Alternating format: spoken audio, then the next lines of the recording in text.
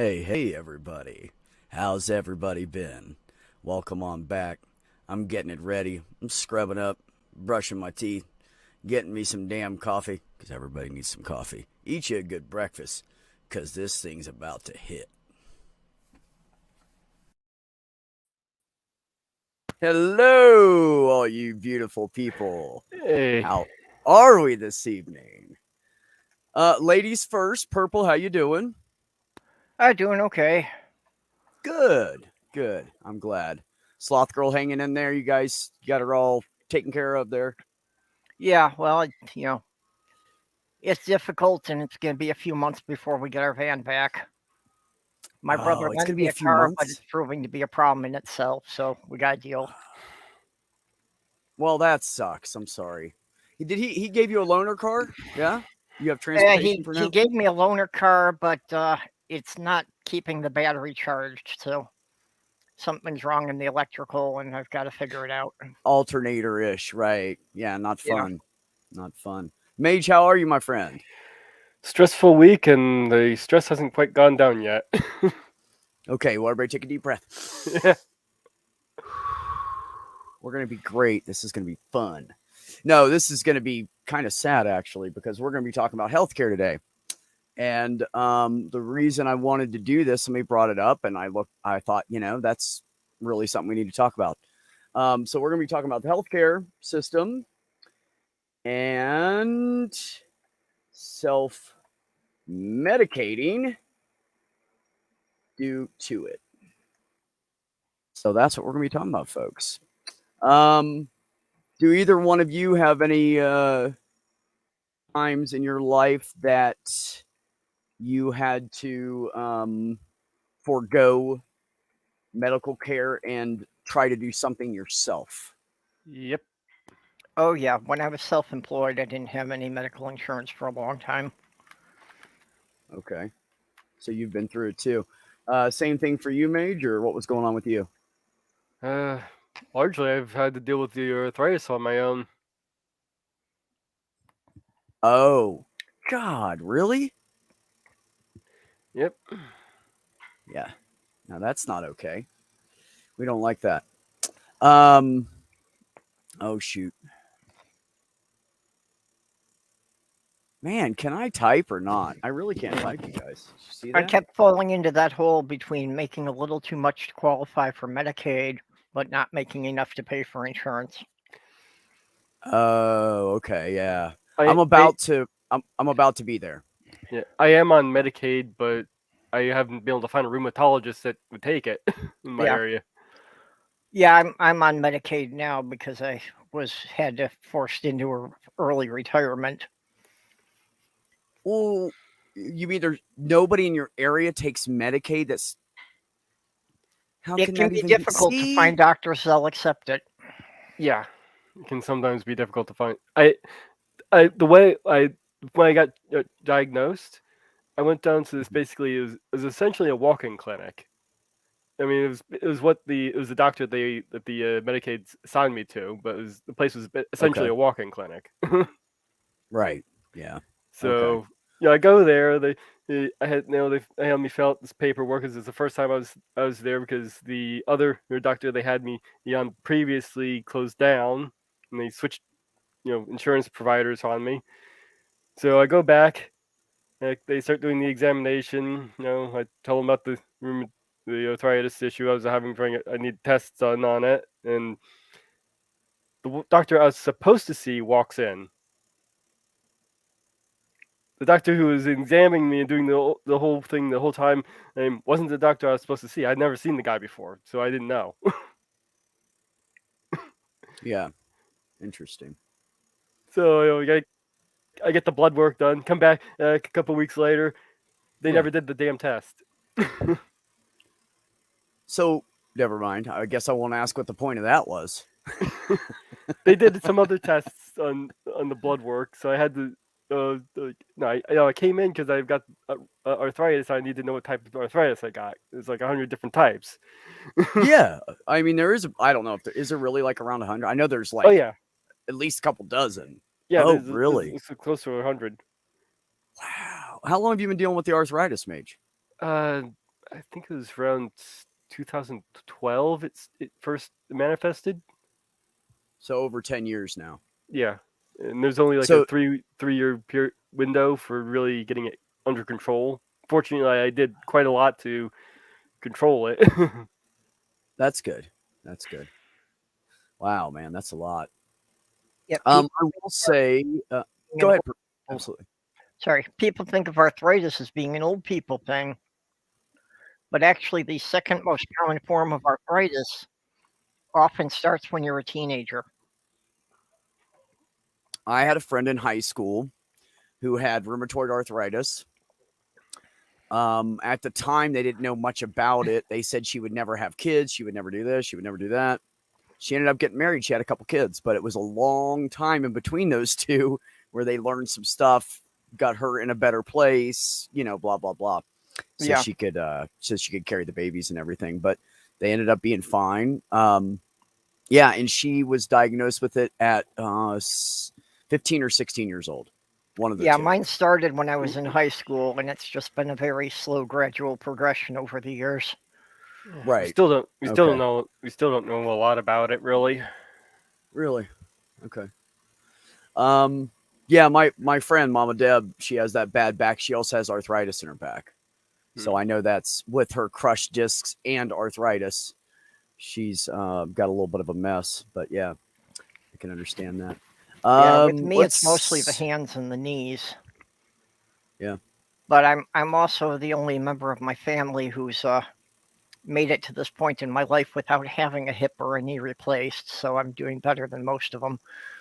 Right. Yeah, good point. Good point. Well, that's a big factor in all this, isn't it? Genetics. Like that's where most of our crap comes from. We don't pick it up off the street. It's been handed down generation to generation. And that's the kind of, like I always say, that's the shitty thing about being born, because you don't know the hand you're dealt. You Yeah, know, you get a little older, and then all of a sudden the dice start rolling, and you're like, come on, seven, and you get like a 3 and a 2. Like that's kind of how it is, and it's horrible, but short of people doing DNA studies and trying to get certain things removed from the child before it's born, that's where we're at. It's just kind of yeah. the way it is. There's Well, there's something in every family that runs through it, and somebody gets something. yeah. Actually, you mentioned the DNA studies, and a test that I just had done. I haven't gotten the results back yet. Is that especially for medications, they can do a blood test and based on your DNA, better predict which psych meds might um, react on you. Okay. Okay. I So can dig that. it helps them understand which medications are likely to be more effective based on a DNA scan. That makes sense. That does make sense. Absolutely. I want to pause real quick and say hi to everybody in the chat. You guys, I miss you guys. It's so good to see so many people back over here hanging out again. If any of you feel passionate about this and you want to come in and speak on it, you can actually, with all the shit I have open, it might be easier to hit up Major Purple on Twitter. If you don't have a Twitter and you're on Discord, hit me up, let me know in the chat, and I will stop and send it over to you. So one of the articles I wanted to look at tonight is this, because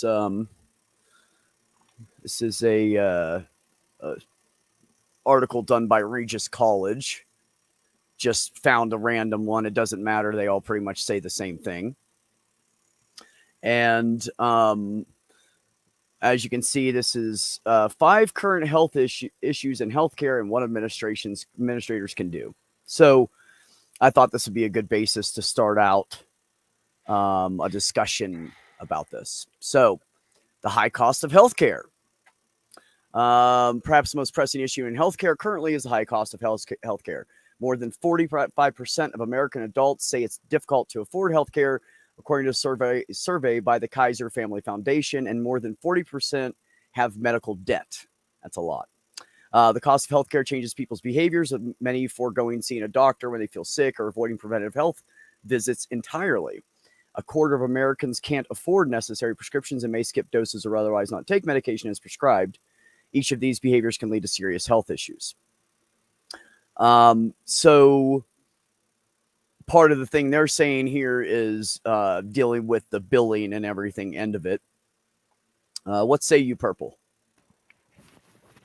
Well, 80% of the campaigns on GoFundMe are for people to cover medical bills. Really? Yeah. I did not know that. That's interesting too. Well, see, this is where we're at, right? And then people borrow money, and then you got to pay the money back. Yeah, You know. And to add to this is, even if you do have some kind of insurance or Medicaid, Medicare, whatever, you still might end up having to pay part of that bill, which can be pretty damn high. Yeah.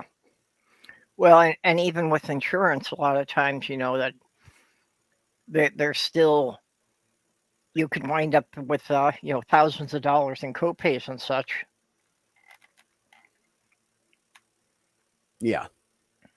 Yeah, Well, and that's what's really getting people, like, for instance, the last job I had that had healthcare, the last one didn't. The one previous to that, welcome member. Thank you for coming. Howdy. The previous one to that, I had healthcare. It was cheap. It was only like 70 some odd bucks a month. I mean, it didn't cover shit. And I had a $40 copay just to see my own doctor, not even a specialist. Specialist was $100. Couldn't afford that. So I never got to look at certain things like, the precancerous stuff on my face or get my ganglion cyst fixed, because you got to go to a specialist. Can't do anything through your family doctor. So the other part that we need to think about is the fact that there's people that have health care, but it's so crappy it doesn't cover anything.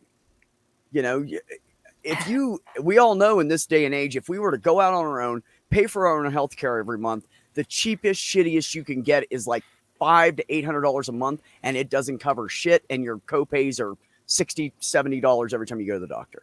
Yeah. So that's just not okay with me. Well, that's in New York. Even when I did wind up qualifying for the Medicaid, yeah, it's for each doctor's visit. I had to pay $50 for each visit, and it's like, if I wasn't, if my income was so low that I qualified for Medicaid, that meant I didn't have $50 a month left over. Yeah. Right. Yeah, I had a similar problem at my last job.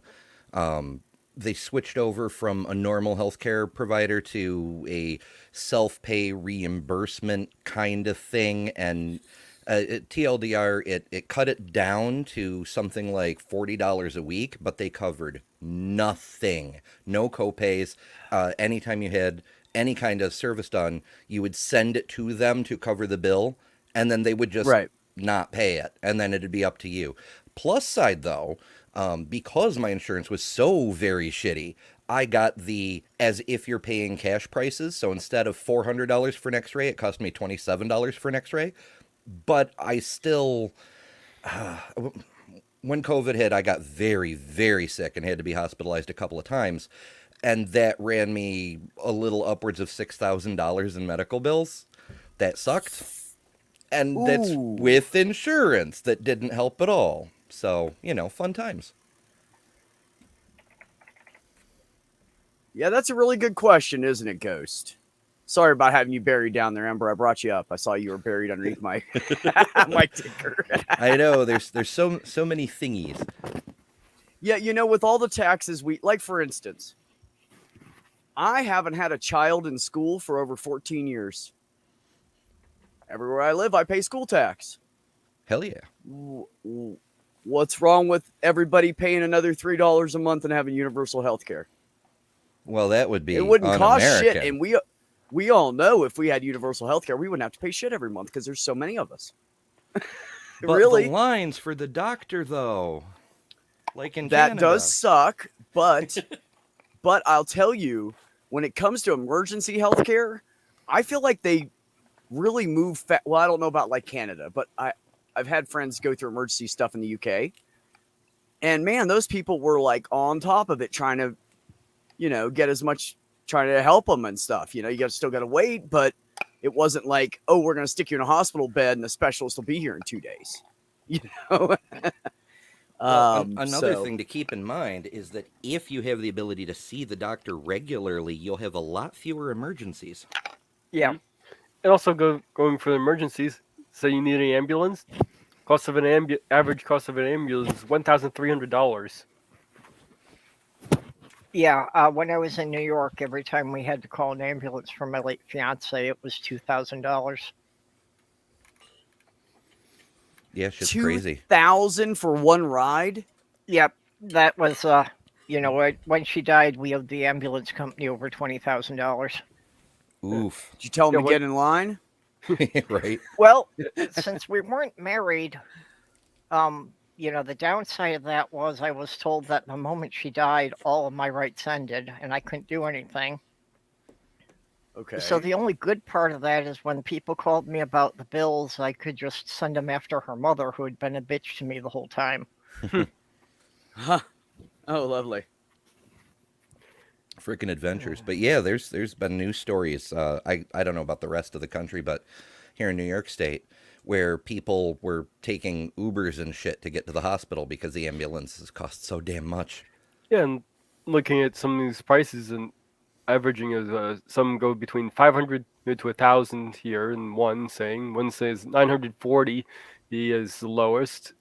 I mean, I imagine it varies depending on what state you're in and all that, but still. Right. Oof, Trees had a life flight that cost $68,000. I've wondered about those because we've got the helicopters flying right over our building all the time. And I pretty much know that every time we get one of those, it means they're taking somebody out of here to the Mayo Clinic. Yeah. Right. Does anybody have a jack to get my jaw off of the floor? Like Nope, just no- the numbers you fuckers are spitting out. Like I know, right? as a European, like I was like, Yeah. And that's just to get and that's just to get you to the hospital. That's not any of the yeah, care. but like Yeah, well, for-profit healthcare, it's not for people, it's for profit. That's kind of why they call it like that, right? Yeah. So, also in this Because then- article, oh, go ahead. I'm sorry, Purple.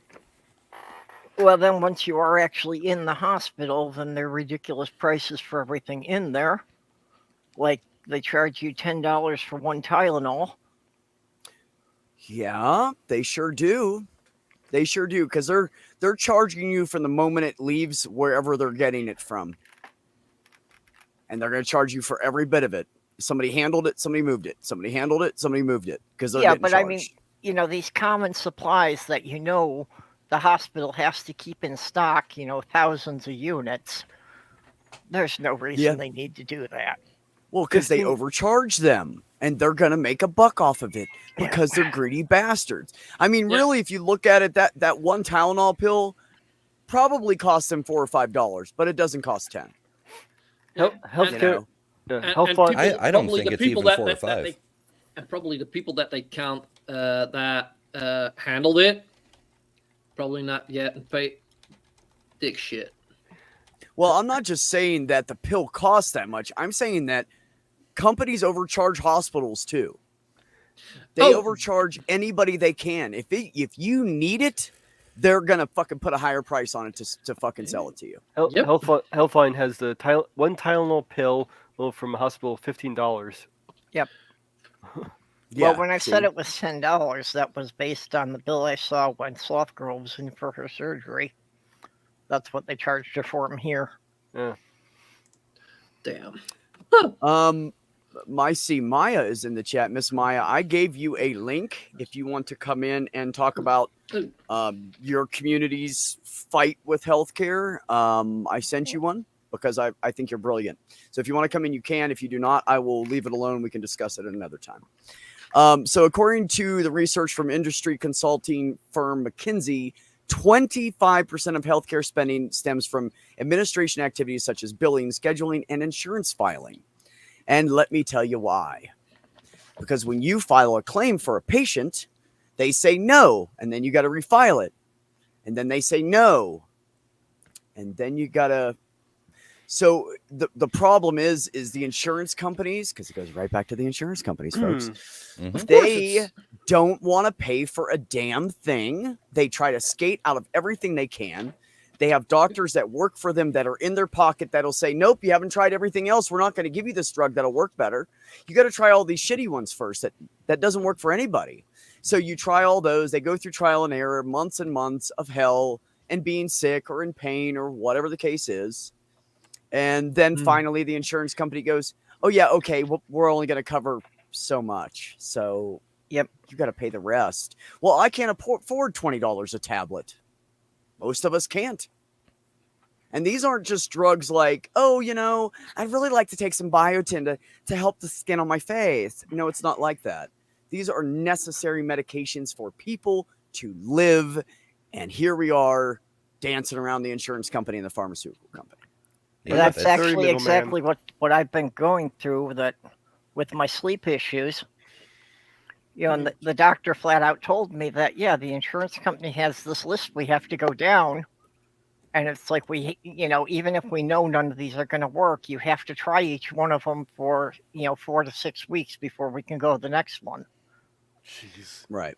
Which has taken me 2.5 years to go through the list before I got something that kind of works. Wait, what happens if you end up being allergic to one of these things? Oh, I've had nasty side effects from a couple of them. Have you? Yeah. Jesus. Yeah. Of course, like here, it's also not perfect, but yeah. But at least that doctor was honest about it. Like said, yeah, your insurance company is screwing you over.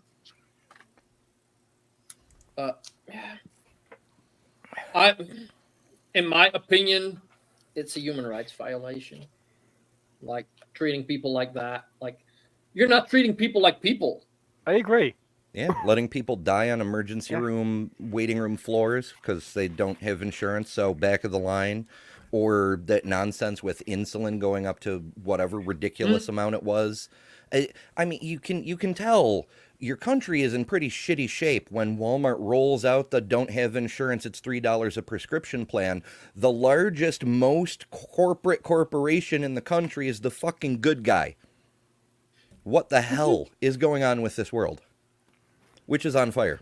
Well, you can tell how screwed up Greed the whole / pharmacy power. industry is.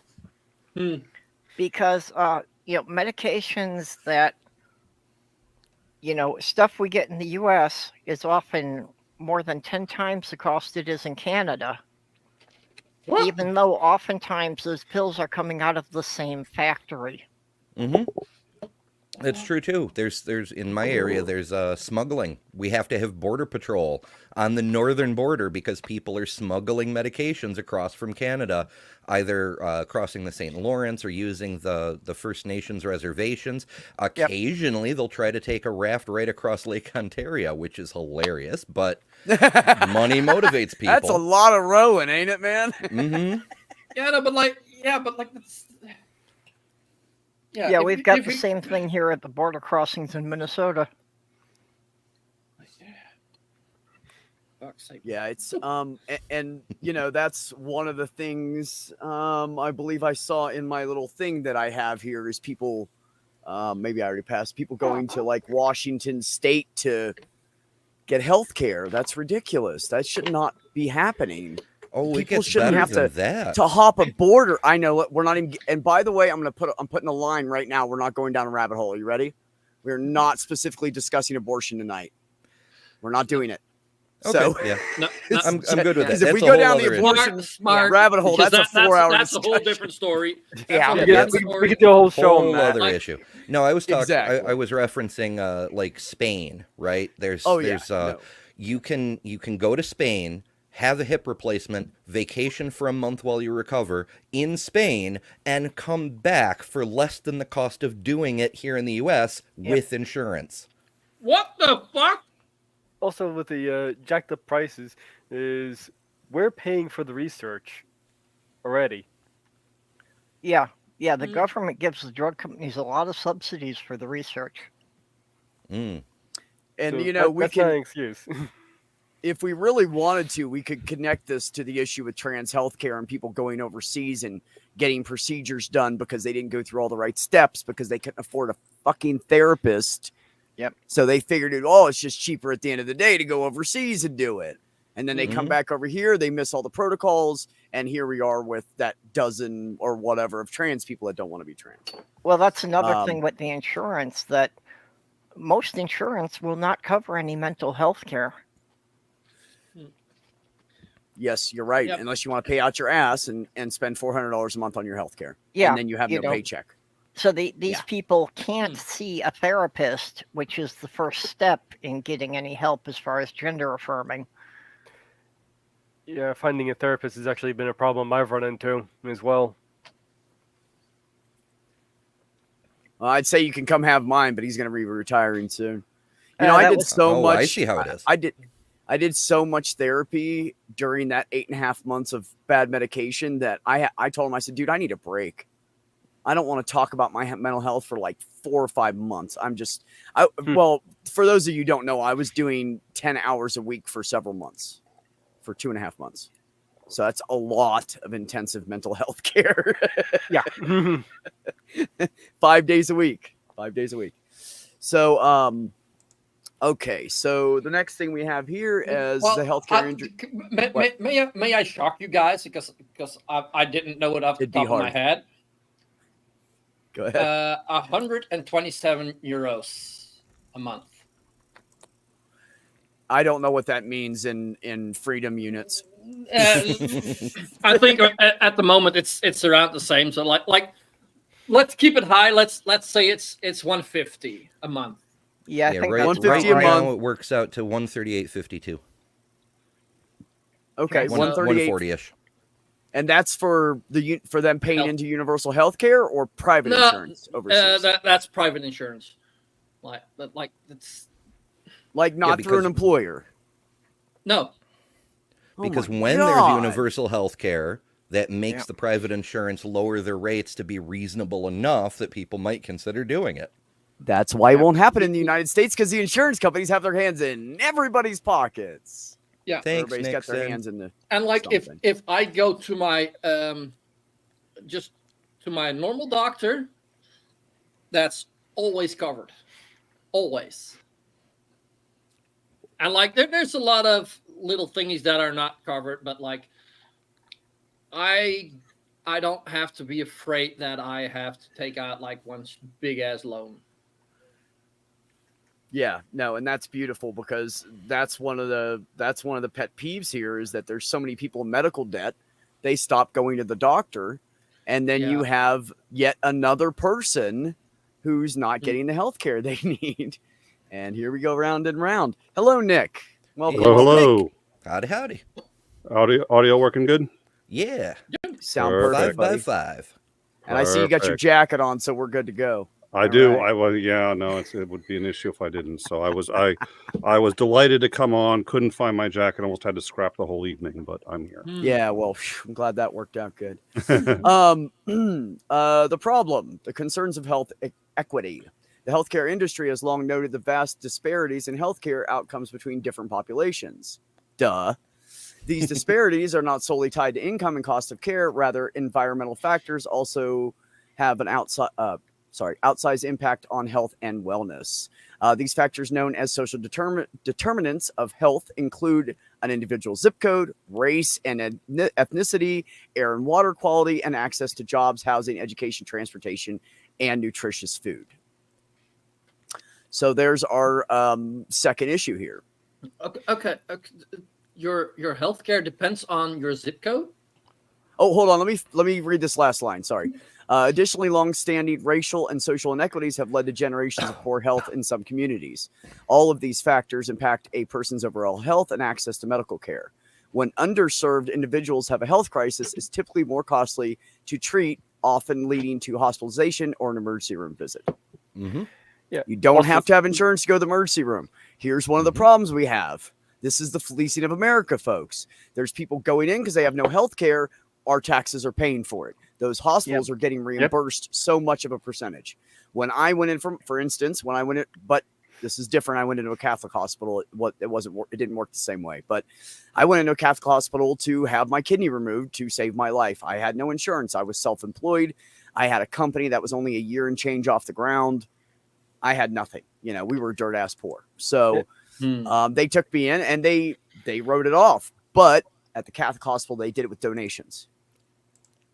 So they weren't writing it off to the government. It was internal donations that they would pay for certain people's healthcare with. And they would have somebody come up and talk to you, see your situation, what kind of wages you get in and everything. And they would determine if you were eligible for the donation. So since I was so poor, I was.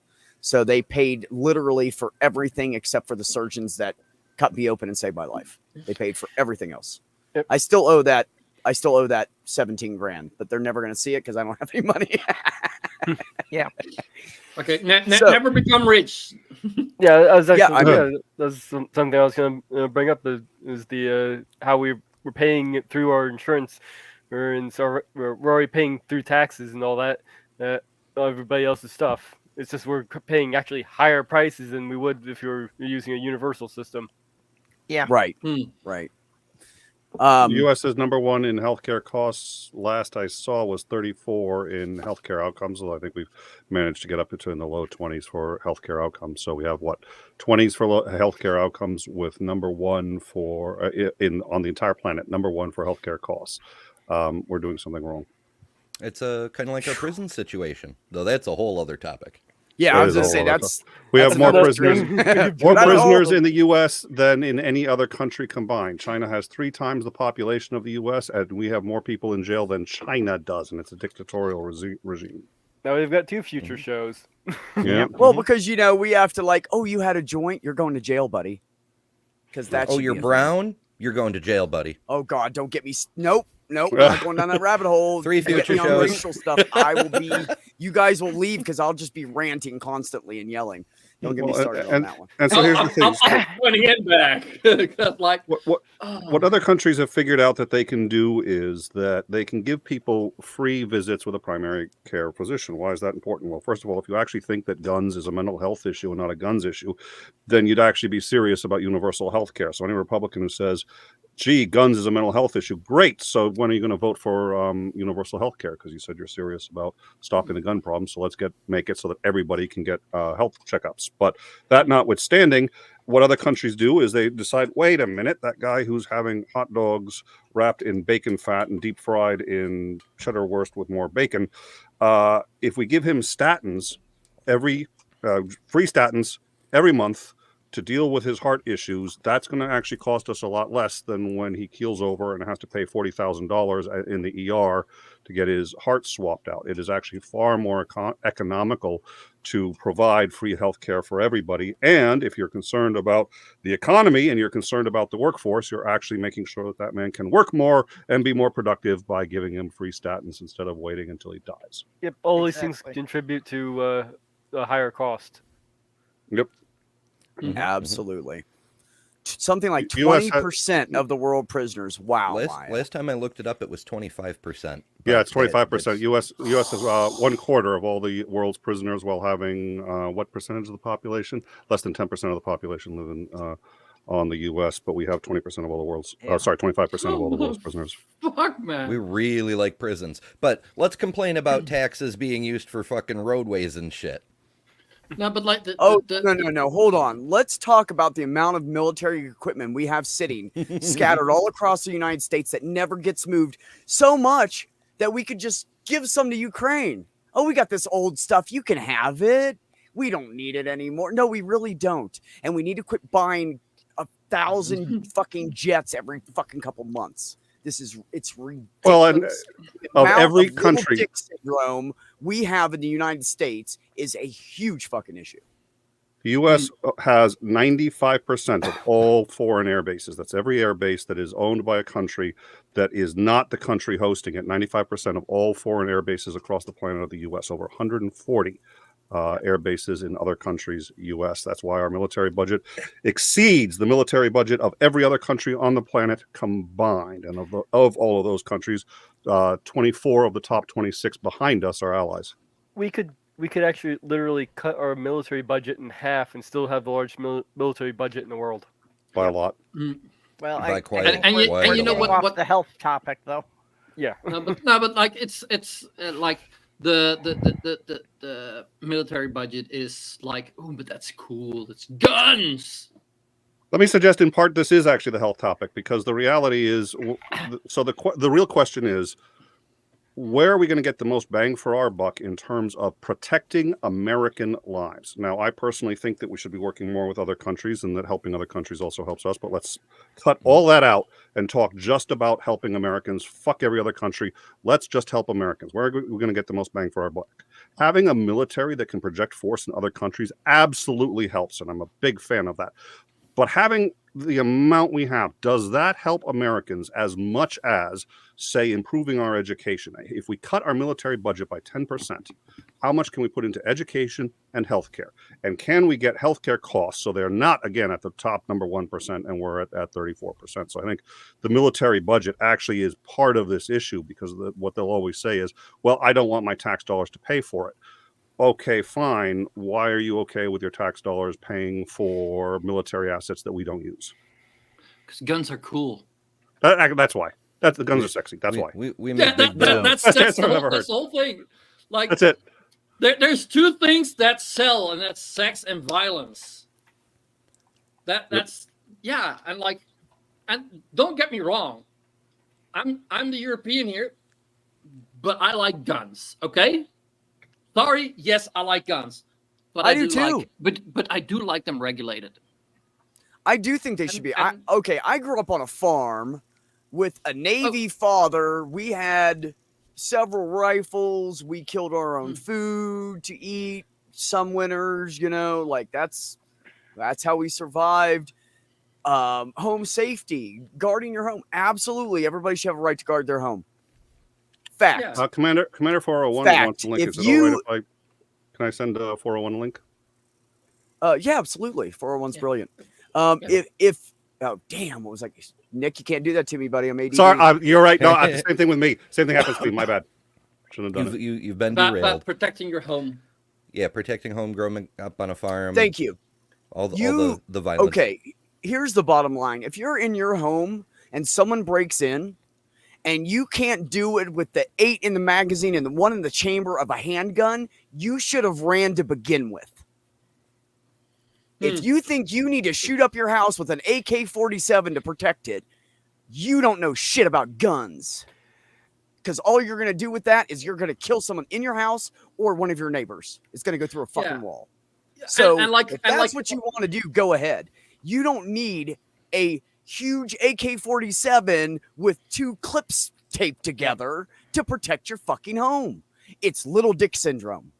It's all about look how cool we are. We have guns. I'm gonna lay them all over the deck and take pictures with all the kids of our 30 guns. And look, there's the Christmas card. The baby's holding an AK-47. We got it propped up with a broomstick, but it looks cool. Like, And in what's every the- one of those, they're aiming the guns at their own family members. I love it. If you go through them, they're like holding the guns like this. They've got their fingers on the trigger. Every gun is loaded. Every gun is loaded. Yes. That's the first rule. Yes. Every gun is loaded. They're aiming them at their own family members with their fingers on the triggers. Yeah, Like and- we're good with Yeah. guns. and like if Yeah. if you're like saying like, oh yeah, we now, but we're sensible about it. We got it in a safe so the kids can't get to it. Why you got it? For home protection.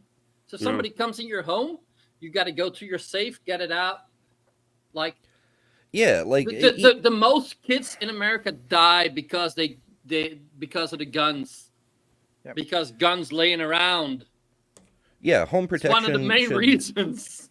Home protection should absolutely be a right, but the responsibility that goes with it is before you can exercise that right, you should have to learn what the fuck you're doing with it, because the majority of fatalities in home invasions are when the people who break in take your gun away and use it against you. Yeah, near happens the a end- lot, actually.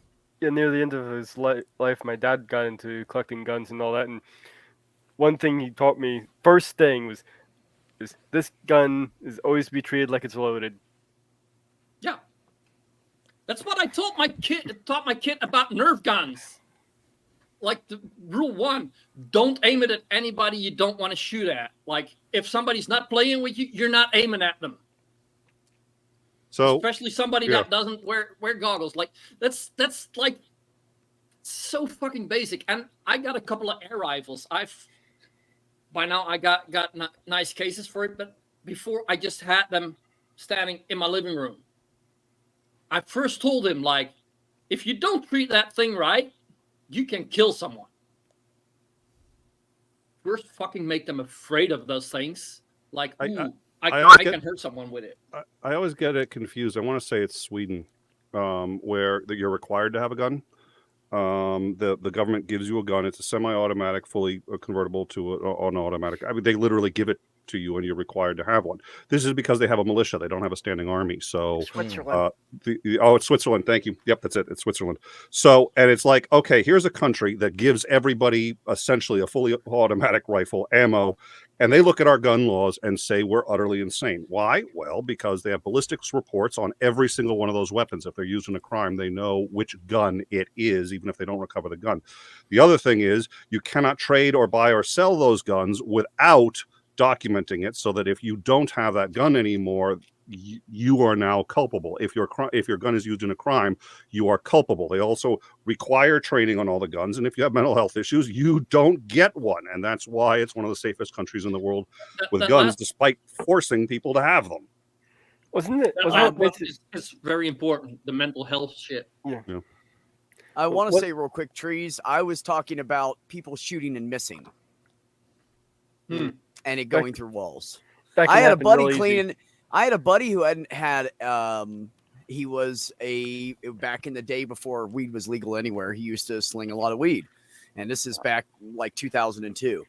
And he had a M16 that he kept with him when he was going to buy his stuff because of it, because he could get jumped. Now, mind you, he's had this thing for years. He's been slinging weed like this for like 15 years. Had this gun for almost the entire time. Cleans it properly, blah, blah, blah, blah. Cleaning it one day, he didn't fucking take care of the chamber. M16s have in the butt a spring. And he set it down on the floor hard, and it shot right through his ceiling. And his buddy above him was just smoking a bowl and just leaned back, and it came right through his thigh and went into the ceiling. Oof. Damn. And his face was over top of his leg like 2 seconds before that. So it was dumb luck. My point is, even if you're used to the weapon, accidents happen. Accidents happen a lot. And more people injure their own family members with the weapons they have at home than they do any kind of intruder. But yeah, but it's in a home intruder situation, you're statistically far more likely to shoot a family member than the intruder. Exactly. But what about bears? Bears are now in increasing numbers wearing bulletproof vests, and I think the reality is that those bears, man. Yeah. But that's a legitimate reason to have a gun. Like if you're living somewhere in a rural area where you got dangerous animals roaming around, of course you fucking carry a gun. That's common sense. Oh yeah, even smaller animals. The farm I grew up on, we had to have a small shotgun because the coyotes would come after the chickens if we didn't keep at them. Yeah, you have 3 more minutes for this topic, and then we're going back to healthcare. Go ahead. I do have one thing to add after he gets done. Well, I think it does come together because like you've got the mental health is also a big thing, and I think the not gonna say it fully, but when it happens at schools, often it is tied into bullying, and I've heard stories where it's even teachers joining in that, and like that's also like a thing. Like, yes, and I think one of the biggest problem America has is asking for help is weak and dumb. You don't do that. It is a big cultural problem. You want to protect That's one our of the children. biggest problems that covers all of it. Yeah, I mean, you want to protect our kids. Look at this. Approximately a dozen kids die from guns every single fucking day, and you're worried about a trans person in the bathroom. Wow, bro. Seriously. Hey, and that was, okay. and then we're not even talking about the priests. Yeah, I Yes. know. Let's Oh. not go there since I had Sorry. one that molested, Sorry. molested two of my brothers growing up, and he was really good friends with my mom. So you don't have to tell me about priests. Okay, Oh, of course. so let's get on with this. Well, you promised Commander a chance. Oh, I thought I'm sorry. Go ahead, Commander. I apologize. One of the things that the proponents of guns love to bring up is, well, they take laws that were in Israel from decades ago and then they throw it in everyone's face. Israel, if you're ever there, you see the soldiers, even when they're off duty, they have their guns. You know why that is? Because if they lose their guns, they get life in prison. Okay. Interesting. That sounds rude. But they have some of the tightest gun control laws in the world now. Just in case anyone throws up Israel, everyone has a gun. No, that's not the case anymore. Well, Well, and as was proven earlier, everybody having a gun doesn't mean everybody's killing each other. Right. Like, yeah. I'd love to tell the story about using a 50 cal to go frog gigging and just blow away as many frogs as possible for the frog's legs. But I know Beck wants to get back on topic, so Thank you for that. You can save that for the hilarity at the end. Okay. Mental health. Yeah. Mental health there is a where good I am segue is with so these. shit. Mental health care where I am is such shit that even though I have coverage for mental health, I'm paying out of pocket $250 a visit because I can't find anyone in network. Because there's not enough people out there and everybody needs mental health help. And we all need therapists, and there's just not enough of them. Yep. And that goes right back to the problem that Dr. Ben was talking about last year about there not being enough places for medical residents to be placed to even to start school, never mind being placed into a residency to become, what they want to become to help people. Like we can't even get that done because nobody cares that we have enough room to teach people. We don't have enough room. We need more places to teach people. Okay, so this one is the promise and pitfalls of technology. The current healthcare issue presents great opportunities, but if not managed correctly, it can lead to many problems. Healthcare has become increasingly data dependent. The challenge lies in managing the vast ocean of data. Even before the pandemic, providers and healthcare systems were generating roughly 80 megabytes of data per patient each year. According to a report in Frontiers in ICT, this data includes not only information compiled in electronic health records, also known as EHRs, but also administrative data such as addresses, demographic data, insurance policy and claim data, payment records, and appointment scheduling. So here's the solution. The use of artificial intelligence has a growing impact on healthcare delivery and administration. AI and machine learning can make simple repetitive tasks such as a patient intake and schedule more efficient. This allows staff to concentrate on more complex issues, saving time and money.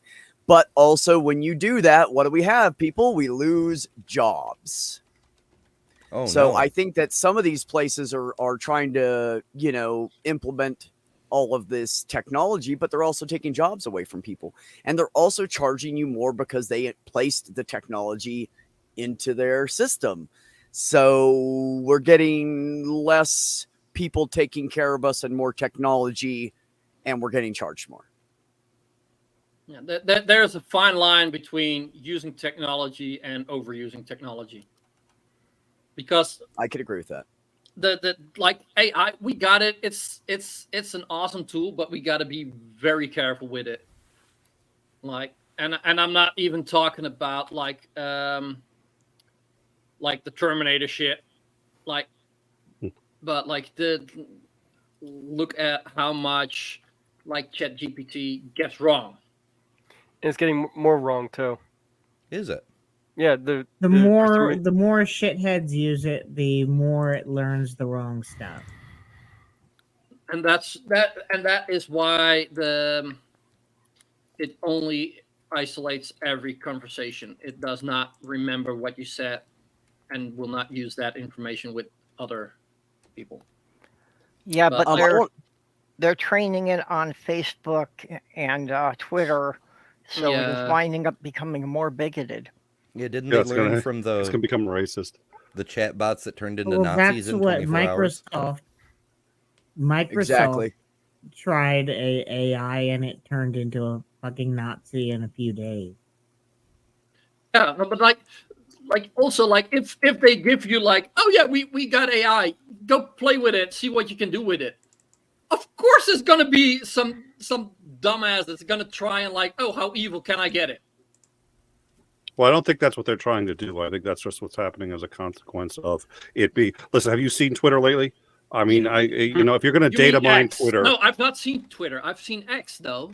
Sorry. regardless, you No. know what I mean. Yeah, no. I think. Yeah, no, If you, I get it, but no, but even if that's not the case, there is a couple of people that that will, if you say like, oh yeah, if you go play with that, it'll learn and shit.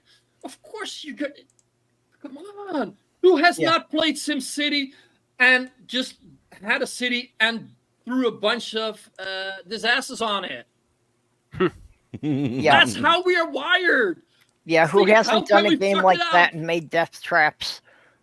Yeah, like we're wired to try and fuck shit up, to test limits, you know, like.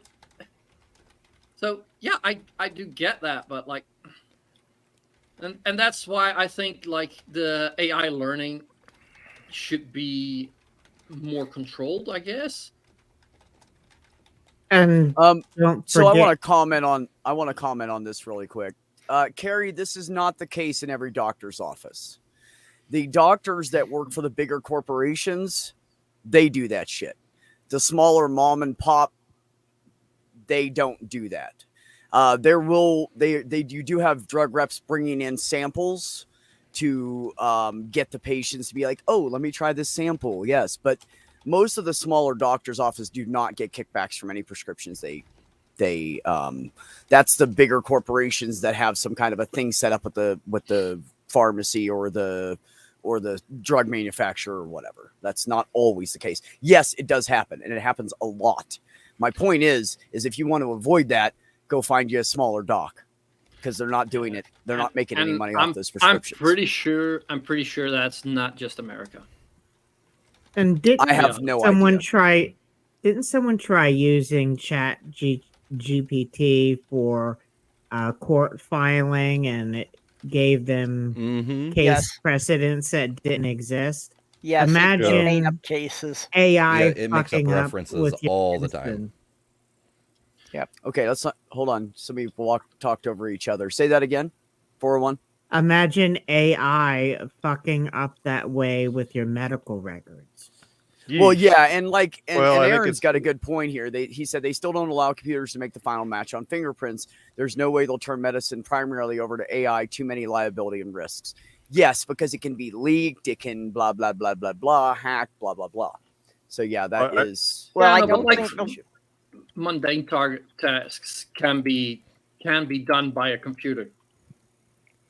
these Yeah, days, like right now I think they're letting AI do the like clerical intake work and that. They're not going to let it be making diagnosis. Yeah, No, no, but they're it's- just talking about clerical stuff. They can't let it. Yeah. They can't let it do anything else but the clerical end of it. But also, you have to remember that there are, our number of people seeing doctors increases every year because, well, people are born all the time. So you always have more and more people coming into the healthcare system. And then you have the healthcare system who has their set number of employees. Well, eventually the employees can only do so much. So as far as taking some weight off the employees and making it easier, like for instance, I can go into my local, it's just a medical office. It's attached to an urgent care. And I can go in there and access all my information on a little computer. I can sign in. It takes your temperature. Now that relieves the person at the front desk who's got a line full of old people that don't know how to use technology, or people don't like it or whatever. That helps that person out. But at the same time, why don't they just hire another person? I know that's a crazy idea. to like It's pretty crazy. employ more people and give more people jobs. But I would rather see that than any kind of technology taking jobs away from people. But there you get to the point, like in America, like I've had this discussion also on Instagram here and there, like America is built on extortion. Like, yeah, like No argument. like no, but like if I see like of course some jobs do great, you know, but like if you just the main, like how many people I hear that need 3 jobs to fucking survive, like what? Yep, been there. Oh, Might be there again soon. oh, Yay, like- America. yeah, sorry, but like I don't I'm not- get I'm not sorry. how they can say that America is like the greatest country in the world, like, or something like that. Like, It It's, You know- it's you know the o- axiomatic, not factual. I will tell you why that is said. Because, okay, so look at They all wanna these rub their own dick. countries that are full of all these white people and they come over here. Yes, this is a great place if you're like cis het white, preferably male. Not Yeah, even this is rich. great. It's great. It's And great. Yeah, rich. if you're white and don't be poor like me. You won't get anywhere in life. But if you're rich and you have paler skin at all, you'll do great in the United States. The Absolutely. rich part is Less the rich chance of part's the getting most killed important. like overseas. I mean, you guys have to remember there's a lot of countries out there doing fucked up shit, like a gay man walking down the street to a pride of some kind of a gay event, and they know where he's going because he's got a crop top and they arrest him. Turkey, Yeah, it's the rich part that's the important part there. Oh yeah, absolutely. It is the rich part, but it also matters with your skin color too. If you're rich and white, you're set here, man. They will just get down on their knees in 2 seconds, take care of you. If you're not, you're screwed. yeah, So some ways our nation is a lot better. There's not like bombing in the streets all the time. That's not all great. the time, anyway. They're But that just does shooting. not Yeah, but, mean like, that if we you have a compare flawless, awesome If- system, because we don't. yeah, like and there's like Just gonna not leave this even up here. not even just that. Like if you compare it to main countries in Europe, like you're not that much better. And even then, because I came across this on TikTok a while back, and it was a woman, and like we've named some of the lists and like the positions that America is on, and her point was like we shouldn't compare ourselves to other countries. We should try and be better than we were last year. I mean, that's true to an extent. Just like with individuals, like you shouldn't compare yourself to me or to Nick. You should compare yourself to where you were last year. However, being aware of where everyone else is can give you some perspective of which direction you want to head with your life. Americans aren't. We talked about the number of prisoners. We talked about how many people get shot. But yeah. Yeah, There's it's- also an attitude of entitlement amongst people who have been comfortable for a really long time. It was shortly after the pandemic started. I was in the Food Lion and the manager was bitching, "No one's willing to work anymore." And I just look at her and I say to the employees, there's federal money to get a CDL. They'll pay $5,000 and then you can start making 60 grand a year right out the gate. well, And one of the employees said, "Well, fuck this." And they walked off and I said, "See, they're not obligated to just sit here and work for you for free. It's capitalism." But she felt that she was entitled to their free labor. Yeah, see, there's a Mhm. variance on that I have to point out, being an ex-truck driver. As you know, I am 401 because you and I have had some discussions about driving truck. That depends I'm on making about who you 80. are. That depends on who And you what are. you're working?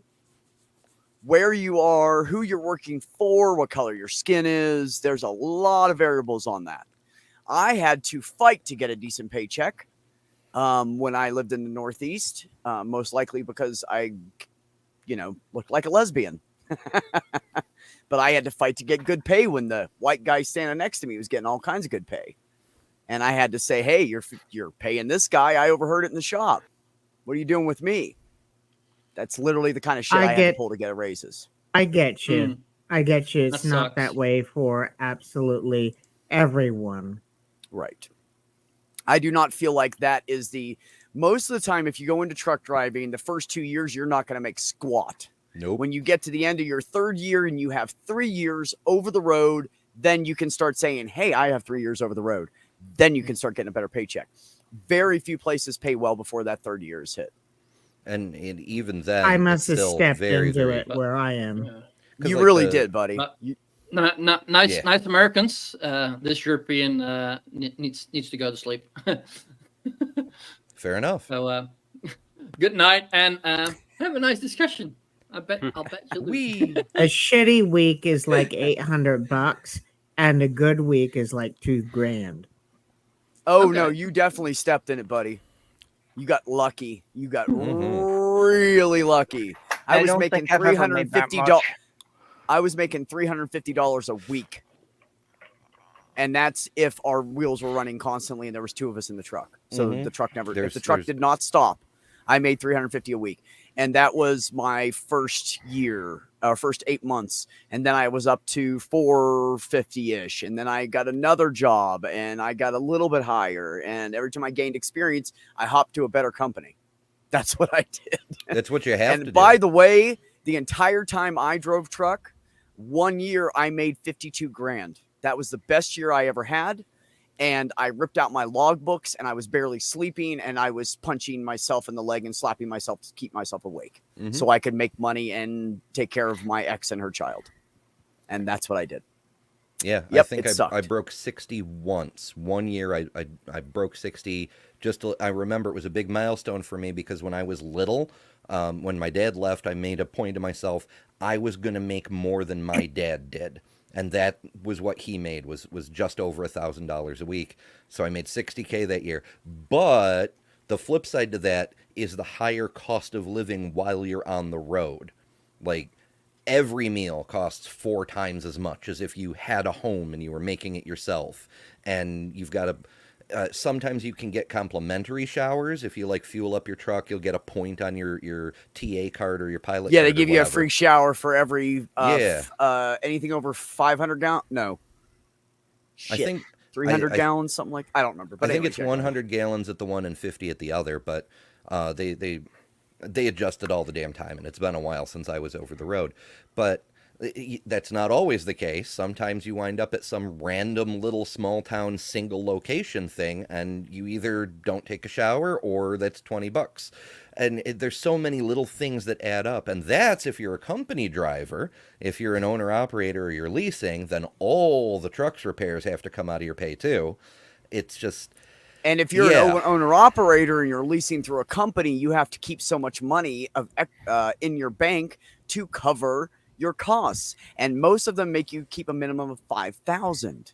Now, who the fuck has $5,000 just sit? You just bought a $3,000 fucking truck, and now you got to keep five to $10,000 in your bank at all times because you have to make sure you can repair your truck, or that leasing company will drop you.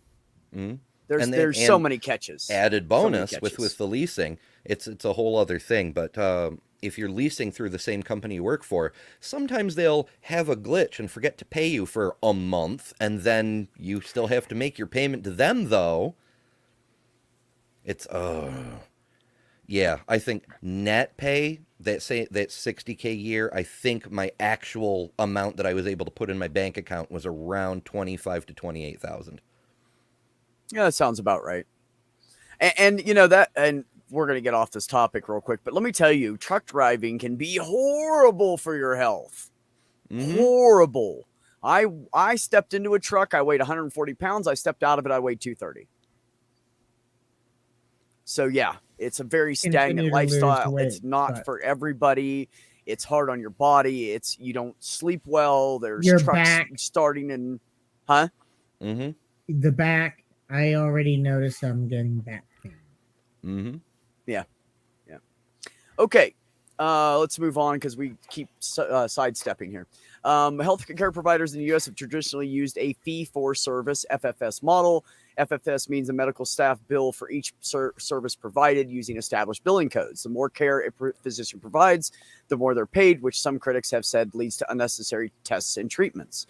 The move to a value-based care system is underway. In value-based care, Medicare and insurers reimburse providers based on outcomes. For example, hospitals are incentivized to decrease their readmission rate, which means they focus more on eliminating medical and surgical errors. Health industry leaders expect VBC to improve the overall wellness of a population and decrease hospital admissions and illnesses. However, proper billing for treatment is no longer as straightforward. And then you go right back to the insurance companies fighting you so people cannot die. So that's always fun. And we have one more. And here's the biggie that we were just talking about a little while ago. The pandemic highlighted one of the most serious issues in healthcare, the provider shortage. Several issues are contributing to this shortage. An aging population, which requires more medical care, localized healthcare provider shortages, where a region lacks sufficient numbers of doctors and nurses to serve the community, and burnout, which occurs when medical staff are overwhelmed and overstressed or work too many shifts, leading some to leave the profession. Which is, of course, one of the problems because a lot of these places we're going right back to being understaffed. And yes, there are surgeons and such that will try to get extra thing. There's elective surgeries. They try to convince people to do that they don't necessarily need. And shit like that. It's just fleecing of America is really what that is. What say you? Mm-hmm. Yeah, it sounds like a wealth redistribution to me, or wealth siphoning if you want to be accurate about it. I can agree. Oop. Sorry, Purple. I double clicked. What have you done? Okay. What have I done? So, the next topic is the self-medication thing, and that's really where I wanted to go with this because the bottom line is people are self-medicating because they can't. Self-medicated, and it literally killed him because And what do you self-medicate with? Alcohol. Yes, very typical. So did my father. He had severe PTSD, and it was the early 70s, and we really didn't know shit about it yet. We were still learning because this is like right at the end of Vietnam War. My dad lost was most of his people, and he started drinking, and he never stopped, and he killed himself because his liver and his heart went out. My dad died double amputee. I actually didn't know him, but he had such potential, and then alcohol killed him. It's horrible. Oh, shoot. Okay, talk amongst yourselves. I'm trying to send a link. Okay. All these things kind of tie up together. Like, I was just floating around looking up statistics. The census says that the percentage of Americans over age 65, as we get older, we tend to require more and more health care. It has quadrupled by percentage from 4% in 1900 to 16% in 2019. However, the population has also ballooned. So it's not just a bigger percentage, it's a bigger percentage of a much bigger population. So we're looking at around 56 million people. Take that percentage of people, and then take the percentage of people that we were just talking about. The U.S. has the largest prison population, so we pull these people who require more health care out, pull the people who are in prisons out, keep pulling groups out who are not part of the workforce, and you begin to see where the frustration with the working class people comes in, because 1 in 6 people are too old to work. 1 in shoot, I'd have to look up the statistic, but Well, let's 1 in call 5 it another About 1 in 6 are 3%. in prison. Yeah, Like something like there's that, so yeah. many people who just can't work because of these various circumstances that are largely due to fuck ups with the way America's being run. And it really does start to feel like if you are working a regular job, you're supporting 10 other people who aren't working because they can't. And that Because makes this you country's fucked up. that makes it even bigger problem having your health insurance tied to your work. Mm-hmm. Well, Yes, and and it that leaves is a lot one of of the people problems being, we have. I'm sorry, go ahead, Purple. yeah, no, it leaves a lot of people being, locked into jobs they hate because they Mm-hmm. can't switch companies without losing their health insurance. Yeah. Yeah, And I've been there sure, too. even if they know they've got another job, it's often like 90 days before the health insurance kicks in. And there's a lot of Mm-hmm. people who can't go that long without their medication. Yep. I mean, look at me. I don't even have high blood pressure, but now I'm on high blood pressure pills because we can't let my blood pressure get too high because it affects the filtration of my kidney and it makes it too hard on my kidneys. So, same reason I'm a vegan. But I don't have a heart problem. Do you think I could afford that shit out of pocket? No. No, when I get this Mm-mm. next job, I don't know how I'm going to pay for my prescriptions because it doesn't Yeah. offer insurance. But Well, I got to take the job I can get, and it happens to be part-time. Yeah, I'm actually scared of being on any kind of prescriptions, just because of but the potential costs to me. yeah, somebody had mentioned the insulin earlier.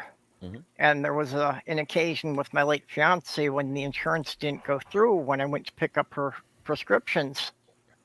And the insulin for a month would have cost $600.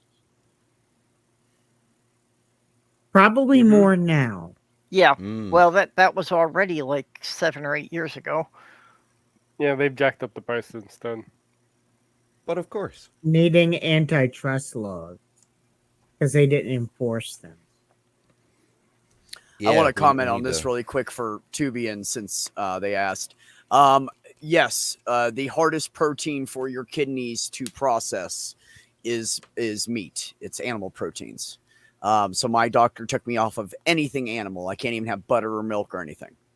Oof. So I am absolutely vegan. Not too bad though. Luckily I grew up on a farm and I love vegetables. So to me, it's like, oh my God, look at this bowl of fresh vegetables I'm eating. It's so good. I hate it when I'm cutting it up, but when I go to eat it, man, it tastes good. Well, I'll keep trying this. I'll keep trying to find recipes for you because I'm always looking for recipes for stuff in my garden. Oh, thank you. Yeah, that'd be, yeah. If anybody has any like really cool, oh my God, this is delicious and doesn't taste vegan recipes, hit me up. I am all up for it. And mind you, I have a tiny home. So if they're small or easy to make the recipes, it would be better for me. Yeah, well, the problem with animal proteins, especially red meat, is your body has to be able to differentiate between what's your food and what's your own body. Okay. Yeah. Good point. So apparently Majestic has collected cans for heart pills and diabetes meds. See what I'm talking about? At what point is this fucking okay that people have to do this shit? I used to know an old lady that did that. So she could get, I want to say it was high blood pressure medicine. I think that's what it was. It's something to do with her heart. And she would go around and collect cans like 5 times a week just so she could afford it by the end of the month. I've done that. Makes me sick. Yeah. Well, and I've been in the Iraq's- situation of even being on Medicaid and not being able to get a prescription because we were so broke we didn't have the $3 for the copay. And you have to be Yeah. that broke to stay on Medicaid. Yeah, and that's the thing. That's another. Go ahead, Amber. Okay, Go ahead. that's another thing that contributes to that compounding problem that we were talking about a little bit earlier while Beck was away. That's another portion of the population that cannot make their own way and do for themselves because they're required. Like you cannot get a job if you're under certain conditions because you'll disqualify yourself from Medicaid or Medicare or any number of other benefits you Social have to have Security and to then- survive. Yeah. Oh, I got And the I got job something to won't add to pay enough that. to make up for it. Well, Yeah. see, that's When- what's happening with me right now is I'm going to get a part-time job, but I've been on unemployment because I've been trying to find a damn job because I live in a place that's mostly Hispanic and I do not have a Hispanic name. I'm pretty sure that's what it is at this point. After 250 plus applications in a little over a month. Pretty sure that's what's going on. Have you tried just but going anyway, by Rodriguez? So right, I was gonna do that experiment. Don't play with me. I was gonna change just the name on my resume and send it back out and see what happened. Anyways, I didn't want to do it. Well, that's what I was saying. I'm on disability, primarily for anxiety issues, actually, and I can't have more than $2,000 in my bank account. I can't. If I make more than $2,000 in a year, they'll kick me off. Well, see, and that's what I was going to say. I don't know what the limit is here for when I lose how much I make per month and I lose my health care that I have through the state because I've been on unemployment.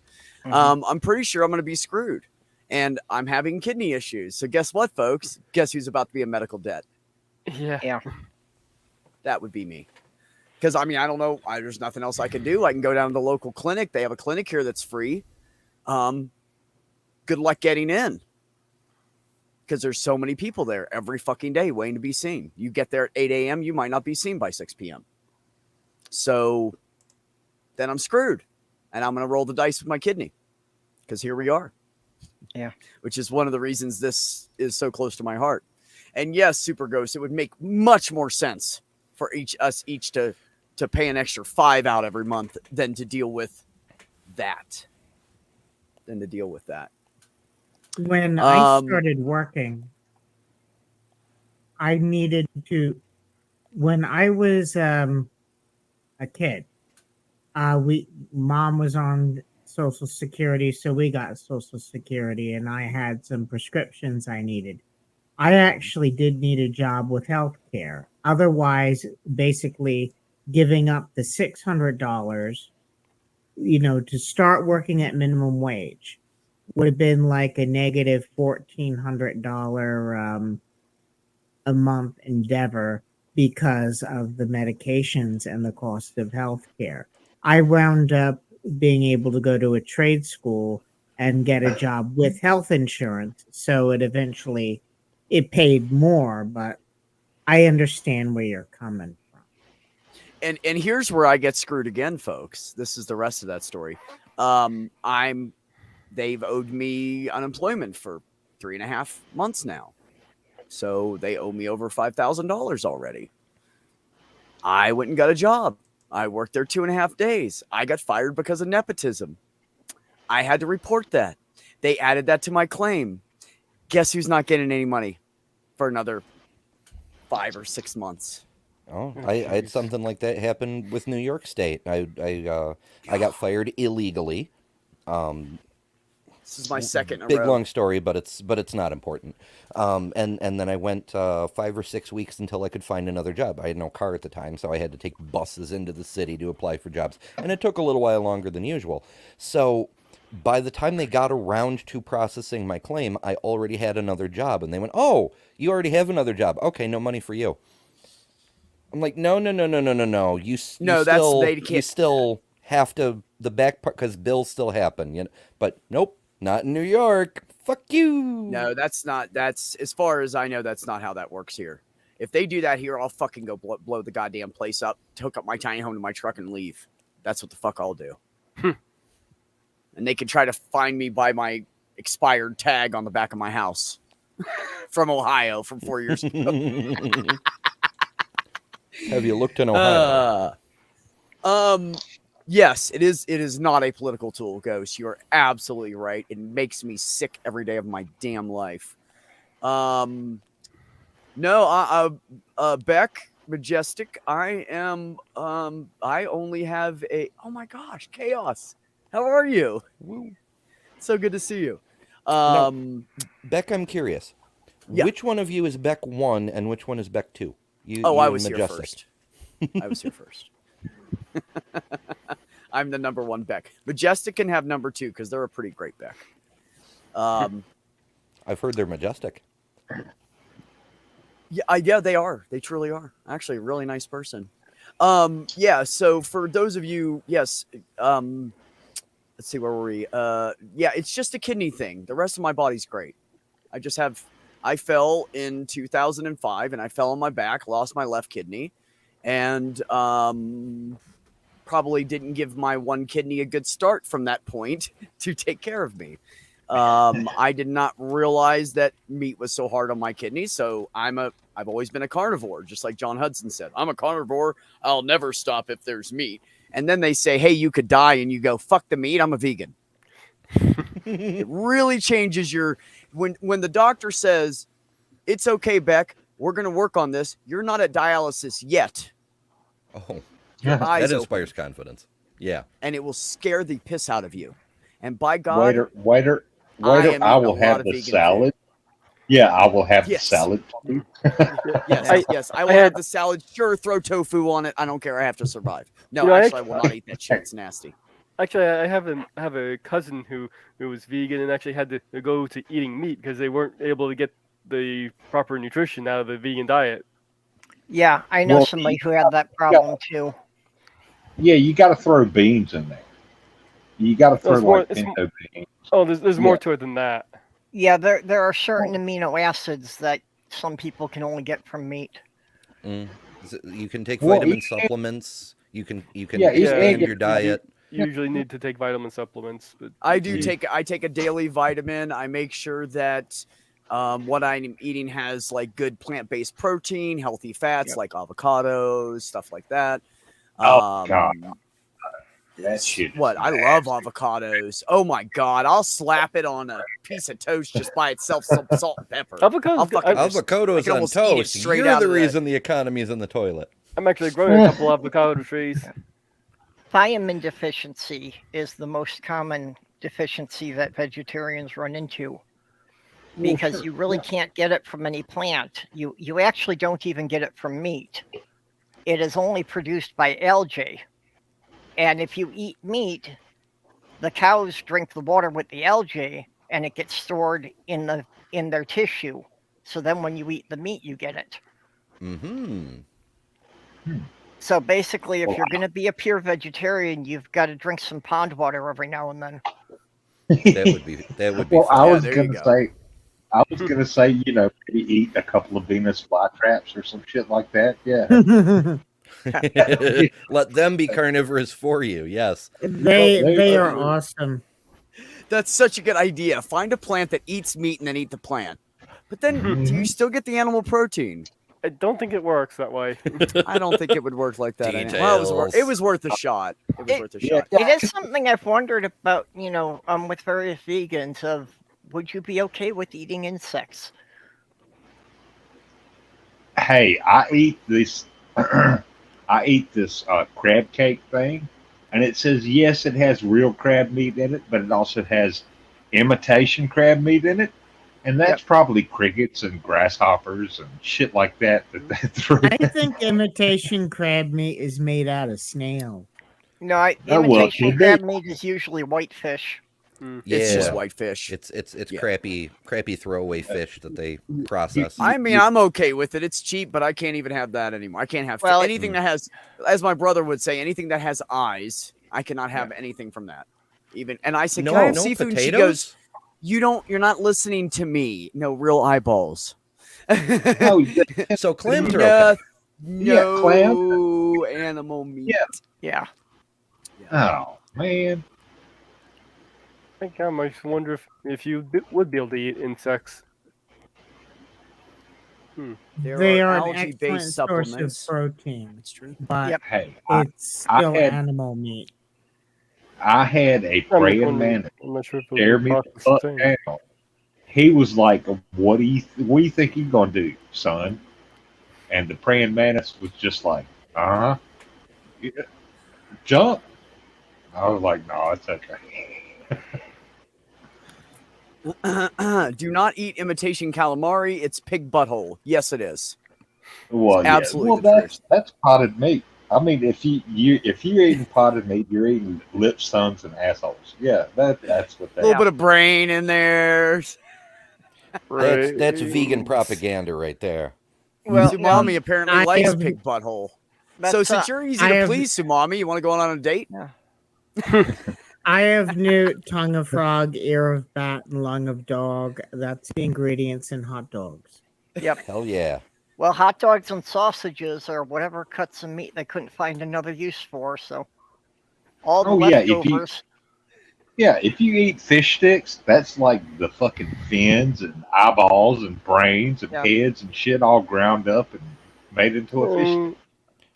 Once upon a The time, they made eyeballs- bread out of ground up Eyeballs bones. and innards No. actually have more vitamins, believe it or not. Oh yeah, that's why I It's eat. different stuff than that. Well, I'll pop I open a can of sardines and just chop it up and eat it all. Yeah, but at least you know what the hell's in there. Those are sardines. Yeah, That They're- other shit they're- is questionable. My son loves those damn things. Yep. My It's- late fiance would just eat cans of sardines. My grandfather used to do that. well, that's what we took when we went hunting and fishing. We took cans of sardines and crackers, and yeah, that's what we ate while we were Yeah. out there hunting and fishing. Yep. And I used Okay, to I'm get gonna a- let you guys have at this because I have to go to the little truck driver's room. Yep. So you guys have fun with this describing spotted dick, and I'll be right back. Spotted dick. Oh, wait a minute. It's a What about fish. blood pudding? What about blood pudding? What is that? Well, Ooh. do we have a haggis. bird in here to talk about spotted dick? Does Dick Dawson have the chicken pox? He may have something, but that's a whole other matter. No, it's like the official dick of the UK. When you go to some place and you want some dick in your mouth, spotted dick is what you get.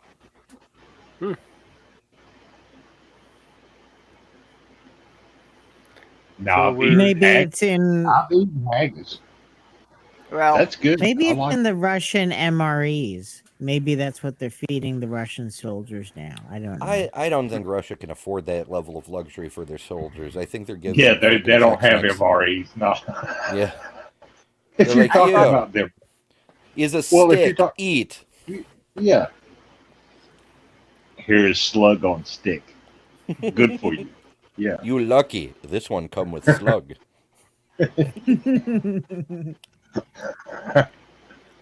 they have Rather literally than had just stick a had bag. Russian soldiers surrendering just because they were so hungry. They knew it was the only way to get something to eat. You guys, Oh, they can I'm sure. afford to feed their soldiers. They've lost like 3/4 of them. Well, they feed them that radioactive meat from Chernobyl and shit. So there's that. Yeah, I mean, there is those that. three-headed deer and shit. Well, coming across the Muppets we have Spotted Dick as a character. Okay, in the side chat, X has the actual explanation of what spotted dick really is.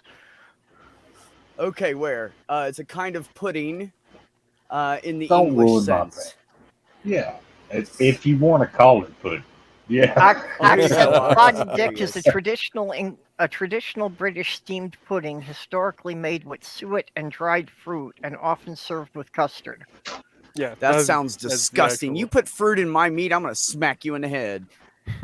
And then just eat the fruit out because I can't have the meat. But anyways, Well, The only that's kind of- another question. Suet isn't actually meat. Suet is like what they rendered from the meat. It's like a pseudo gelatin kind of thing. Yeah. Ew. That's disturbing. okay, you're right. You're right. Goes to be fair, Russia has the second strongest military in Ukraine. You're right. You're right. My bad. Yeah. Although we Ox can't. also said, "Do not type spotted dick in Google."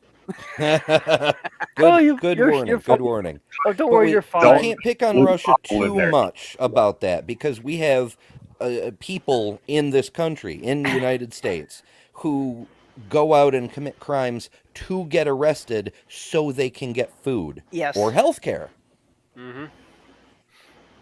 or shelter. Well, yeah. Yeah. Yeah, that unfortunately does happen. Well, if you want, Yes.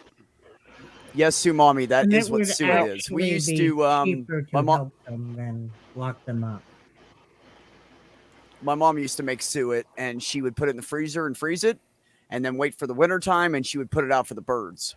And it would stay frozen and they could eat it and get all the nutrients they needed. Absolutely. yeah, I've put some of those things out for birds before. Yeah, my mother does that too for her bird feeders. Yeah, it's really good for them. Gives them that healthy fat that Well, they can survive what the my winter. mother does is, when it's cooked, it's a liquid. So Mhm. then she pours it into a can full of bird seed. So then it basically forms like a gelatin full of the seed. Yeah. Yeah, I remember my Yeah, and grandmother then doing she something hangs like that that. out for the birds. Oh, Yeah. Um, Recycling. Make use of every part of the animal, even if Yep. you can't use it yourself. yeah, Oh yeah, it's true. she yeah. puts her We kitchen weren't- scraps we out weren't- in the driveway for the deer.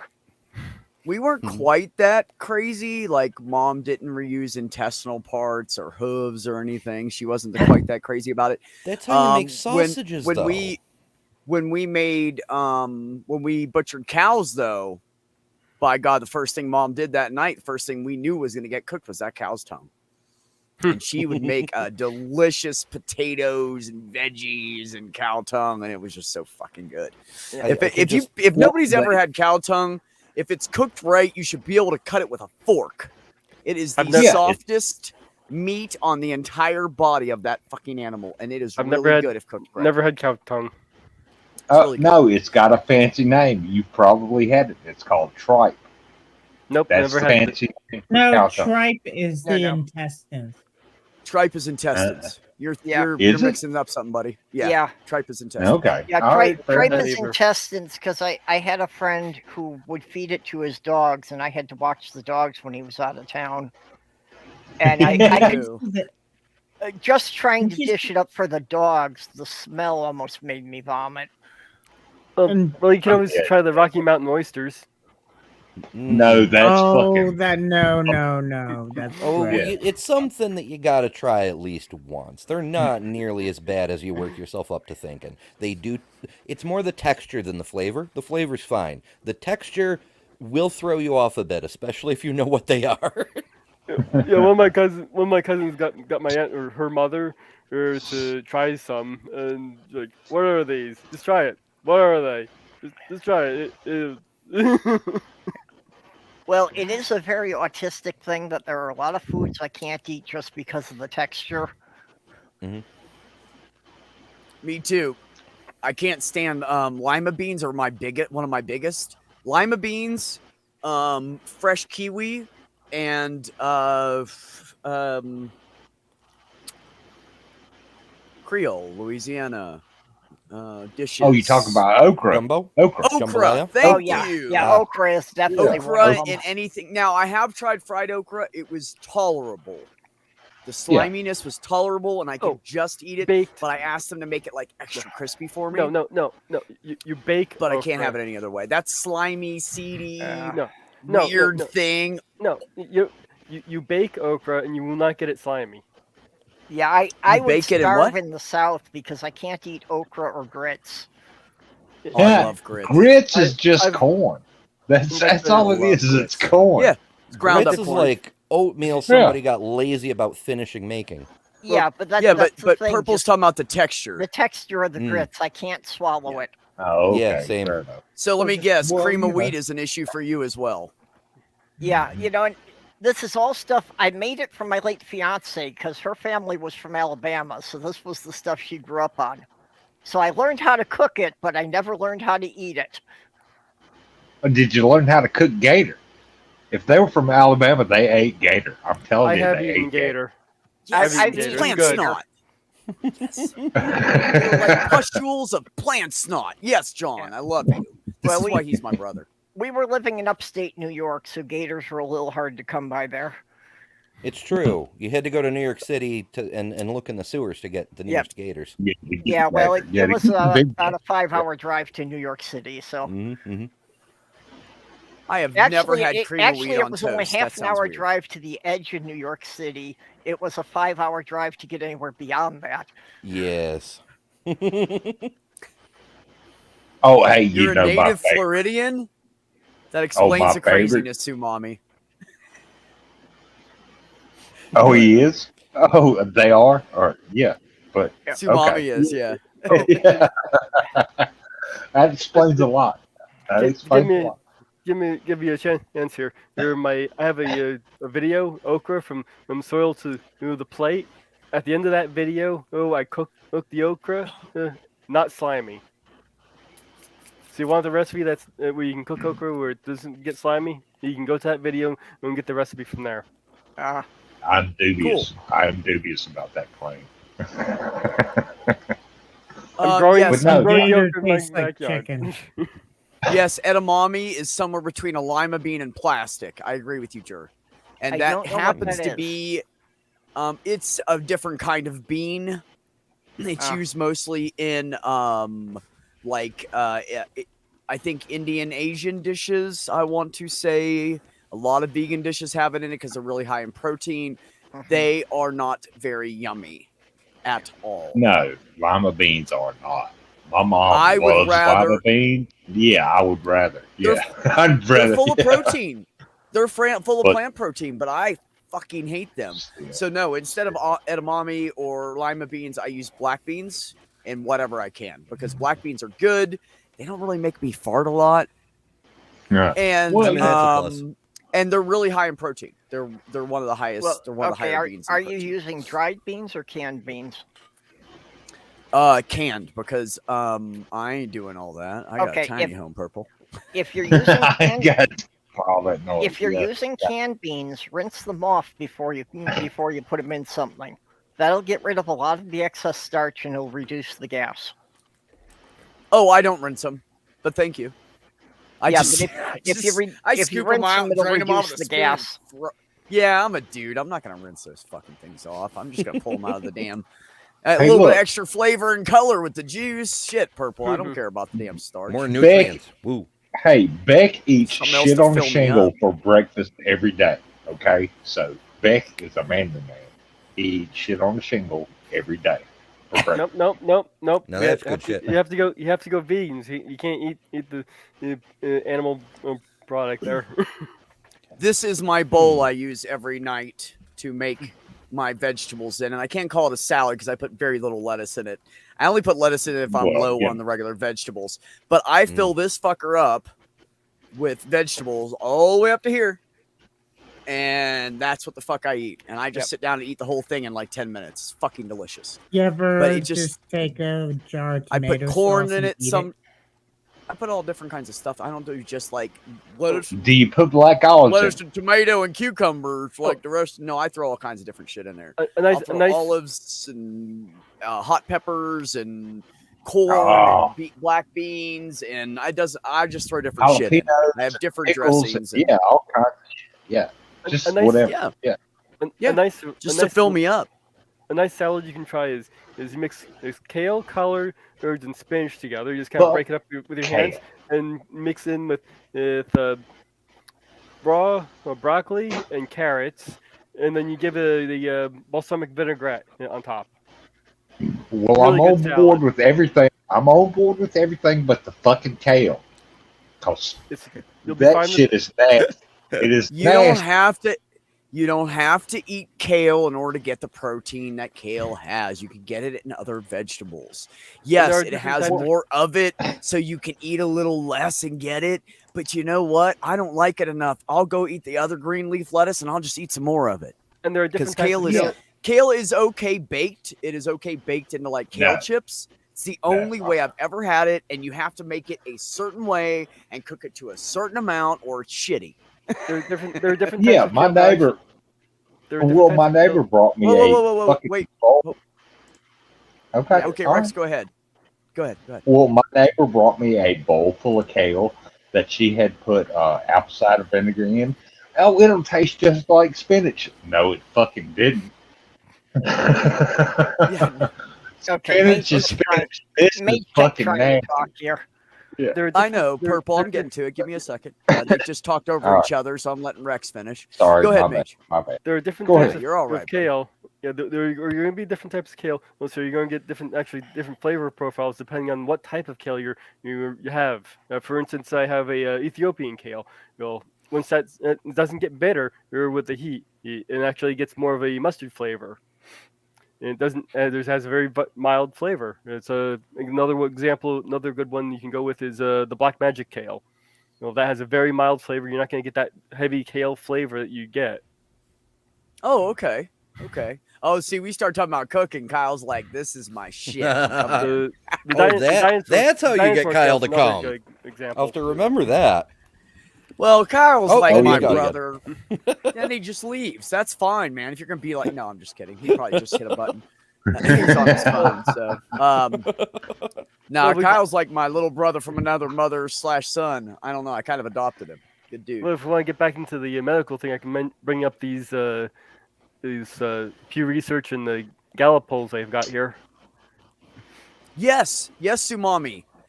Guinea pigs. That is exactly what kale is perfect for. Now, okay, I will tell you guys though, I've had kale one other way that it was really good, and it was in a Buddha bowl, and they finely chop it, so it's little bitty pieces, and it just kind of blends in, and you're not like biting into and chuck a fucking kale. Now, when they do it like that, they steam the kale and they chop it really fine. Sometimes it's fresh, and then they throw it in with rice and a bunch of healthy stuff. If you have Bunch not of healthy ever had a bullshit, Buddha, Right. if you have never had a Buddha bowl and you like fresh tasting stuff, I suggest looking them up. There's 20,000 different recipes for them. They're all really healthy for you. They all have healthy stuff in it. But at the end of the day, it really actually tastes good. So that is amazing. Well, now I Hey, want my fucking audio's working. McDonald's. Shit, you were talking about healthy, and I'm like, well, what about McDonald's? Isn't that healthy? No, not really. I don't like McDonald's. Worst burger I ever had was McDonald's burger. Yeah, McDonald's has also gotten really expensive now, and that was its only attribute before, that it was, cheap and quick. Yeah, It's dollar cheaper than burgers and Burger things. King. Oh yeah, they changed the Big Mac, and now I'm pissed. Fuck McDonald's. Yeah. Oh, I'll get Wendy's those is great. bastards. Wendy's is better anyway. That's where the Frosties Yeah. live. They have Wendy's the has best French always been fries. better. Burger King They is had a way salad bar loaded before with- anybody else even offered a frickin' salad. Yeah, Burger Look, King if is you loaded guys- with if you- salt. If you guys really want that Big Mac sauce, just look it up. The recipes are all online. Make it yourself. Oh yeah. Go buy a it's- Wendy's burger yeah. and slap it on there, and I guarantee you it'll taste better than a Big Mac any day of the week. Because Wendy's uses actual meat, and they don't Where's the beef? reuse it or leave it sitting forever. And once it sits for a little bit, they chop it up and they make chili out of it, so they don't throw it out and waste product. Fuck yeah. Wendy's is actually pretty smart. They're actually a money saving. They don't just throw shit away like McDonald's and charge you guys for it. Yeah, and their Oh, chili's yeah. actually pretty good. Their chili's My really niece good because it's made loves- homemade. It's made from My scratch. They niece don't bring loves it in out of the store. Oh, sorry. I can get Wendy's stuff at cost. How do you do that? It's a secret because I don't want to dox me. Okay, Now I know what you do for Okay. it. No, I'm just kidding. wait a minute. Can you get that that's the raspberry job. vinaigrette dressing that they put on the salads? You probably No, look that up. Probably. Sloth Girl loves that stuff, and it's not for sale anywhere. No, look up the cheater recipe. There's cheater recipes for everything. Chick-fil-A sauce. How do you think they found Yes. out Chick-fil-A? The reason their chicken's so good is they marinate it in pickle juice, pickle brine. Yeah.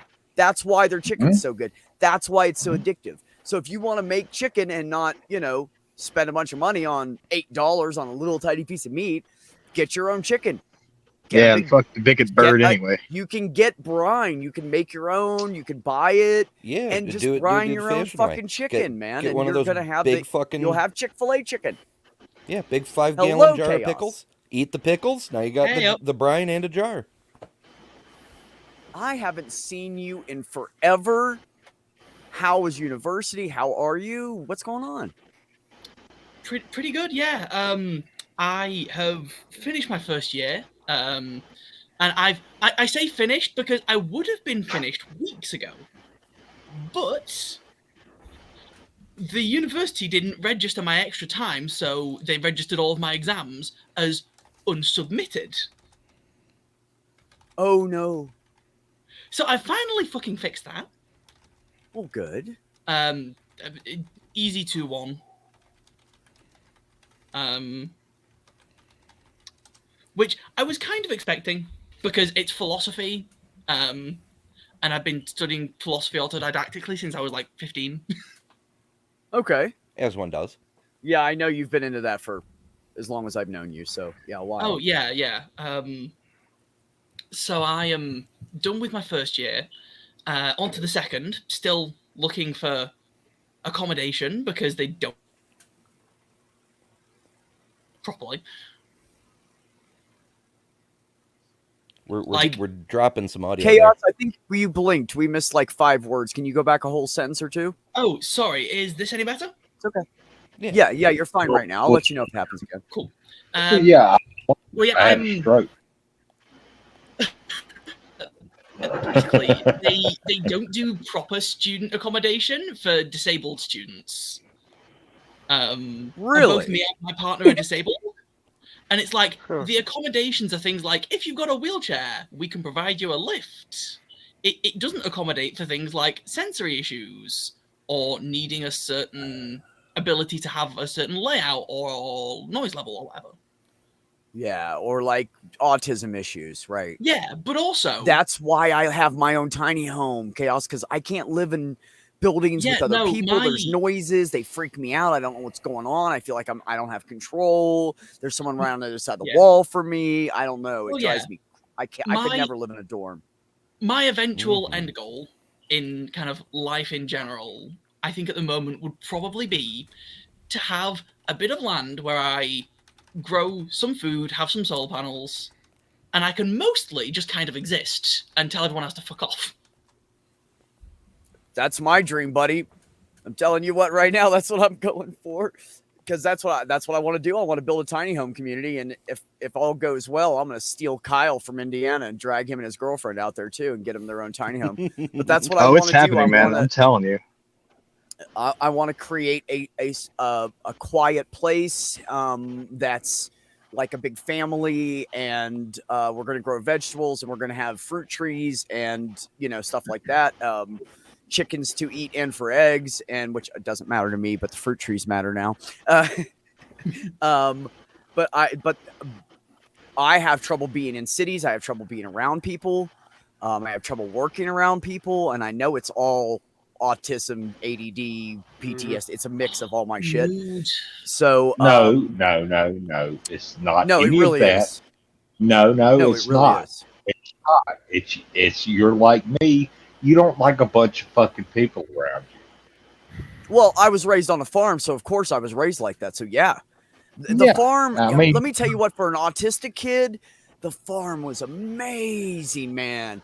There were so many places you could go. You could go hide under a tree. We had multiflora rose bushes that we would empty out the inside of them, and we would crawl in, and they were like little huts, and we'd hide in there from people.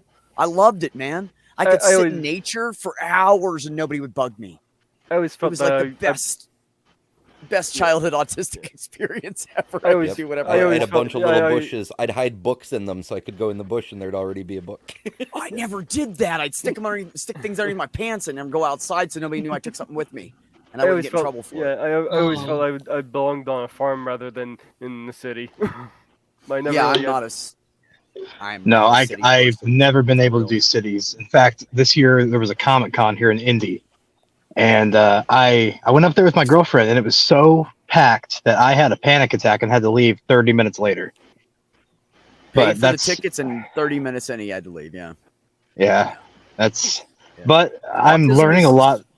Yeah, autism. Like I'm learning a lot about myself in the past couple of years. After discovering I am autistic, which all the signs were like just blaring, but I never got the help I needed. Yeah, for real.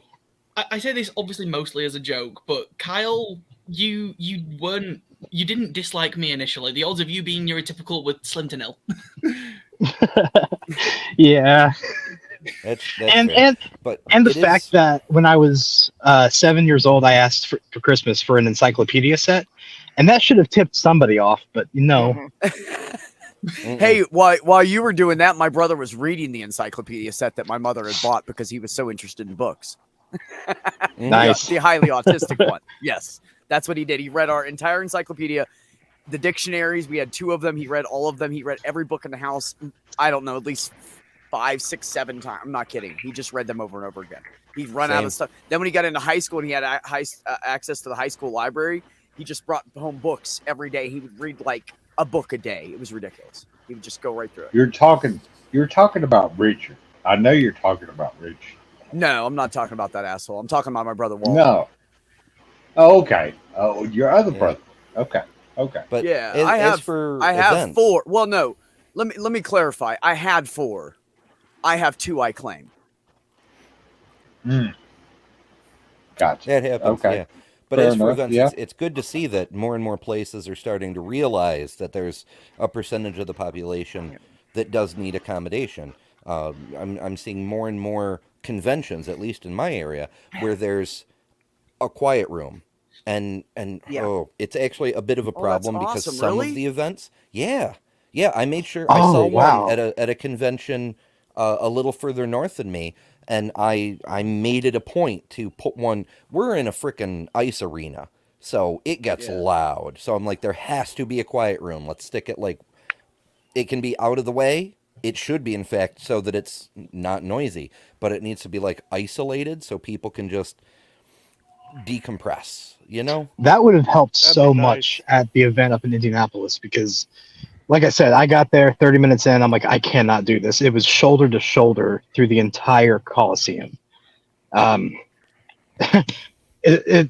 my brother actually ended up getting an autograph from Adam Savage from Mythbusters for Sweet. me and talked to him. Like, yeah, my brother was here. He was wanting to meet you, but he had a panic attack. And Adam said, yeah, this is a bit much even for me today. Mhm. So Wow. if I would have stayed, I know that would have calmed me down just hearing him say that. But Yeah, when I've done gaming conventions, it takes me about 3 months to psych myself up for it. And on the day before, I'm always trying to talk myself out of not going.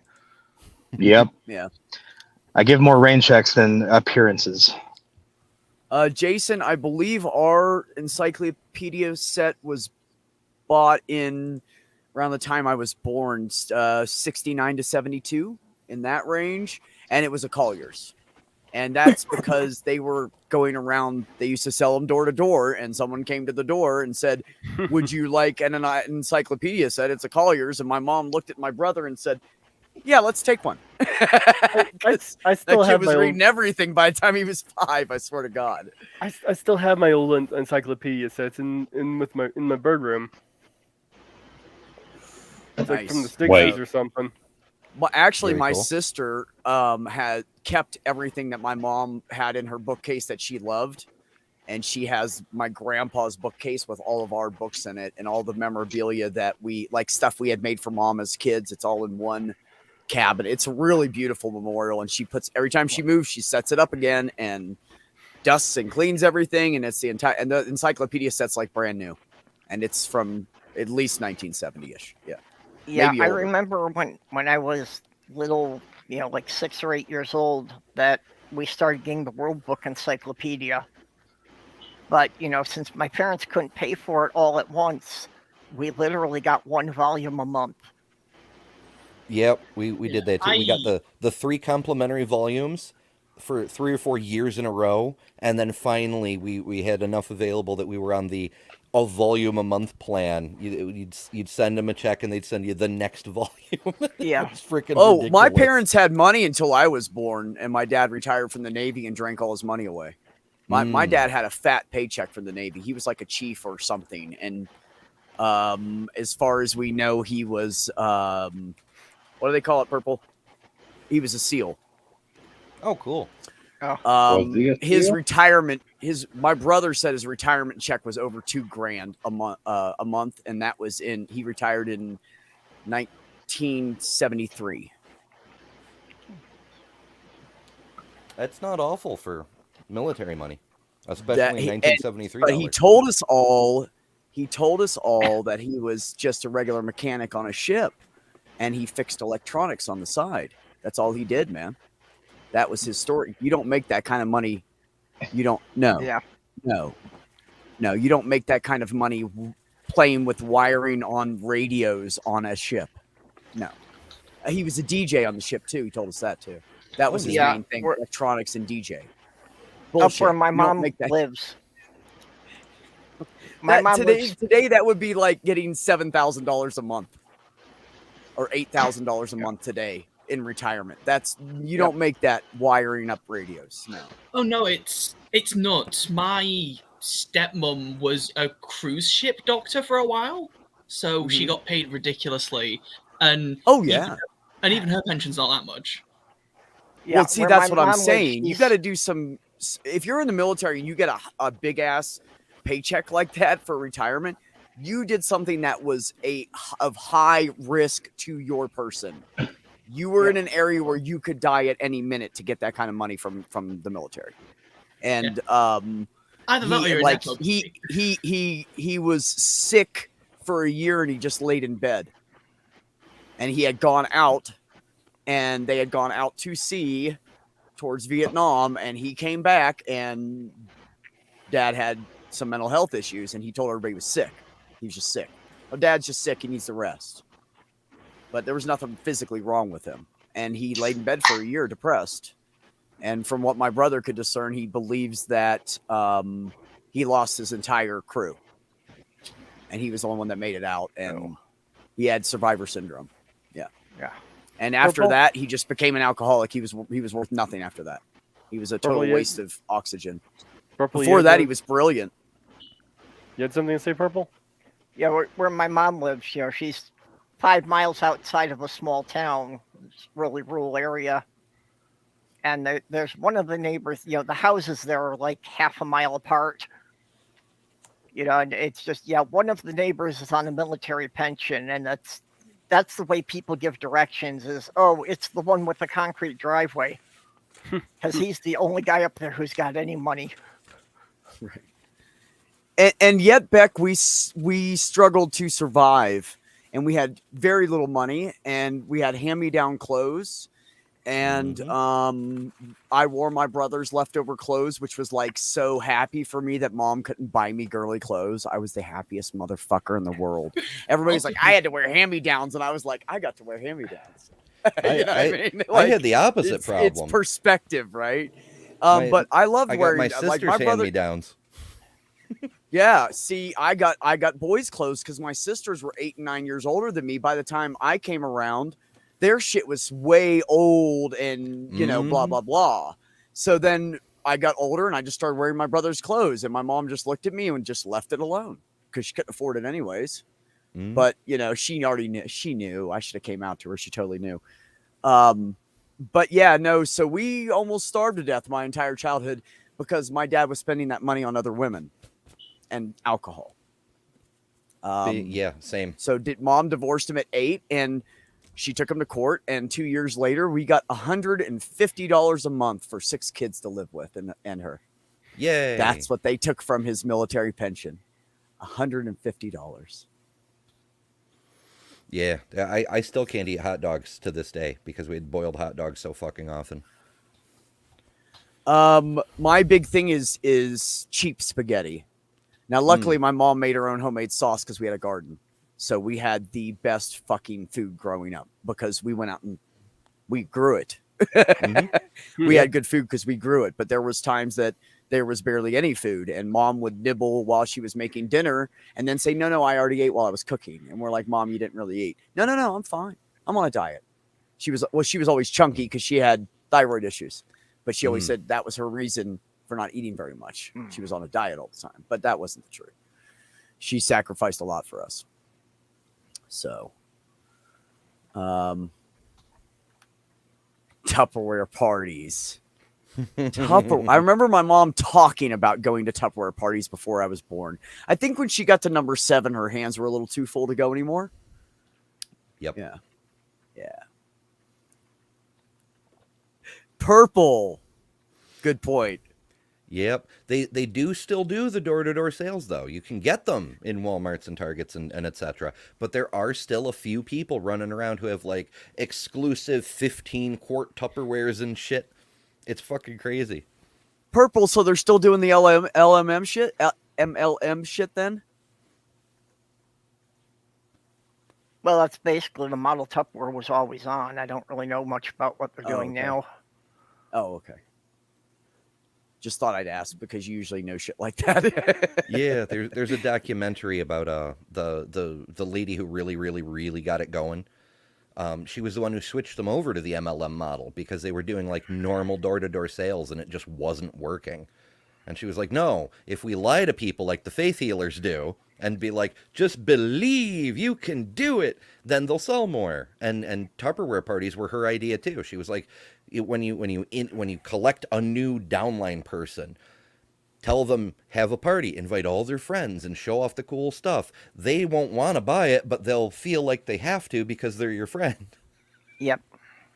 I remember that shit. My mum, when I was little, got dragged into several of these types of things, and I remember she once for about 2 months, I think once every 2 weeks, she held a candle party.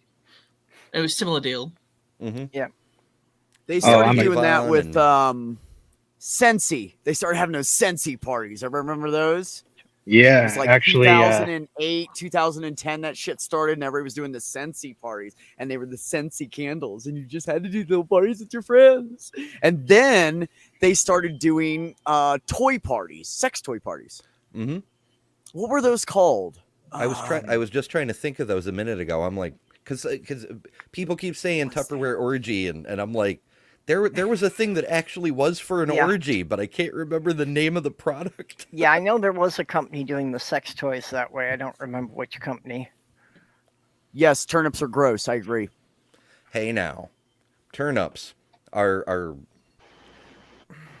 they're so Now, I like parsnips. undervalued. I love like- parsnips, but that's Maybe just more- the Turnips green. are closer not to carrot. fucking gross. Well, Yeah, Turnips they're are not. they're just like potatoes with a slightly bit of an attitude. Since No, we just parsnips Well, are you like- gotta brought peel up them. while we were talking about sex toys Okay. now, All right. I have to Okay. think that you're using turnips for a butt plug. I cannot recommend. Yeah. They will definitely Cannot get confirm stuck. with nah. Yeah. I love You- all you you- bastards. I You swear can to though. God. You can dry This, turnips and then sculpt them the same way you would with wood shop. It's not as hard as wood, but you can sculpt it and shape it and then like shellac it over, and no one will ever know. All right. Hey, End of anything beer. is a sex toy if you're brave enough. That's true. Exactly. I think I've Abraham seen Lincoln porn. said that. I've seen porn used as a sex toy. So, there's that. Corn. Maybe I didn't want to see it, but I saw That's it. amazing. Ha. Oh, It's amazing. It's I'll just amazing. leave. I'm sorry. It's amazing. Oh, Kyle, you're You ready ain't to be a got- father. Oh hell no. Stephanie's comment for Jason. Jason Jacoby said, Jacoby, how do you say that last name? I don't know. JJ. He said that his mom was an Avon lady and his dad's mistress was a Mary Kay sales lady. And Stephanie Helm said, how broad-minded of him. Well, I was always told, my dad always told me, oh, you're the milkman's son. I was like, we don't have a fucking milkman. What are you talking Not about? anymore. dude?" Gee, the last kid looks a lot like the pool guy. Exactly. hey, I do have one brother who I never thought looked like either of my parents. Oh, I look like my That's saying- stepdad. That's kind of weird. what's the end of that? Mm. Yeah, actually, Kyle does look more like his stepdad, and his brother looks like a paler version of him that looks more like mom. Like his wider brother's a shit. redhead, and he's got the dark hair. Yeah, you do look like your stepdad. It's weird. It's really weird. It's actually weird. Everyone asks me when they see him, like, "Oh, that's your dad." I'm like, "Nah, technically my stepdad." It's like bullshit. Well, he could be both your dad and your stepdad, depending on how chronology You know. things worked. Yeah. Oh god. discovered from a young age that pretty much any white man with a beard would get mistaken for my father. I actually look a lot like my uncle. Oh, this is how you know you hit the 2-hour mark on a Beck stream. We're the corn cob strap-ons have already come out. I gotta say, Beck, you've had a pretty good you've had a pretty good turnip tonight. Turnips, yes. These are Andrew my got it. peeps. Pure romance. They were the love 'em sex all. toy MLM. Ah, Yeah, it's good to see. It's good Oh, to see Jacoby. you again, Beck. It's See, I good was to right see a you second. again, Beck. I thought maybe something Always good to happened. see you, Rex. Yeah, and I was like worried, and now you're back. Aw. So there we go. Yeah, I had an 8.5 month and Kyle can attest to this because he was on the phone with me every day when I was crying for 8.5 months. I was taking a medication that made me crazy. Oh, it's I the was I was medication. doing I was It's doing the dangerous stuff like driving around at 80 mile per hour through 25 mile per hour traffic through school oh zones. man, Hmm. fuck that. Oh shit. I went to go after my ex a couple times. It was really weird because the medication was really fucking up my brain. And now that I look back, I can think about how much more it was polluting my brain as time went on. Because at the beginning, my brain was like fighting it. Like, no, man, what are you doing? Why are you going to go beat up your ex? What the fuck are you doing? You would never do anything like that. So I'm like, oh yeah, what the hell was that? And then I get upset that I thought about it, and then I'm mad at myself. And then it would roller coaster again, and then I would be fucking crazy again. And then my brain would go, oh, Beck, what are you doing? And I'd go, man, what am I doing? And then I would hate myself. And it It's just, but been it got night worse. and day since you It, dropped that medication. It's been night and day. I know, I'm like the happiest motherfucker, right? Yes. I went crazy, dude. I went off on. I mean, I said some shit that I should Well, have I said mean, things we more tactfully. The tactfulness of me went bye, and I well, just was blatantly asshole blunt, and I said shit mhm, mean. But mhm. I mean, honestly, it was just that medication. I quit taking it, and 5 days later, I woke up, looked at myself in the mirror, and went, dude, what the fuck was that? It was like the light switch just came back on and everything was clear again. And I could see. It was insane. I've never been through anything like that in my life. It made me totally like manic, depressed, suicidal. My anxiety was through the fucking roof. I thought my brother was going to come after me after him and I got in that fight. And so I was like looking out my door if I heard a car door close or a vehicle pull up. It made me paranoid. I mean, I lost my mind. Like something. I was Well, then, 5 to at 6 least times more crazy than I was right after my mother died from the car accident that I was a driver. That's how bad I was. I remember you called me right when you were feeling better and like, dude, I can't believe this. Oh yeah, that's And right. I did. yeah, Yeah. And I figured it out. Not my therapist, not my fucking doctor. No one else figured it out that was supposed to be helping me. No one said, well, maybe we should look at your medications. What happened was I was losing my mind, and somewhere in my head, because someone had mentioned something about EMS or ambulance or being an EMT. It was probably Deb. It was probably Mom and Deb. But someone had said something, and somewhere in my brain, my old EMT training came back and said, okay, something's wrong. What's different? Wellbutrin. The Wellbutrin's different. I took it off the shelf. I looked at it. I set it down. I didn't take it that night. And I messaged my doctor and said, please contact me immediately. I think this medication is making me crazy. I want to get off of it now. I want to know how to get off of it. Well, this was a Friday night, and I sent the message, and I thought, I'm not getting any help till Monday. Hmm. I quit taking it. By Wednesday, the world was fucking clear again. and I was back to me. I've never been through anything like that. So here's the PSA from Beck. If you start taking a medication and that to make you feel better, and it doesn't, even if you're not sure whether the medication is helping or making things worse, just go back and talk to your doctor. yeah, yeah. Because if I would have thought about it right away, because at first, the first 2 weeks I took it, I was happy. I felt great. And then out of nowhere, it was like I was living in a PTSD episode. So I didn't think it was the Wellbutrin because the first 2 weeks I felt great on it. Can't be the Wellbutrin, must be me. It's me. I'm losing my mind. I'm crazy now. My ex found a boyfriend, and I lost my job 5 days later, and I lost my mind on October 13th last year. Well, the thing I always tell everybody is have a spotter anytime you start any kind of new medication. Have somebody else and tell them when you're starting it, and have them tell you if they notice any changes in your behavior.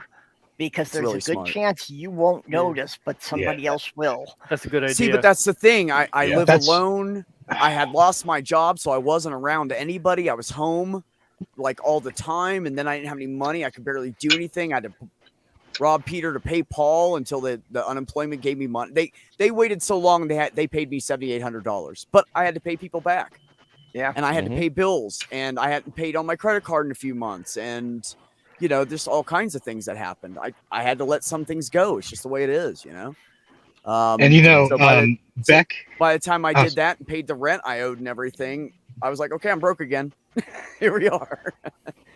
Yeah. Yeah, exactly. Oh, It comes in one hand and goes out the other. Yep. You and got yeah, paid. like Beck's actually helping me right now through something similar. I've been on a medication called Vraylar for bipolar depression, and for the last year, it seems to have been working. Now it faded off a couple times. I had to get the dose upped a bit. Now I'm on the max dose, but it has not been doing what it did originally. I feel hopeless, depressed. I can't do anything. I'll call Beck and just sit there on the phone, not talking, and waiting for him to bring up a subject. And he's like, "What's wrong, buddy?" I'm like, "I don't know. I feel weird." So I quit taking it 5 days ago. And as it turns out, it takes up to 4 weeks for it to fully clear my system. So he's been kind of monitoring me a bit, checking in with me, making sure I'm in a good headspace. And Well, yeah, Purple, like you said, having a spotter for that is a great idea, a great resource. well, can I ask you a question? Absolutely. What do you want to do? What is your want to do? That is a really difficult question for someone like me who's still exploring what it means to be Kyle. Well, I mean, you are you. You are definitely you. You're not me, because if you were me, you'd be all kinds of fucked up. But I'm just saying, you are you. What do you want to do? I figured out when my parents got me a telescope when I was 8. I want to know what the fucking universe is all about. Mhm.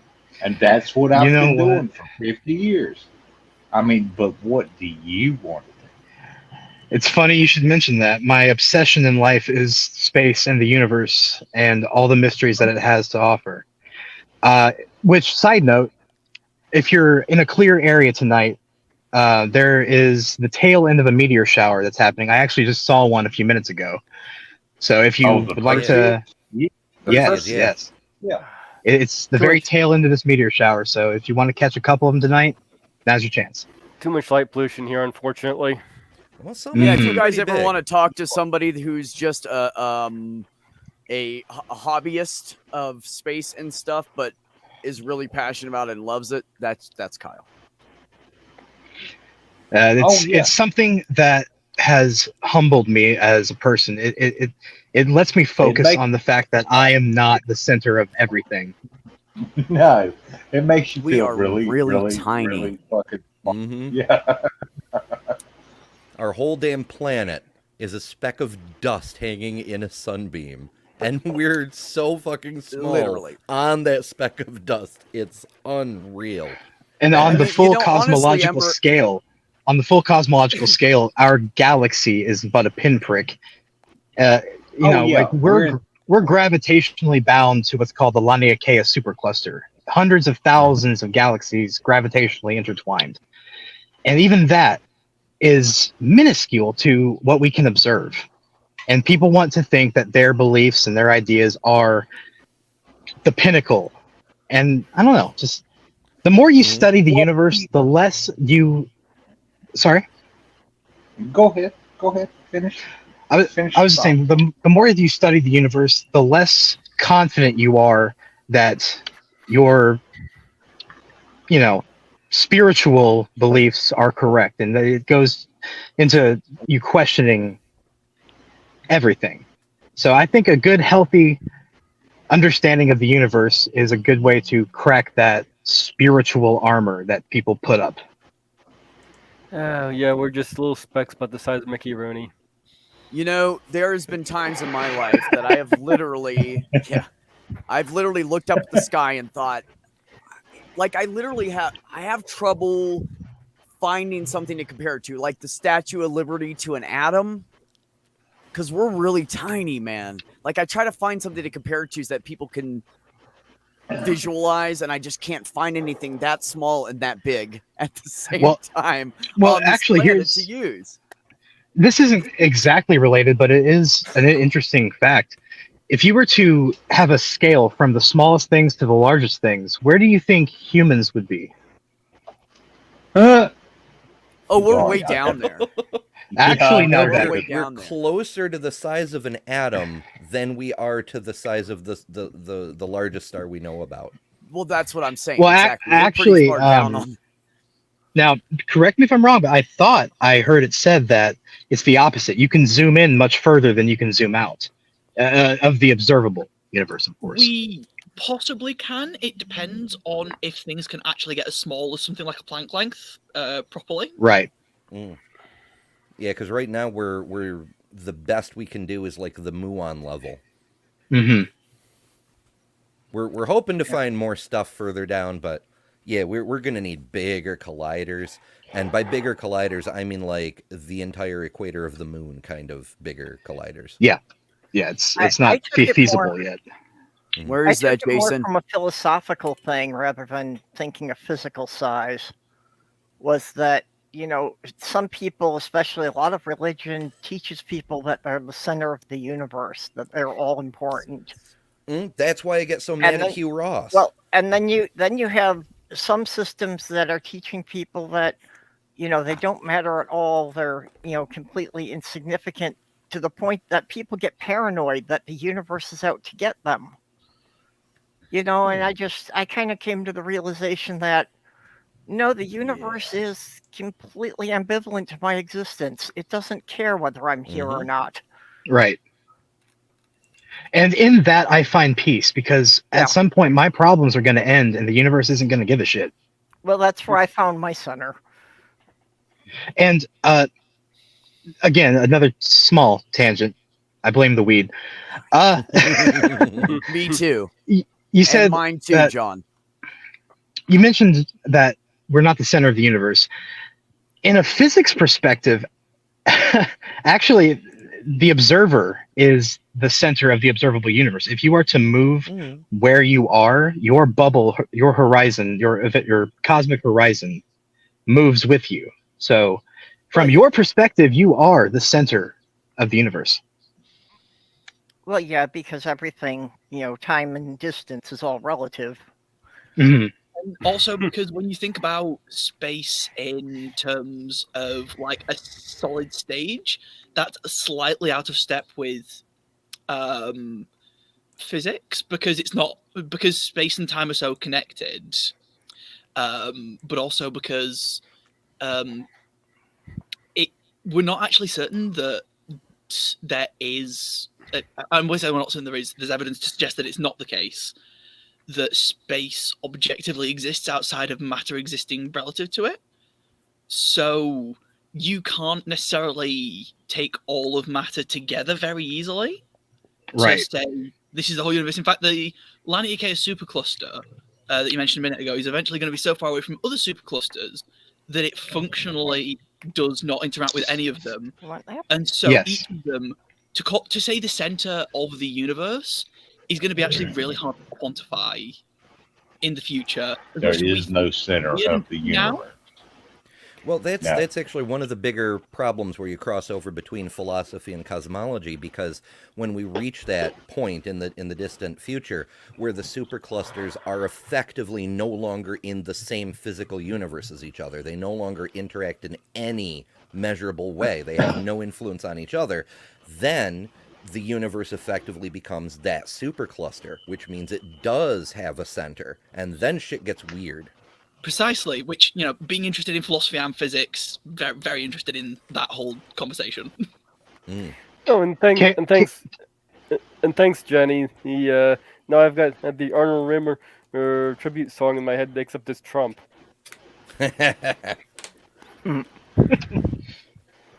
By the Well, way, Chaos, I feel like you and I could have an hours long conversation about that. Probably. in a cosmology sense, they usually think the center of the universe, because as we know, all the stars are flying further apart. So the center is theoretically this point that everything is moving away from. That would be to say if Okay. you were thinking of the universe as something like, a three-dimensional bubble of expansion. Yeah, well, No, it's that's with the Big Bang idea, that would be the point of singularity where it all started, that everything flew out from. Assuming that there was a singularity with all the energy in it, yes. But Yeah. we're also not certain of that, which is weird. No, it's just the popular theory. Yeah. Ember, that one's for you. Yeah, I just typed in the chat. I'm not sure which MCP. The acronyms are bad because it isn't always clear exactly what's being talked about. But if the photo of the atom, if that's MCP, then yeah, that's a strontium atom. Okay. Because we can actually take photos under very specific conditions with an actual regular camera. That was a Canon Rebel that guy shot that with. Wow. Mm. That's right. You don't go looking for the universe. The universe will just find you when it needs to. Chuck Norris built the house he was born in. Yeah, right. Oh, goodness. Man's biggest problem is that he thinks he is better than other life when he is nothing more than just one of them. You're right. We Yeah. are animals, and because we are highly intelligent, high-functioning animals, we think we're Well, better arguable. than everybody else out there. But, I'm going to say we don't go very far into space, and we can't see very far for such amazing fucking creatures, considering what is out there that we can't even...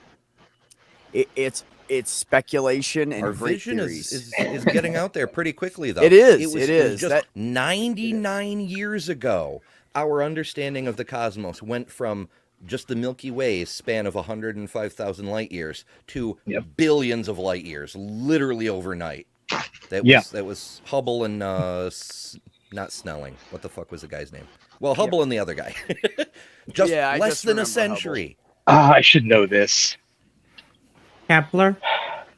No, Kepler was a long time ago. There was another dude who noticed the redshifts, and it was Hubble that did the measurements with the Cepheid variables and went, oh shit, those are really, really distant, and then correlated it with the redshifts that were already detected. I thought you were talking about telescopes, not people. Oh, yes. Because we name our telescopes after so many astronomers. It can get James Webb. Who knows? Yeah. James Webb. We found a question mark galaxy. Actually, we knew about that one from Hubble, but James Webb gave us the infrared data so that we could get a much clearer picture of it. I actually had a band in the early 2000s, and I used that question mark nebula as the cover art for our first album. I just did a quick Google, and the other guy was, I can't believe I forgot this, Doppler. Oh, Stop. The Doppler No, effect. that's Duh. a separate thing. How do we all forget? Yeah, it you're says talking on the about the redshift red shift. Why page didn't anybody come up that with Doppler shift? Well, that's the thing is we consider it to be a Doppler shift, but it was a different scientist who discovered the red shift, and then combining it with Hubble's data, they decided it was a Doppler shift. But Doppler, that's based on Doppler's pre-existing formulas. He wasn't involved with that part at all. Don't get fucking technical with me, goddamn. It was involved with- But that's why I have Ember here. Sorry, Rex. Okay, fair enough. If Ember doesn't know, he doesn't say anything, but what he knows, he knows. Fair enough. Yeah, Doppler. Thank you, Beck. The other Beck thought of it too. Slifer, Vesto Slifer. I had to Google it just because it was. Now I have to know. I know, I'm like that. That's the best thing about Google and being able to search so easily. Because sometimes you're just like, you're like driving down the road or so you're just hanging out with somebody, you're just bullshitting. And then like somebody says an old saying and everybody laughs like, oh my God, that's so old. And then you go, Where did that come from, I wonder? That is my Sticks in biggest your- thing. in Someone your will say an brain. old weird word I haven't heard since I was like 5 or 10. I Google that shit. What was the origin of that word? Because that's really interesting. Like, where did that's such a strange word. We don't even use it. Who came up with that? Where did that start? Yeah. So etymology would be a that's my great big field for Googling. you. Oh Yeah, yeah, one of my yeah, favorite sounds little I fun. find phrases it like interesting. that is freezing the balls off a brass monkey. Right. Brass Where did that come monkey. from, Chaos? You It actually cocky came monkey. from the freezing the balls of a brass monkey actually comes from ships because they used to have what was called a monkey to put cannonballs on. And they were made of different metals, and they had, I think, a brass and a steel. And the metal that the monkey was made out of froze over so fast that it became so small it couldn't hold the cannonballs. Whoops. So you would literally freeze the balls off of the brass monkey. Oh my god, that's hilarious. Cold enough to freeze the balls off a brass monkey. Now it makes sense. Yeah. Okay, I get it now. That's It's that damn absolutely nautical viable. jargon.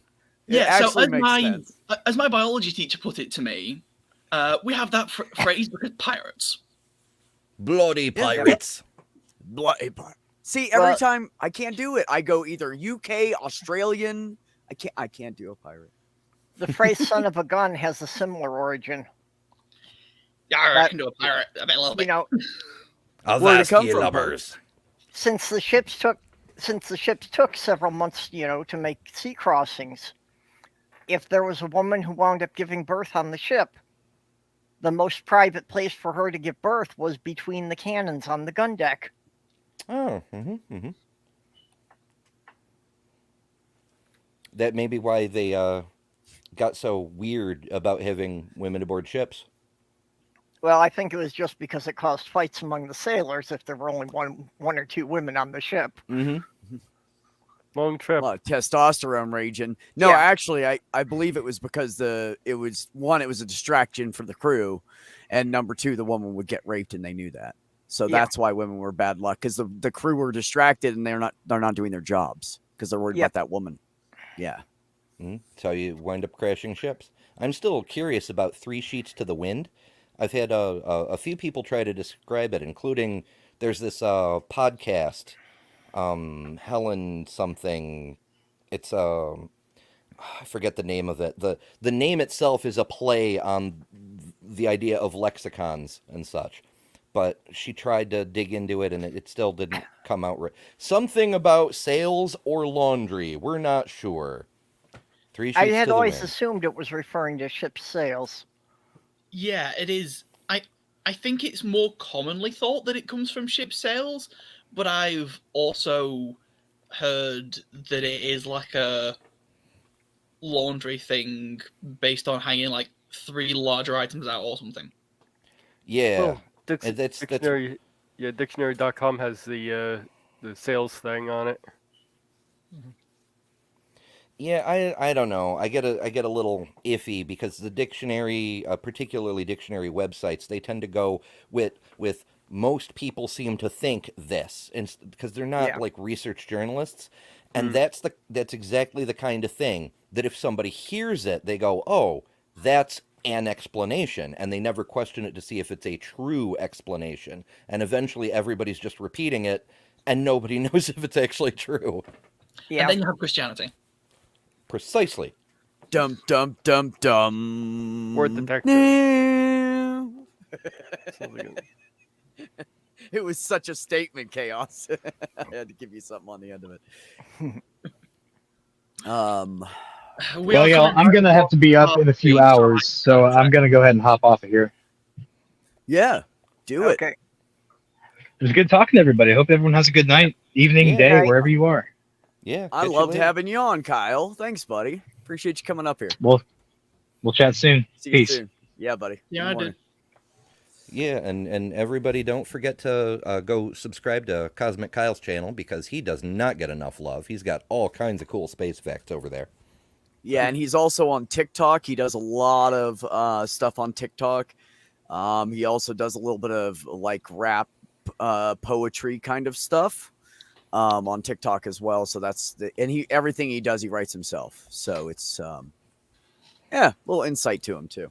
He's a really good dude. He's a teddy bear. He's just a fucking 6 foot something tall teddy bear, man. He's just the nicest guy in the world. And he really cares about people, wants people to be well. So I couldn't help but adopt him. Great guy. I'm also Yeah, going to really dip because we've just hit 3:30. Oh gosh, Chaos, get out of here. Thank you so much for coming by. It was so great to talk to you. I'm glad you're it's doing good well. to see you again.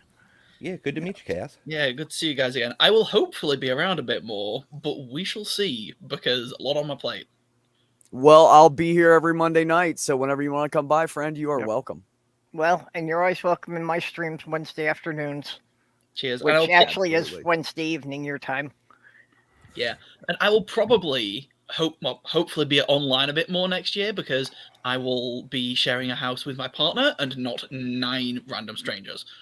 That's amazing. Oh, and also, just so you know, with my new work schedule, so everybody knows, if I do not work on Mondays or do not work late on Mondays, I'm going to try to move my stream up a few hours, so people like you guys over there can get in and have discussions as well. So we can try kind of split the difference and start a little earlier in the afternoon.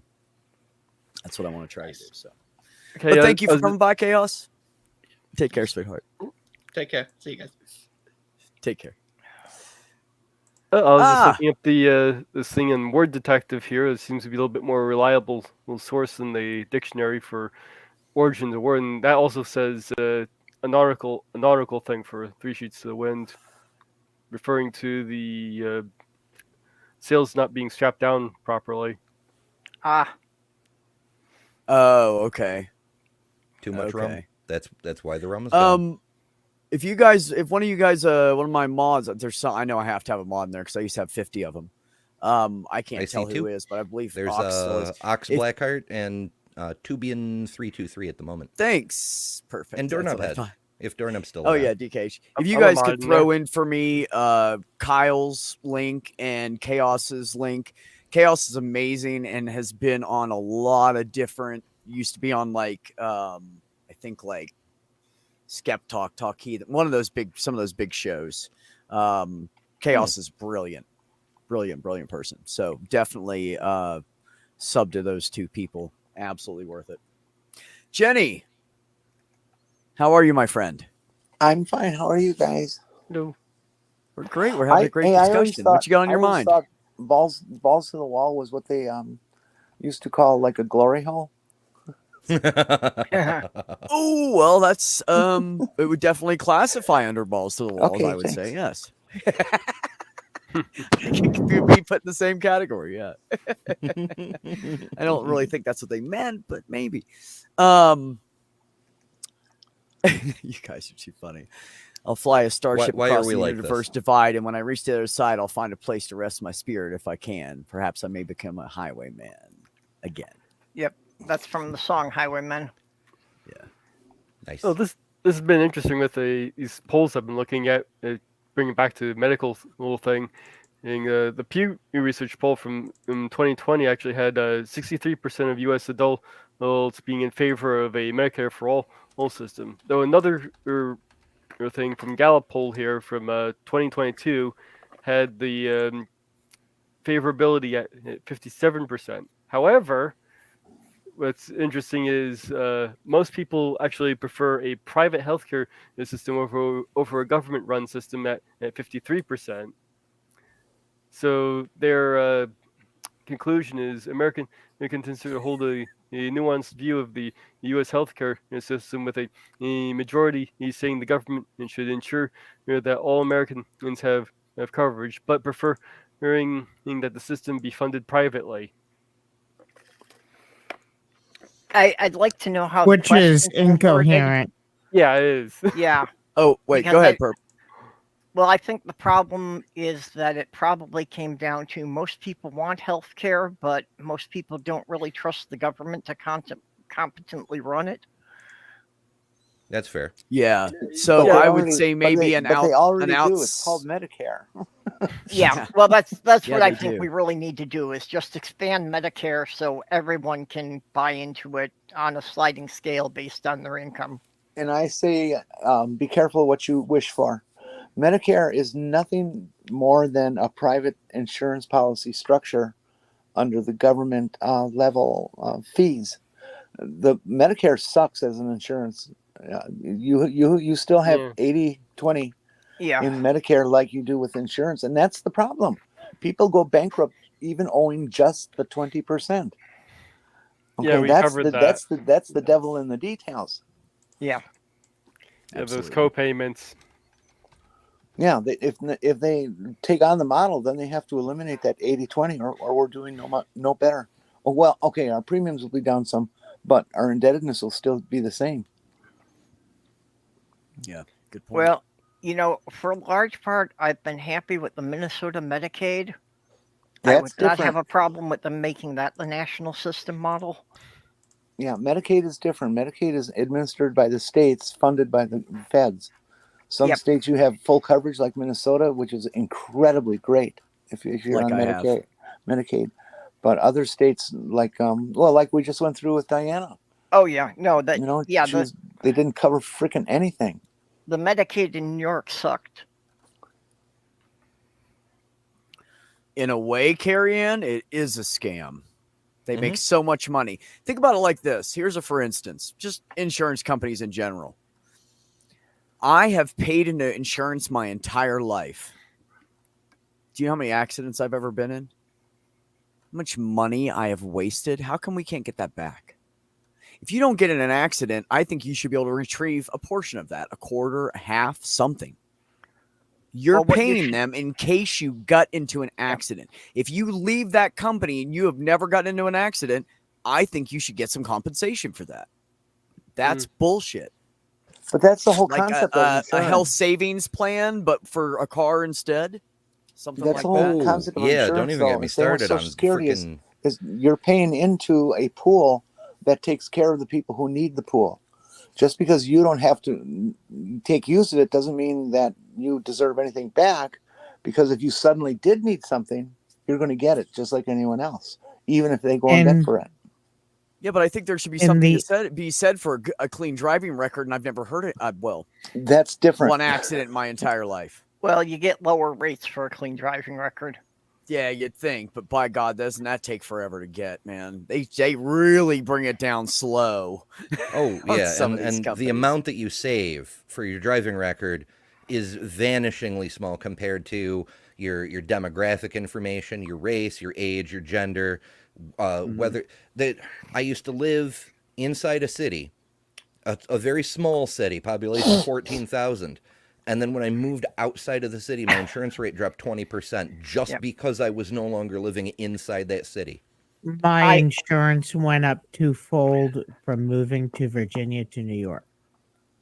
I am very curious to see what happens with my insurance, after I get all of my paperwork worked out for my name change and all. Because it will be the same location and the same vehicle.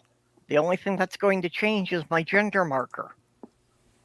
And I'm going to bet you that they're going to hike up the insurance higher just because it says female instead of male.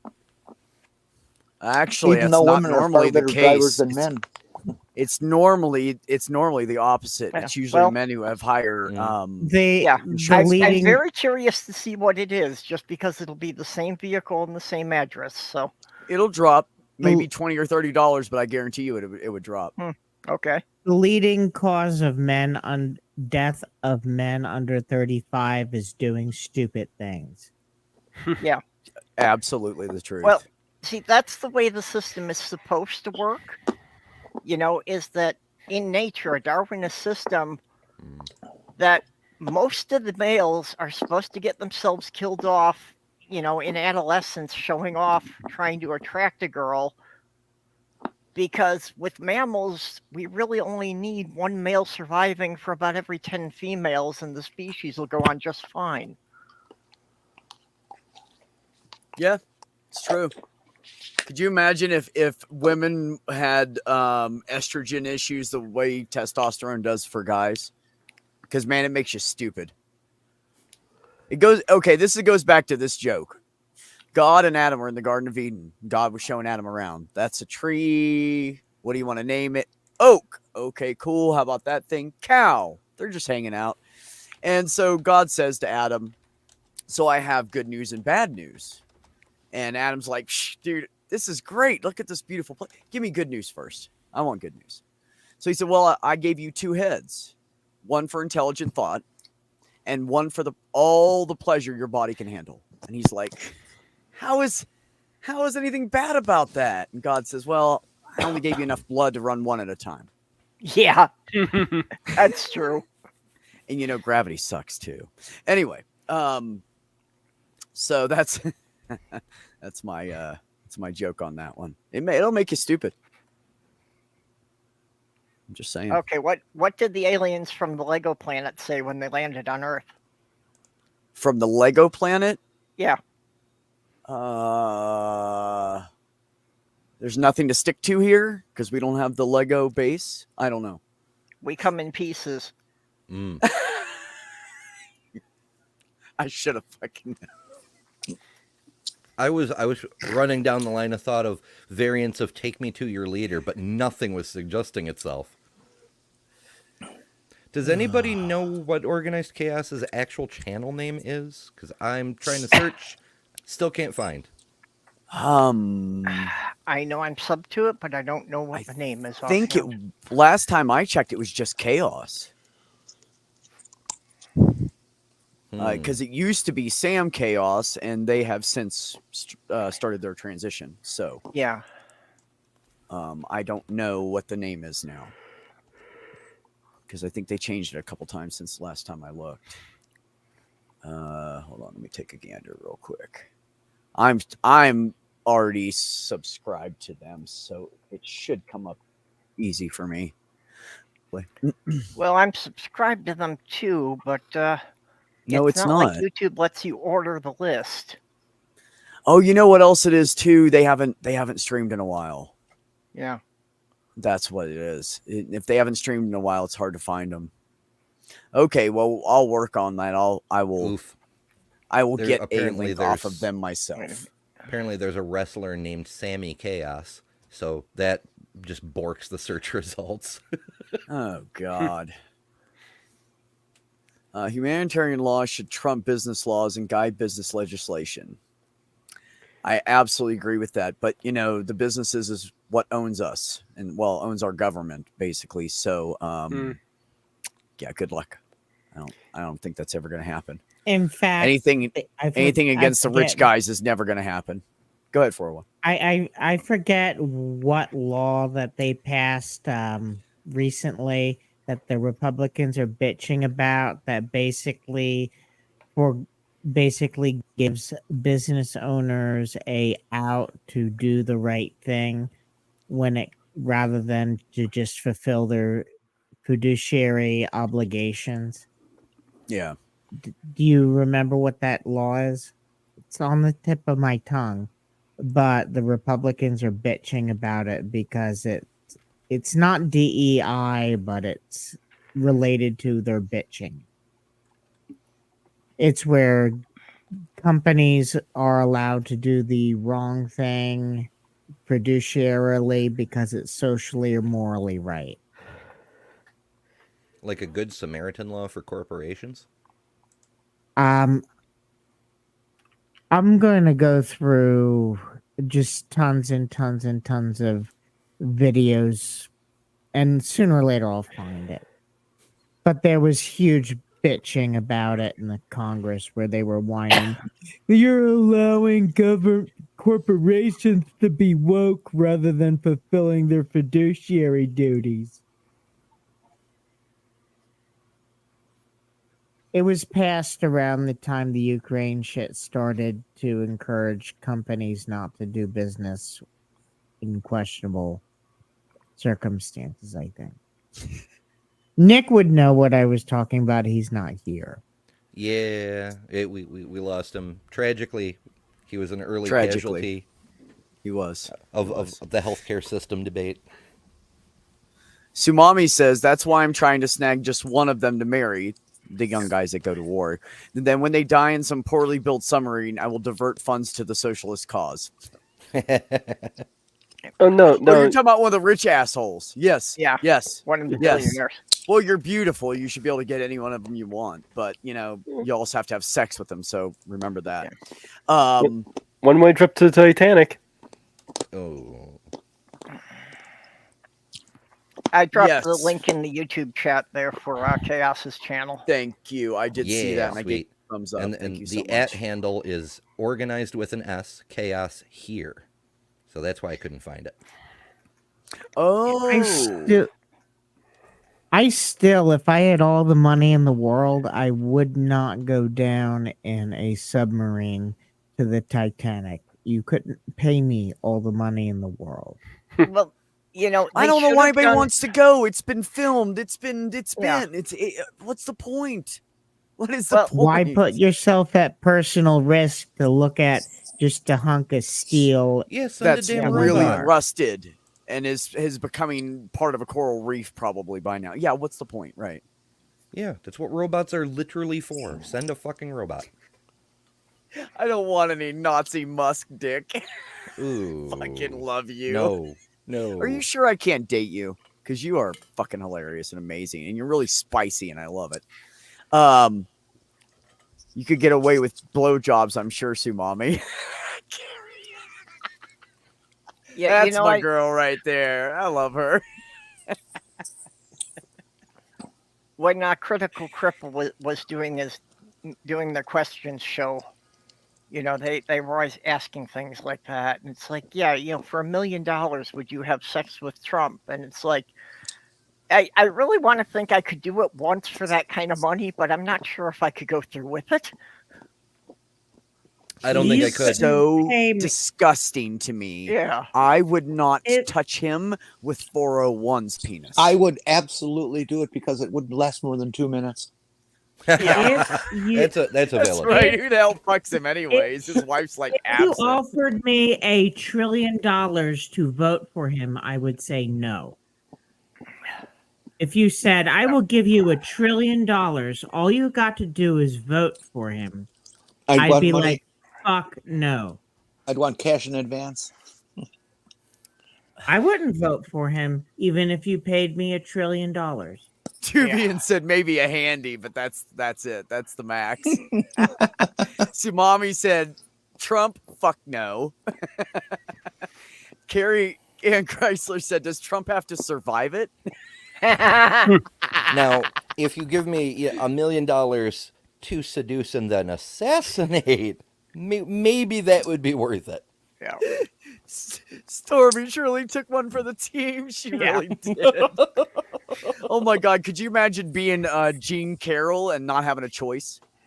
Yeah. Well, you Being know, raped by him or molested? Could you imagine how utterly, I mean, He's a repulsive troll. yeah. He is. I would the rather most fuck an repulsive- actual mythological troll.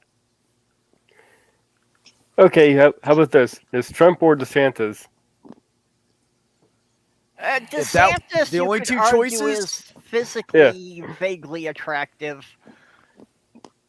everybody You know, just write physically my name and attractive I'll as do long it. as you just don't know him. Put a bullet in my head, please.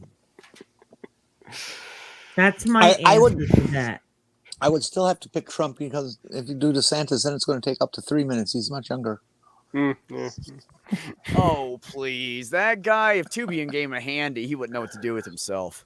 He's probably one of those white guys that goes off into the parks and finds the black guys that are jerking it and they give them head and stuff. Because just they get make off sure that- on screwing around with black men because they're bigoted ass white men. Figure that one out for me. I would please, just somebody. make sure that I don't have to wear the same kind of eyebrows as his wife.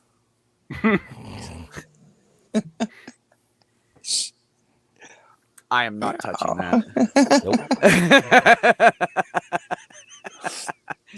Sumami says, when they had the RNC in Tampa years ago, the Republicans were definitely at the strip club and nobody would talk to them.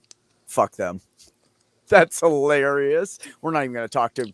You're at the strip club with us. We're not going to Oh, talk to you. the Tampa Republican convention was the Covey convention. A lot of the older there were quite a few older delegates who died of the plague. I'm not sure what you mean by Wow. ESG laws. Anti-ESG laws. Yeah. Environmental safety guidelines. I'm spitballing. I mean, that does fit, but that Yeah. we can guess all day, or we'll just let Jason tell us in a second.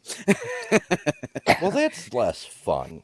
Sue Mommy said, "Can I choose death?" Like that's where she's at with Trump. She would rather die than And honestly, I wouldn't want to try to give him a handy because I don't have little tiny hands.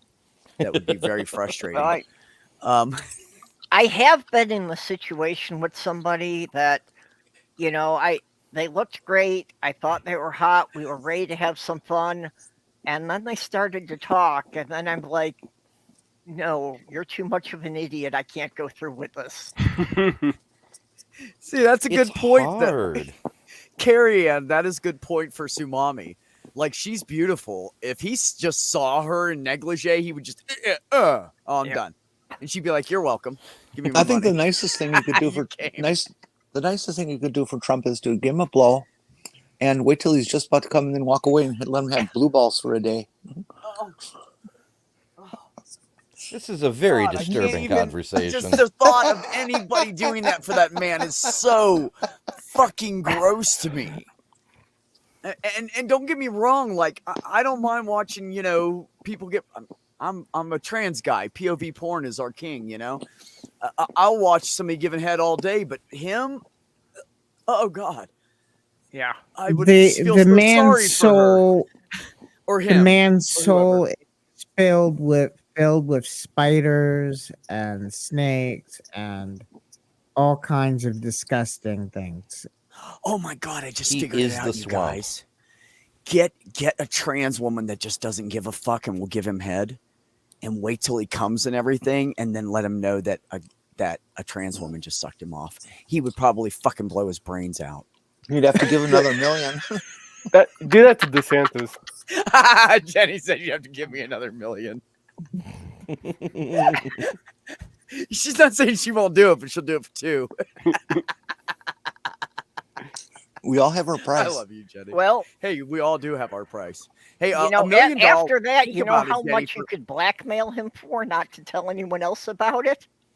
Oh yeah, you wouldn't have to worry about the $1 million because shit would be just getting dropped in your bank account from a Swiss account overseas or some shit. Yep. Every $1 month. million for the service, and then, $375K every month forever just to not share the photos. You know what I would do? I would wait till he's in jail and release the fucking tape. Because he can't pay you anymore. He can't pay you anymore. His assets are gone. They're frozen, taken away from him. Nobody will pay you anymore. Yeah, and nobody else knows. So then you tell on him, and then No. all of his fans will start magically disappearing. Then I would go. The right idea. They would twist themselves to make excuses for him. We all know Yeah. that. no, you got to get a video. There are little Tsunami's tiny got cameras. the right idea. You Gotta have threaten to proof. release the tape if he's going to run for office again. That's right. Good idea. You go hide yourself in Florida. You fucking do this and that and take care of that, or I'm gonna fucking tell on you. And then never run for any office again. You go hide. I would do Trump for 10 million, but you have to pay in advance cash, and I want a 10 million annuity. Okay, I didn't think fiduciary joke would make it, but I tried. I mean, I got Fair it, enough, but it fair wasn't enough. that funny. I mean, it was a chuckle. I chuckled. I was a chuckler. There was chuckling. Mammy, you are absolutely right. They would not fucking care. The man compared himself to the king of Israel and the second coming of God, and none Grab of him the by the preachers pussy. said bullshit. I Yep. can shoot at somebody in the middle of Fifth Avenue and nothing will ever happen to me. Well, I think he kind of, when you put negative stuff out in the atmosphere, sometimes negative comes back. And I think maybe his negativity is coming back around. And let me tell you, I swear to God, if that fucking judge puts him away, I'm going to do a whole series on her. We're going to dig through her entire background. We're going to find out. We're going to brag about that woman. She hates him. And she's like, I don't care who he is. He's a U.S. citizen. He's going to be tried like everybody else. He's not a king. Fuck yeah. Yeah, I like her. What was she is spicy. She had a really good. It was like a 1950s caliber quote. It was, "The president is not a king, and he is not the president." Yep. Oh, yes, that is exactly what she said. Yep. I was like, the president fuck is not yeah. king, and he is not the president. In other words, you are nobody, you dumb fuck. You are nobody. Well, and she has already tried like a dozen of the January 6th rioters. And in almost every case, she actually gave them a harsher sentence than the prosecution was asking for. 9 cases, she made it worse. 14 of them, she gave the prosecution exactly what they wanted. None of them were lighter. And his will not be light. If that prosecution, the highest they can get, I don't care what it is, I think she's going to go over their head. And I think she's going to make it worse. Trump because 2020. This is a highly intelligent, learned black woman who is a judge and has been in that seat for a little bit now. Let me tell you what, she's not going to let that fucker get away with it. She's Trump not. 2024. If nobody else is does a anything perfect to him. sentence. Yeah, but here's the other thing too, Jenny. Once he's considered guilty in the state of Georgia, he doesn't get Georgia votes, even if he runs for president. And no Georgia, He no can't winsies. win without Georgia. He cannot win. How does that Georgia. work? I was not. That's aware what of I that. heard. I don't know. There was some big, huge political discussion about it on some important lawyers were talking. That's what they said. Yeah, And it's was that electoral I don't remember votes the network, thing. but it wasn't Fox. It's they tally up the path to victory. There's certain states that you can always count one side or the other. Although Georgia's switching in this last midterm, that was unexpected. But TLDR, the only way Trump can beat anybody is he has to have Georgia. It is an absolute vital requirement, or he just will not hit that minimum number of electors. And if he's a convicted felon, no electors for him from Georgia. So It's honestly, that could be somehow the the- best possible thing if he gets the Republican nomination, keeps DeSantis out of the picture, and then gets convicted so he cannot win. Then, I mean, hopefully the Democrats will put up somebody better. But I mean, I can live with Biden for another 4 years. I don't know if we could survive another 4 years of Trump or DeSantis. No, they No. would completely be a fascist dictatorship. Yeah. And as the only theist here, I can tell you, or maybe might be someone, but believe it or not, Trump hits more than 60 criteria for being the fucking Antichrist, according to what Christians were expecting before the fall of the Soviet Union. And I mean, even right down to the word the prophet Daniel used for the Antichrist was Karen. And that's how well he fits it. He's even got paintings of Apollo, the angel, the bottomless pit from Revelations 9:11 in his fucking living room. And the evangelical leaders, if he was a Democrat, they would notice that, but they don't give a shit. No, well, the nobody thing really there cares, is man. that there's evangelicals who, if you point out that he meets the biblical qualifications for the Antichrist, they will like him even better, because the sooner the Because Antichrist they comes to want to power, burn it all to the ground. the faster we get the Jesus to come again. There are some of them that want to bring the apocalypse on. As someone who has a Jewish family history, you know, I can basically tell you that most American Jews do not like the Republicans. And if you look, the only group the Democrats made improvements on in 2010 were Jews. And that's because of the rhetoric. Because you had Friedrich Nietzsche, Mr. Jews are communists, Christians are socialists, God is dead. Let's coin the slogan of Third Reich back in the 1880s. And the egoism that was just billowing from the Republicans made everybody nervous. Right. Well, your comment about Jesus before, I guess it would be best to find out how soon Jesus is going to come by finding out if a blowjob or actual sex is more effective. Hmm. Give Jesus blowjobs, yes, sir. But Jesus Pray, is, if everybody there was pray a for Jesus Jesus, to get he's dead. blowjobs. If there was a Jesus, he'd be dead.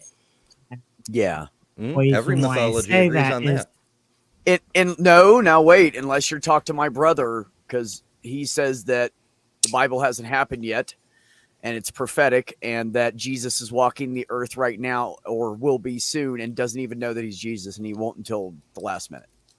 So not all theists believe that. Well, I agree that the I'm not seeing Bible it. is pathetic. Oh, you said prophetic. Yes, it is pathetic. Details, Yes, it is details. pathetic. the only thing it predicts accurately is that Karen is evil. Well, the Bible Revelation isn't. also talks about the trump before the end. We all thought it meant the noise of a trumpet or other alarum, but maybe it literally well, meant the trump. oh yeah. You know, like there's a version of the Bible. Well, to give you an idea, I think it's actually the King James where it says a shorthand trump. Now, a trump is in the way that they do it, because there was like this court case with an app called the iTrump, and the iTrump is actually they people who put the app out won their case because they pointed out that the word Trump was used in the Bible, some version of the Bible, so they were able to use the word Trump. Hmm. It was like a small trumpet, shorthand, like cornet. Oh, I see what you mean. Like the Trump organization came after them for trying to use the name. Yep. Yeah, and they lost. Yeah, that's fair because Trump has been a word. I think it was Trump's grandfather who shortened the name It's to Trump Trump. from whatever the fuck it was before. It was Trump. DRUMPH. Drumpf. Drumpf. PF, I mean, excuse me, not PH, Trump. PF. Or Trump. PF.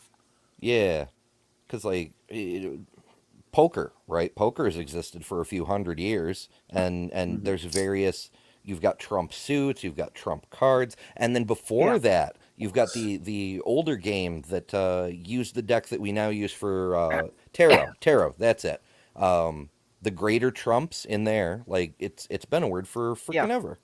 Any Yeah. trademark case will be undermined if you can show an example of where it was used before the trademark was claimed. Let me just say really quick. No, Carrie Ann, I do not work tomorrow. I'm still waiting on my background check. I did the paperwork on Friday, and it takes anywhere from 5 to 10 business days. So I am waiting for that to go through. Once that goes through, and they say go ahead, then I'll contact they'll send me for your analysis. And then I got to go contact the contractor who basically has a franchise FedEx business, has the vehicles and everything, but he owns the main business.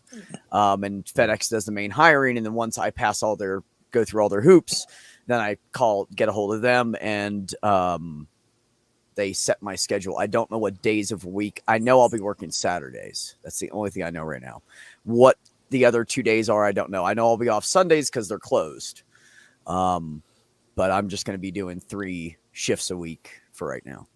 And then, if they need help anywhere, I'll pick up some little extra shifts here and there and help out.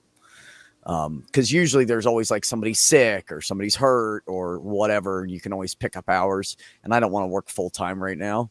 I want more time to myself because I busted my ass for a lot of years. I just need a break. And I can live off of it easily. So, I'm not going to, and I'm taking the FedEx job because once I'm done being trained, I get to work by myself all day. Yeah. And I can walk into businesses, say hi. They'll all like me because we don't spend much time together. I won't get irritated with them. They won't have issues with me because I'm too smart for them. Like what happened at the last place. This is my life. I'm sorry. I didn't ask to be born intelligent or autistic. It's my superpower. So not my fault. Well, and people are always happy you get packages. Absolutely they are. Absolutely. presents. Packages are great. Oh, good. It came. I needed that. That's Yep. exactly what almost all of them say. So yeah, they're happy. They know that the money they invested has arrived. They've got their product. Their mind is at ease, or they're excited because it's a present or something. Either way, they're just happy to see you. You know, you pick up you drop stuff off, you scan shit, you pick up shit, you scan shit, you leave. Great, I can do that. I mean, it can't be too hard, right? Little truck. I pick things up And they put provide things the down. uniforms, and they give you sick pay. So I'm good. Yeah. Yes, Oz is going to be practicing tonight over on The Flavor. If you guys enjoy music and are late night people, I haven't really talked about him, but yeah, definitely go over there. I mean, we all know he was doing the Tang and the Tart and everything stuff, but he has started just a music channel called The Flavor. And yeah, and Jenna hangs out with him and has her own little Jenna cam up there. So sometimes she's up there dancing with us and having a good time. She DJs randomly. It's a lot of fun. And if you're a late night person and you want somebody to hang out with, we have a great time and just listen to music and talk about the different stuff he's mixing, or we'll suggest songs for him to try to mix. And he's like, ooh, challenge, I'll do it. You know? So it's a good time if you're a music buff. That's a lot of fun. Anyways, that's all I wanted to say. Carry on, folks. As you were. I think we As need you more was, penguins in armored vehicles. We really do. We really need more penguins in armored suits too, because that's a It's badass true. suit. I'd slide down in that bitch and take a walk. Yeah. Hell yeah. There's I'd love to have actually a one of them. bathroom inside here. There's a Nice. bathroom inside of it too. Well, I think there would I'm need just to be. joking, but I yeah, would think there because would the need to be, penguin, because by the time you got out of it to go to the bathroom, you would have already Piss your stained the pants. suit. Yeah, just like attach the catheter. There's two different kinds in there, depending on who you are, and just attach the catheter. And then when you pee, it just goes out at the bottom of your leg. No harms, no foul. You know, it's fine. It's just Like a they do tube. on the space Use station. it as a You just secret weapon. attach a vacuum tube and Hey, there's When you're out of a bullets, you OB can pick up the tube and pee on people. Hey, There's ammonia an in your OB eyes will fuck you up. Yeah, that's there's an Biofuel. there's an OBS add-on called Advanced Mhm. Scene Switcher, and when I get it up and running, I'm going to use the audio to make the beak move. This is just a loop Oh, cool. right now. Ooh. Nice. And then when I get this computer CPU fan fixed, I'm gonna try using Unreal Engine and actually do it for real with 3D rather Nice. than some pre-rendered stuff. Sweet. Are you like my cousin or something from a different line of the family? Because I swear to God, I totally love your sense of humor. Like we're gonna have to do like duo Beck, you know, Beck squared or something. We're gonna have to hang out. Back on That's back. hilarious. somebody sent hilarious. me a cartoon that they could not post publicly about that. So if you want an illustrated version of it, An illustrated Beck and Beck would be interesting. no, an illustrated version of the UPS man delivering a big package. Oh, that's half the FedEx. videos on Pornhub. FedEx, not UPS. UPS is all over everything. TikTok, Pornhub. Oh yeah. Like there's on Pornhub, you can look up UPS and it'll be like UPS drivers going around and giving customers head and shit in the back of their truck, or they hook up with somebody and I don't know how they get away with that. Like, how do you have a job still? Your face is on the fucking video, man. Like UPS they is know who union. you are. Like if you're gonna get the wrong boss that's a pervert or a gay man, and you're gonna be in trouble. Because it's almost all gay men, you know. It's not. There's not women doing this. It's men in the UPS trucks doing that. Might be some women. I haven't really seen any yet. But let me know if you find it, and I would like a link. No, I'm just kidding. It's fine. I'm kidding. I can find porn just fine by myself. I'm an adult. Email it to 604atheist@gmail.com. I made this joke 2 days ago, DKH, and I love you for it. Question: why did Ken never get Barbie pregnant? A, because he came in a different box. Love that joke. Yes. I thought it was because in the movie he literally has no day. Well, it's okay because she doesn't have a vagina either. Details. Which really raises some questions about that pregnant Skipper doll that they showed. How did that happen? Implant? Magic. They implanted an entire womb and everything in there because they don't have that either. I don't know. Pregnant Skipper. Oh yeah, because No, Skipper's I older don't think now it and was she's Skipper. married and has Yeah. kids. Whatever. There was a pregnant Barbie they released. I don't think they did a pregnant Skipper because she was supposed to be too young. But they actually had a Barbie doll that Thank you. the stomach came off and there was an actual little baby in there. Well, And that's not creepy She came at with all. 2 stomach plates, one that was Oh. bulged out for the baby in there and one that was flat after she had the baby. Abortion How baby eating Barbie. Strange. Did the little piece that you put in after she's done delivering have stretch marks? No. No, not I don't know realistic. about that. Now we'd have to exchange some pictures and discuss. We need an anatomy class. Who do we know who's an Roger, anatomy? I do not know you. Who are you? Abortion Barbie. Please take it out of me. I want to go to college. I don't know a Roger, so if you're going to be in the back room, yeah, you can tell me your name. I need to know who you are because I don't have a clue. And that looks like a picture, and I'm not going to get porn bombed tonight. So Did you guys hear that? You better know somebody I know, or you're not coming in. Did you guys hear that the Barbie movie is about to become the film company? I don't know who made it, 20th Century or whatever. Is about to become their biggest movie ever. No. It's amazing. Yeah. It's certainly It's- gotten a lot of free publicity. That's probably why it's on track for that. You see, there's this magical formula, right? Where if you can get, I think M&M's came close to perfecting it, where you ignite controversy amongst the imbeciles, and everyone says you're a fucking jerk. I'm going to consume whatever you hate, just to spite you. Yeah. I had wondered about that if Mattel didn't, have some people ignite the whole social media controversy. I don't think movie theaters think that much about it. They're Uh, not interested in social media. They're interested in money through the door at the theater. Sumami, if you want to come in, you are absolutely welcome.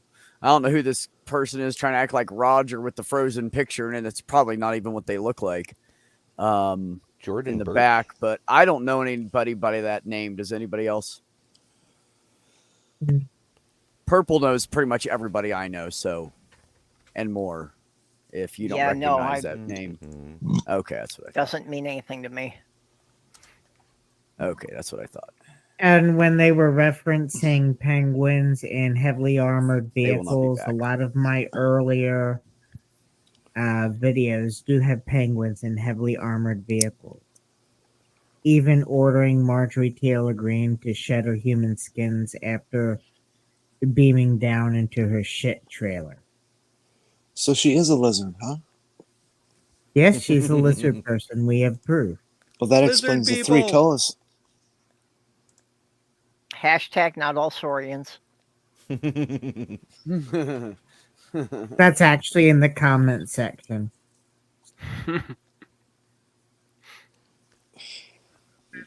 We ceratopsians are your friends. We just come here because you have great salad bars. You know, when I was a Did kid, you forget to pin the There we link go. again? No, I did not forget to pin any link. It was up there somewhere. Wait a minute, I didn't pin it. I don't ever pin it. I put it in randomly so it disappears and hopefully people don't see it after a while. It's in Okay. Aha. I was wondering where that Roger person had gotten the link from because I didn't think that you had made it. Yeah, public.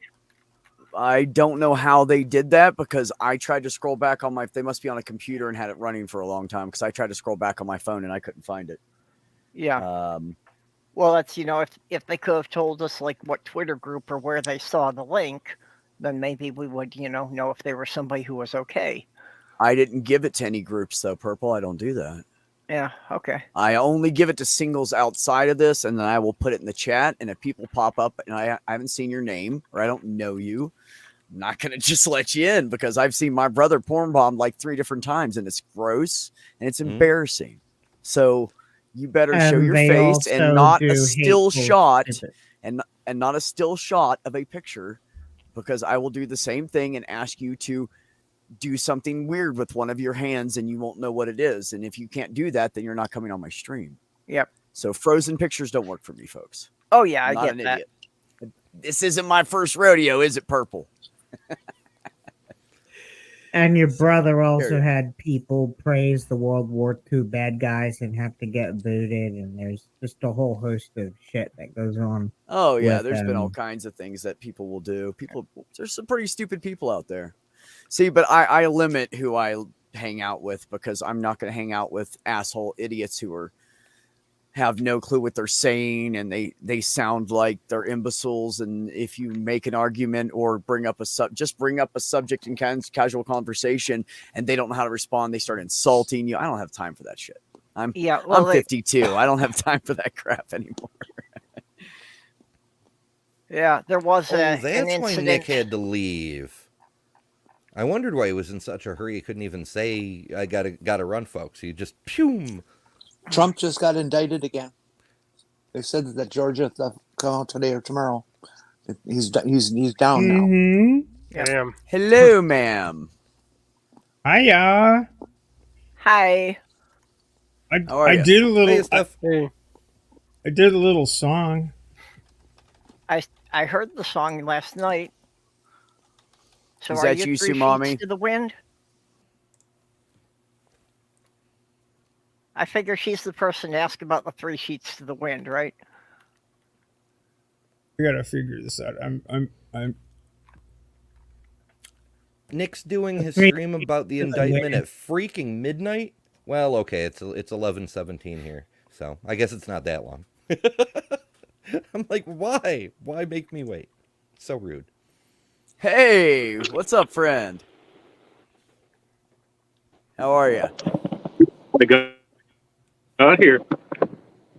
Ooh, you're a little blinky. You might have to kill your video so we can get your audio good. You're a little choppy, just so you know. Hello, Sumami. How are you? It's probably my phone case. Hello, everybody. Chilly. Hi. Thank you for coming in. I appreciate everybody. Okay, now, yeah, Majestic, I've seen you in the side chat a couple of times, but I don't really know anything about you yet. I usually hang out somewhere in the background. Yeah. I Me actually too. had a suspicion that you two were the same person with 2 different channels for a little while. The way Jay runs around with that second channel, shoot, what is Pocket Locker and Hunter Biden's laptop. it? That's the other one, yeah. That was hard to say. Yeah, I didn't know it Can was I the same share it? person for a long time, and I was hanging out with Jay and Richard's streams. Had no clue it was the same person, and just I didn't know him that well as Pocket Locker. I mainly just knew him as Hunter Biden. So I got in the habit of calling him Mr. Laptop because you know how I am. I say hi to everybody and I'll shorten names and shit. So I call him Mr. Laptop, and Dave, I call him Mr. Desk. I don't know why. It's just fun. Nice. Yeah. Because they're inanimate objects. Yeah. So I had no clue. And we would sit there and BS back and forth and agree on some stuff and disagree on some stuff. We got along great. And then one day I was like, somebody said something, Jay, and I was like, Jay, shut the fuck up. That is the same dude. You motherfucker. I had no idea. Yeah, I have a lot of problem with that. When people are being called by 2 or 3 different names, I have a lot of problem lining it up and connecting it all. Right. In honor of the 45th president of the United States being hit with and Rudy Giuliani and a whole bunch of other people being hit with a RICO charge in Georgia, can I play about 45 seconds of this? Go ahead. All right. Why not? You ready? I'm high. I don't care. Go ahead. Well, yeah. This will make you laugh, though. See, this will be great. I don't care right now. Wait a as second. long as you're not correct. porn Where the bombing fuck me, am I I? don't care. No. Where am I? I gotta find the fucking thing. Ah, here it is. There we go.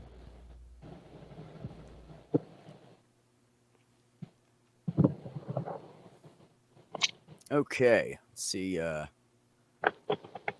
Is you there, Surmami? I do not see your icon, ma'am. I want to make sure it's you. Can you guys hear me? Mm-hmm. Yeah, I hear you, Yes, Jeremy. ma'am. We can. Go Trump right has ahead. been delivered 10 indictments and indictments against 18 others.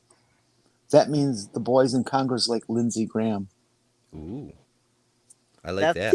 That's part of what I want to see is some of these people in Congress being held. Yeah. I made Oh, up hi. a little ditty. Hi, Steph. Hi. I don't know. Did I share this in the wrong place? Sorry, I was trying to catch up with the chat there. I wasn't trying to ignore you guys. Sorry. But you know, if I brought it up on the computer, I'd actually be facing the right direction instead of looking at my phone. What? I've had this name since. That's a sexy indictment. What was the indictment? The newest indictment for you guys? That I would need be to know. against the trying to rig the Georgia election. Okay, so it's an official indictment now. Yep. I'm so excited. Who else is excited? well, Rudy- Say Oh it. yeah. Oh yeah. It'll be Who fun. hates Rudy that white Giuliani, fucking orange Rudy bastard? Giuliani, pillow guy, all the entire thing, calling it a criminal enterprise, calling it a criminal enterprise led by Donald John Trump. It's under If the RICO Trump- under the RICO statute, I believe.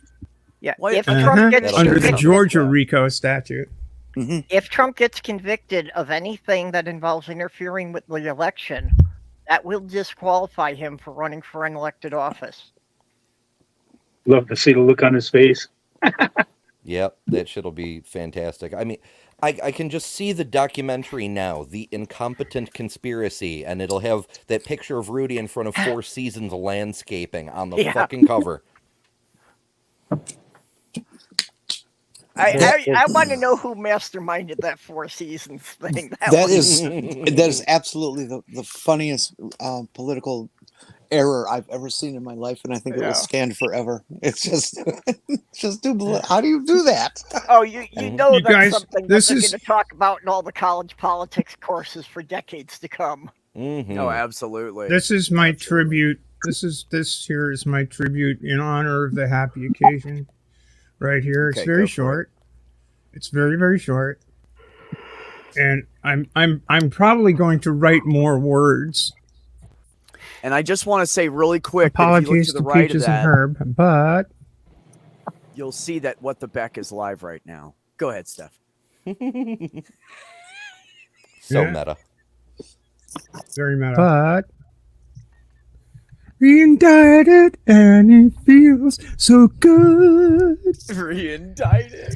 Trump's indicted, and it's understood. At Mar-a-Lago, he's looking to blow. I'm feeling so excited, 'cause he's reindicted. Hey, hey.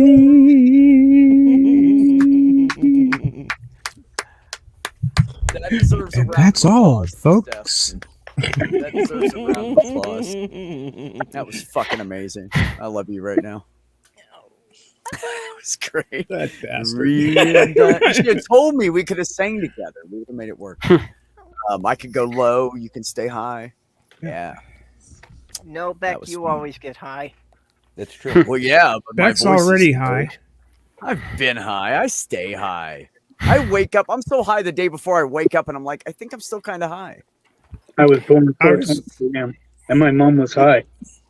They thought You know that. We just became legal in Minnesota, and I haven't smoked any yet.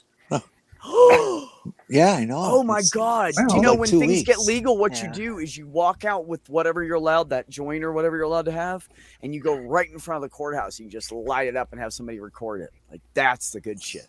Because they can't do a damn thing. And all those people that are against it have to watch you do it. Yeah, like it. unfortunately for me, our building gets federal subsidies, which somehow means that it's not actually legal in this building. Well, shit. Yeah, that's terrible. Another reason, good reason to have your own tiny home one day, Purple. Yeah. A clock that is stuck at 420 is always right. Yes, doorknob head. No, We that would be just always passed 420 somewhere in the world. that would be always left. You Well, liberal touche, hippies. touche. We didn't know we was a political clock, Jenny. Sorry. Gee. Republican clocks run backwards. That's how you know. That's true. What? Do I look like a cat? You see me sipping some milk out of a saucer? See me jumping nimbly from limb to limb? No. Now, get me your insurance.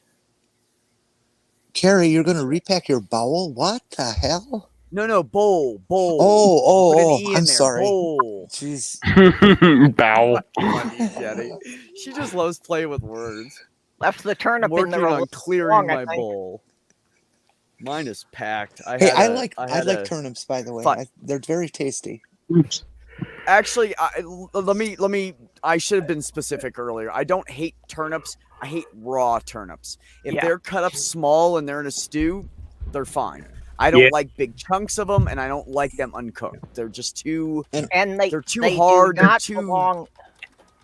harsh. They do not belong in pasties. People have to get over that idea. You do not put turnips in pasties. I know none of you will get this, but if anybody had been to the Upper Peninsula of Michigan, you'd understand what I'm talking about. I know what you're talking about. It's close enough. I was in beautiful Neenah, Wisconsin, which is not too far from the that's peak. a huge distance. Hey, it's not considering Midwestern distance. Okay, I'll take that. Pasties are a big thing in Wisconsin too. I've been getting them in Milwaukee since high school or before. I don't even know what you're talking about, but I believe you. you. Pasties are. Have you ever had a Australian meat pie? Oh, okay. You know, it's a bunch of meat and insides that are wrapped around in a pizza crust type of, or a pie crust type of. Yeah. I had no idea. Kind of like the one of the chicken pot pies. Yeah. Kind of like that, but with different ingredients, right? I had no idea what that was, so my mind just went to pasties. Yeah, and you get thrown in jail for pronouncing it pasties in Upper Michigan. Sure. Yeah, they do not like that. Actually, it's a Cornish dish. Oh, Cornish pasties. Sad. Did you try boiling it in a two big varieties. thing There's of water? The Cornish ones and there's the Scandinavian ones. Yep. The Cornish also invented red beef, corned beef. No, never mind. That would make sense. Yeah. Corned beef. I love how Carrie put this meat pie in the hand eaten. That's beautiful. In the hand eaten kind of pie. Australian meat pie is an impossible serial killer lady. They ground up the village idiot or something. It was kind of gross. Well, it was a handheld pot pie, because it's like people would take it for lunch, so it had to be something they could eat without a plate or utensils when they were working in the field or down in the mines.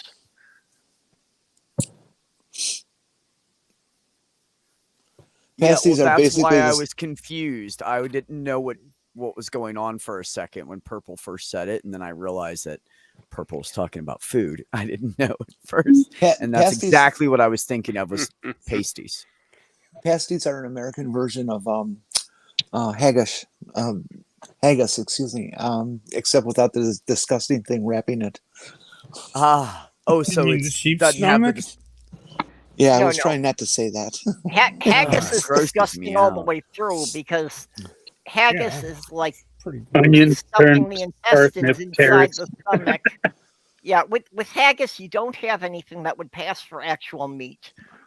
No, I don't. Yeah. Well, it's organ meat. It's all organ meats, which is it's not bad. Strangely But hungry right now. Right.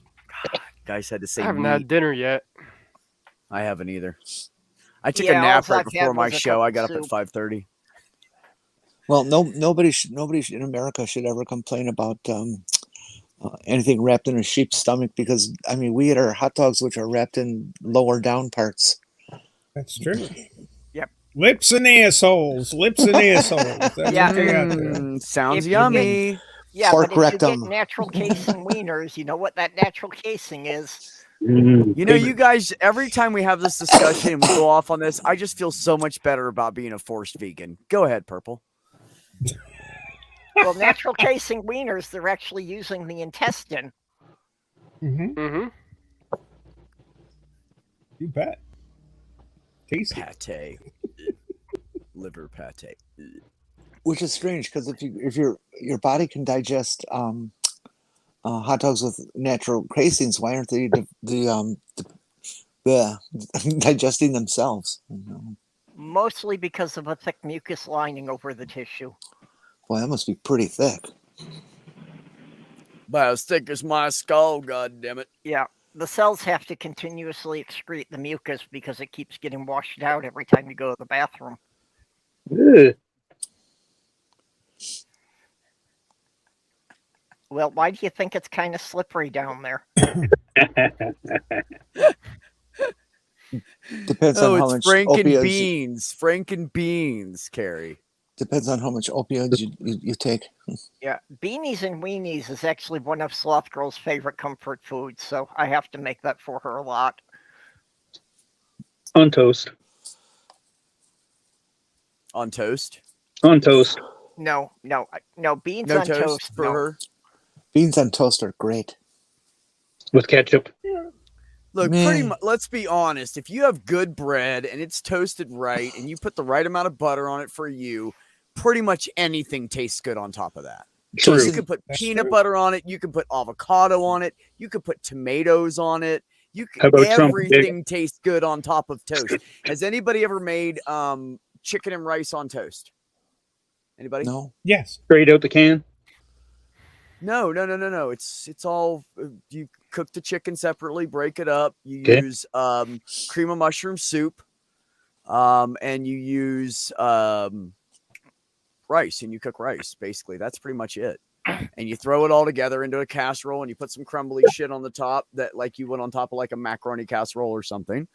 And you throw it in the fucking oven, and it's delicious. And you put it over top of toast, and it's a bunch of damn carbs and starch. But if you're like, it's winter time and you're working your ass off every day, man, that shit is the best. You wake up in the morning, you're full of fucking energy. You had protein, you had some milk, and you got a bunch of fucking carbs. So you wake up in the morning just ready to go to work. Yeah, but if you got Tsunami, I will be over at your house shortly to share in that lovely dessert. That's just great food. Kielbasa are my favorite sausage by all means, by all accounts. They're really, if it's the good stuff, they're the best sausage. I go to my local Ukrainian deli and get some kielbasa every week. Oh, you bastard! It's fresh out the smoker. Like the guys are in back, I go smoke with them, and I'm like, "Hey, get me a good one," and they, it's pretty good stuff. Nice. Not in my diet though. It's one of the things I remember as a kid was helping my uncle make sausage, because each of us kids had to take turns cranking the grinder while he was putting the stuff in. Yes, my mom did the same thing with us.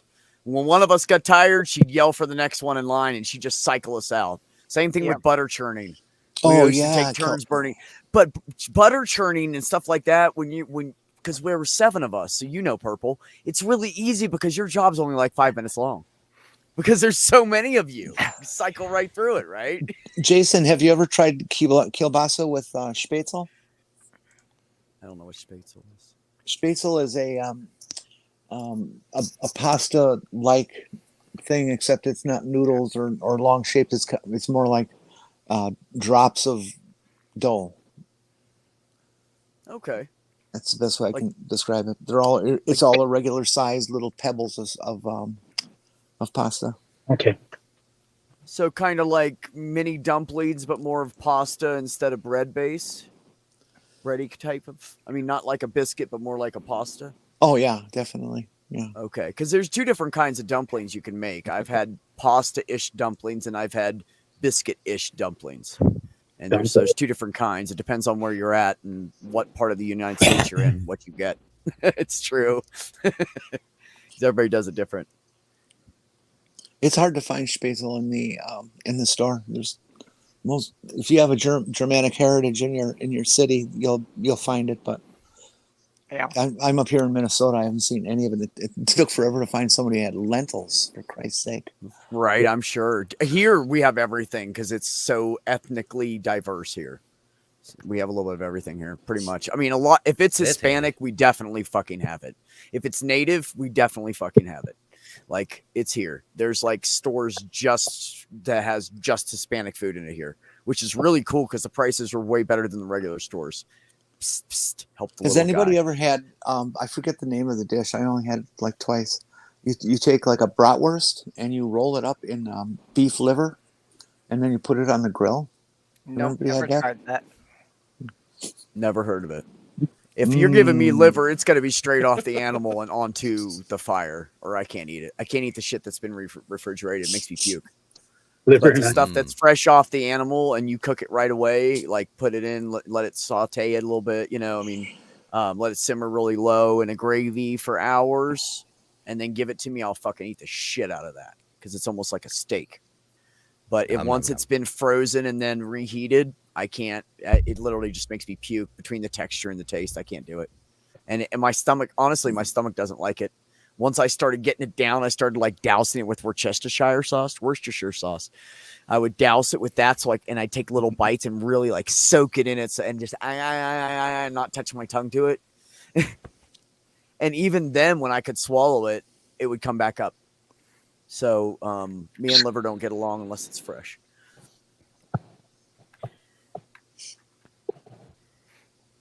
Not a big liver fan.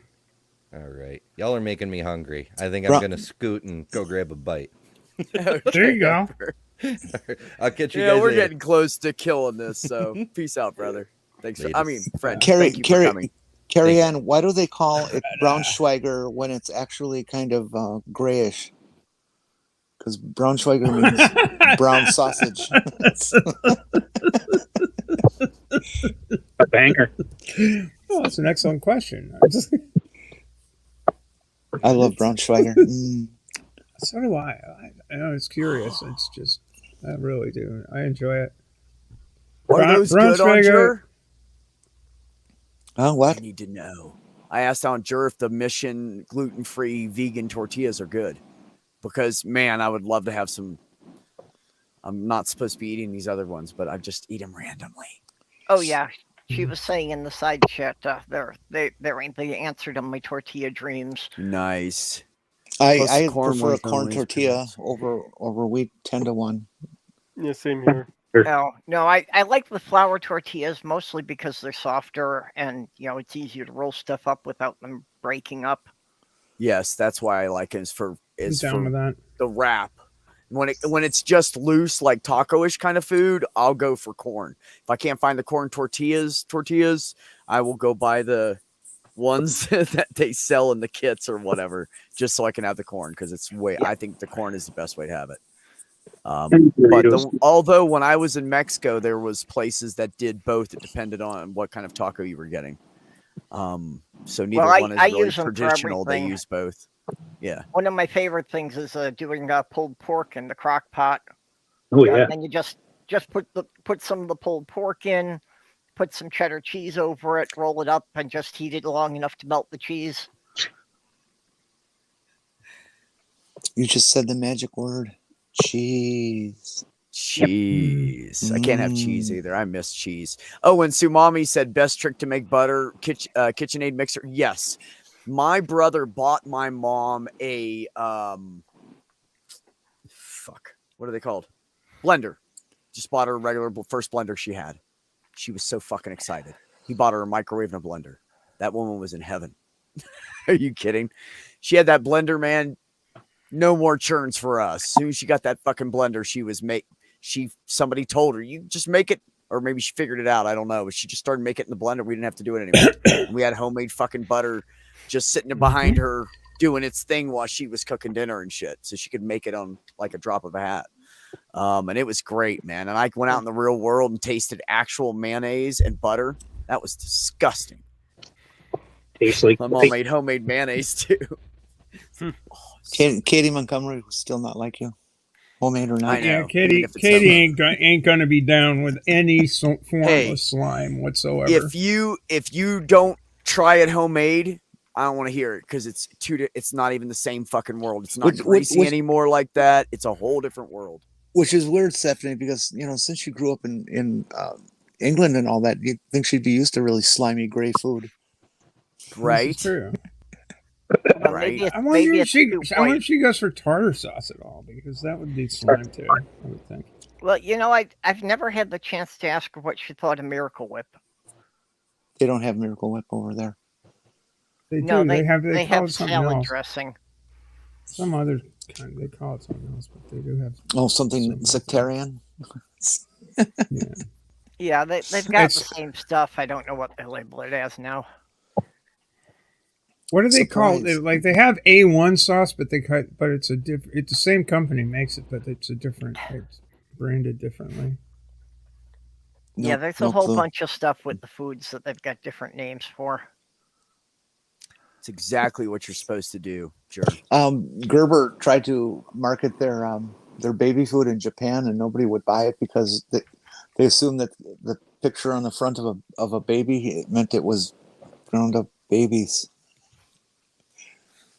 Well, it is, isn't it? Well, shh.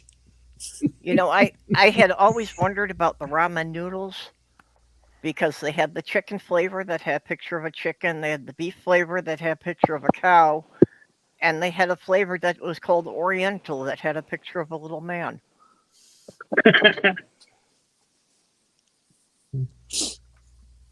Ground Jake- babies, yummy. Penguin eat the ground baby.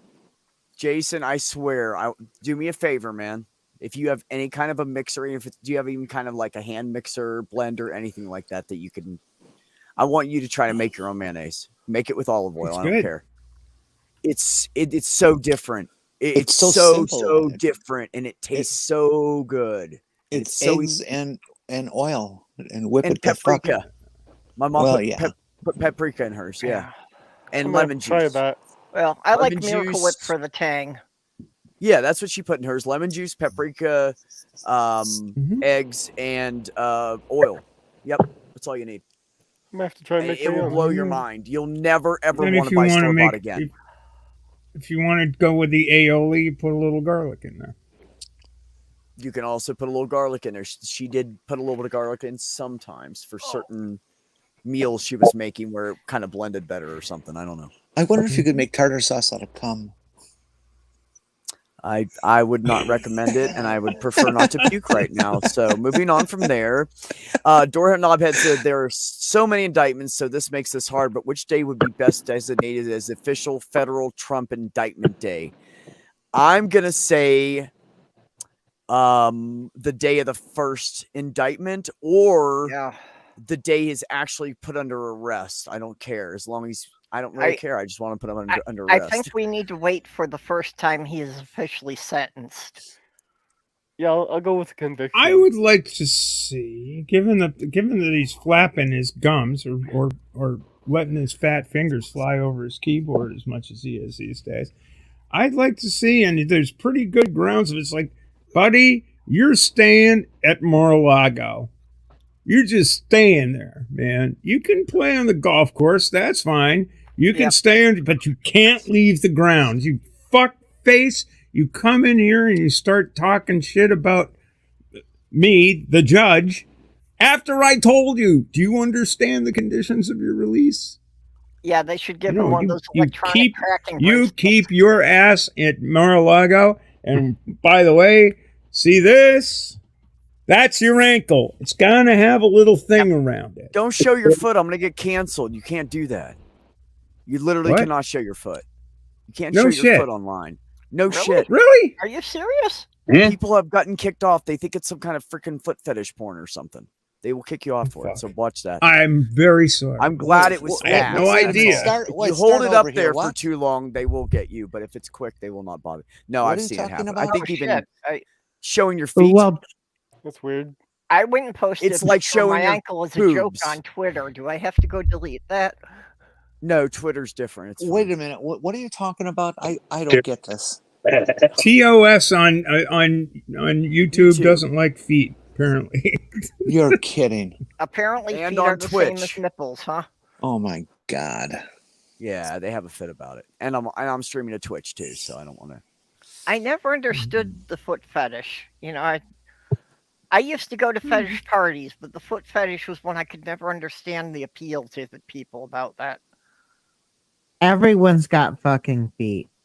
Yeah. Almost everyone. They shouldn't be fucking feet. Yeah, but some people have special feet like MTG, three-toed and everything. You MTG, know, she has 3 toes. yeah, I know, because she ordered to shed her human skins, and she's a rat. Oh yeah, that's true. Yeah. I forgot all about that. I even did God, that I like in the one of my soles of them feet. videos, where the Penguin Commandos invade the shit trailer, order her to shed her human skins, and then tase her, and then haul her back for interrogation.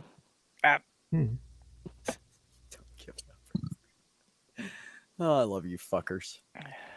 Mm-hmm. I know, really. Jason's Like, you right. guys could take any part of your body and film it doing something weird, and people are gonna fucking give you so much money. People are weird, man. They get off on.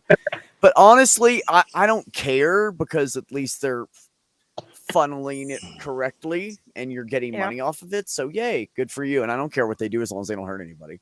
But it is interesting, the different fetishes that are out now. It's so, oh my God, there's so many of them. They're just like, they're popping up left and right. Somebody does something weird and everybody's like, ooh. And then there's that fetish, whatever that is. I think the reason why Elon Musk is such a miserable putz is because he's a closeted furry, and he just needs to embrace the furries, and he'll be fine. Is that what it is? Good petting. Well, somebody Embrace who's the furry. talented should do an artist impression of Trump as a fuzzy. What fuzzy should he be though? Should he be like a wolf or a pig? Pig. I think a pig. Flying pig. Well, I've heard several people say about that if you're online, somebody's masturbated to you, and I'm thinking that, well, I never show my face, and then it's like, yeah, I see some of the furry art, and there's probably somebody who's jacked off to my avatar by now. Yeah, exactly. Well, it's fine. Whatever. The furries do not want. Hello, Von Rick. How are you? Good to see you. Welcome. Hey, Von Rick. Haven't Yeah, seen you in a haven't long seen you time, around. except for one quick moment at the end of somebody's stream. You popped up and I said hello, and then it was gone. But I don't remember. Somewhere. Trump Von is Rick the, used to lurk in Lavender streams all the time. Yeah, Trump is the Cheeto face. Seriously, it's mommy. Say again, Mage. Trump is the Cheeto face shit gibbon. Don't you insult a gibbon like that ever. Apparently, it was a Scottish guy who came up with that one. Oh, yes. I still shouldn't insult a good ape. I would imagine Trump is more like a mandrill. This particular render was from when DK had Mid-Journey or Dolly make a half cat, half Elon Musk, and we did the whole Elon's a closeted furry thing. Actually, I think Trump's fuzzy costume is what he wears every day that we see him. It's Ox, what's how on far top of his behind head. are you? That Ox, how far roadkill behind on are top you? of his head. Yeah, it's what's on top of his head. It's whatever that creature is. It's on top of his head. I would like to see somebody who's It's some sort of slug or there's actually a real life caterpillar that looks like his hair. Yeah, there is. That's what I'm talking about. And it's toxic. Figures. Touche. I would like to see somebody who's clever with art and stuff do a pictorial tutorage on how to have Trump's hairdo. In like 20 steps, because it looks like it'd take that much.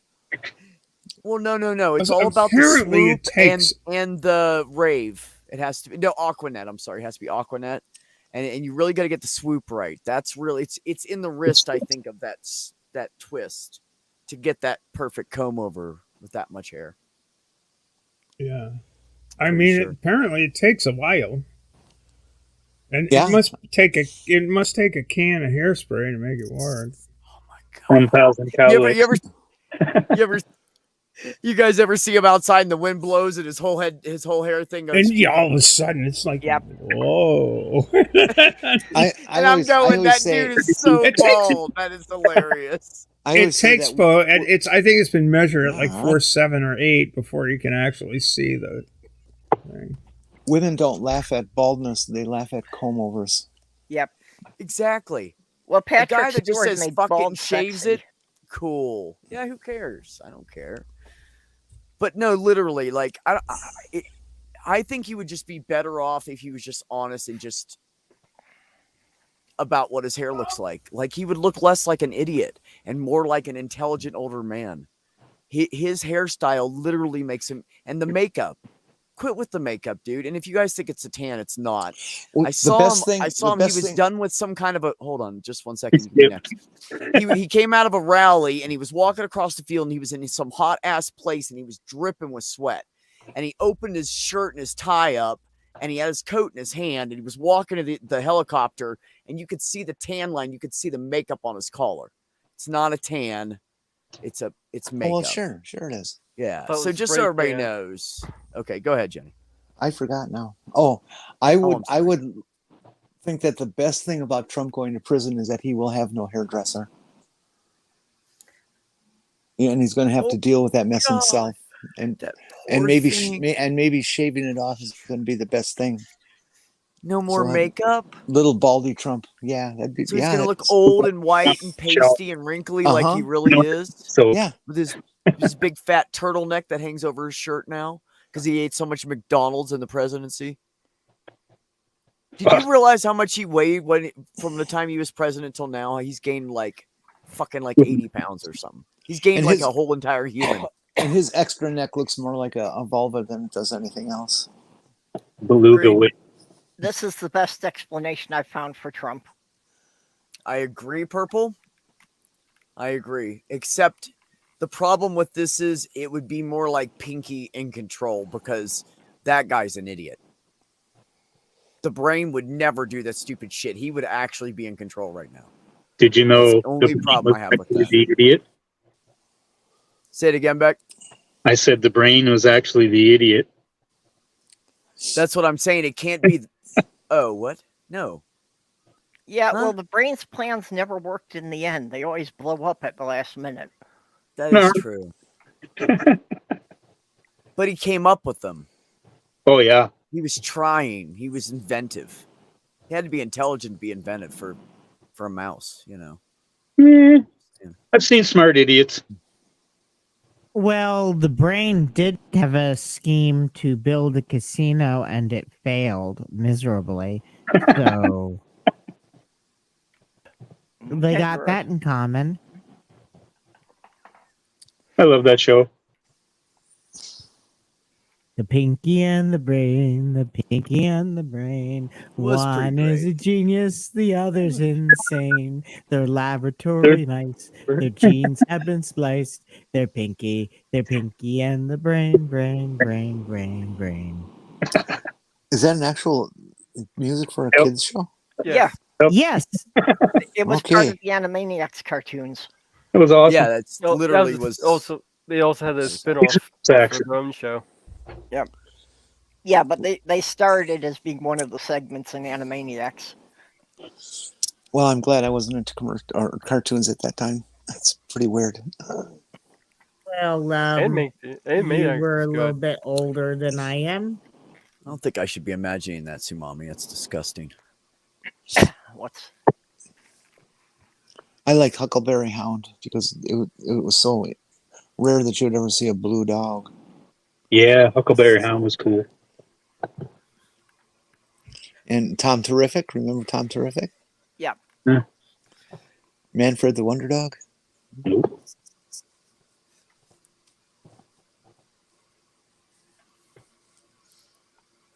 I I can hate smell Sunday. that picture when I see it, like cigarettes and hot vinyl. Jason, I love you.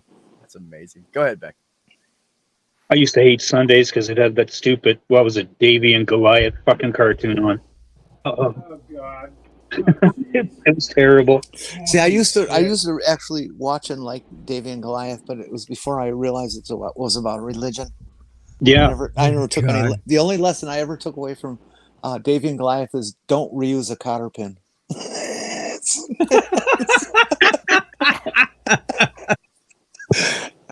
Well, you know, Jesus said that I'm must dead be in the serious, too. Leviticus somewhere. Don't you reuse a cotter pin? Right. Don't reuse it. We used to Yeah. make How about them out of, Mr. out of Peabody? penny nails. Mr. Remember Pete. Mr. Peabody? Mr. Yeah, Peabody and and Sherman? Sherman, yeah. Peabody was the dog with the glasses. And he spoke Yeah. like this. Sherman, we shall now go to the... Yeah, he was Yeah, highly they intelligent. were a segment on the Bullwinkle show. On the Bill Okay, Winkle Mr. show. Peabody, let's do it. Yeah, and let's get into the Wayback Machine, and they'd go into various periods of time, Roman history, and Mr. Yeah, the Peabody way was- back. Trizzle, trazzle, troll. Now we make this one come home. Yep. Yeah, what was the turtle? Come on, baby. I can't remember the turtle's name now. Sorry. I'm flirting with Sumami again. I apologize. All right. But I Salami didn't stick around the bench here. Does anybody remember Super Chicken? Super Chicken. Oh, that was on I for trust such a you, short Jur. time. But yeah, it was I good. trust you, Jur. Enjoy. Do what you want. I always hated Starts in 4 minutes. Oh, we should get off of here and run over there. Shit. Hey, you guys want to raid? You guys want to raid Nick? That ought to be fun. Hit the button. Yeah. Yeah, Who's Nick? we can all jump over there. Nick Suter? Yeah, Jur, Oh. give me that. Drop that link in the. Yeah, drop it in there for me. He's starting in about 4 minutes. He's going to talk about the Trump indictment. Oh, So I thought you guys might be interested in that. It- Jur's going to it's- drop it in it's the chat. If unbelievable. you guys want to leave and go over there, I'm okay with that. I'm wide awake. We can talk more. Whatever the panel wants to do, I'm indifferent. So you guys pick. You want to raid now, or you want to wait and talk? So for a what's the name of Nick's channel? Because links don't work on In a phone. time. In bit? In times. time. Okay. The in time show or oh, something. the in like that, time. Yeah, I'm actually I'm subscribed to him. Yeah. I just wasn't paying attention to my phone, to be honest with you. I'm gonna go catch him. Okay, go do it. Love you, Jenny. Thank you. I'm watching what's going down in Gather, and Jay's got Jay sharing the Midas touch. Aha. Those guys are really good. Yeah. But I caught a little bit of it earlier, and boy, the list. You got Pillow Guy, you got the like Building 19 guy, the Remnants guy, whatever his thing was, Overstock.com guy. He's in there. You got Sidney Powell. She's in there. You got all of them. It's just all of them. Like, Yep. Oh yeah. tons and Everybody, tons of people. every single person that he has been connected to that has helped him in any nefarious way. They know their names. They're bringing them in to testify. It's going to get ugly. And the goal here is to get Trump in trouble before he tries to run for president, of course. And that's he's why Jack already Smith is- running for president. No, wait. Before he becomes president, possibly. Again, let's put it that way.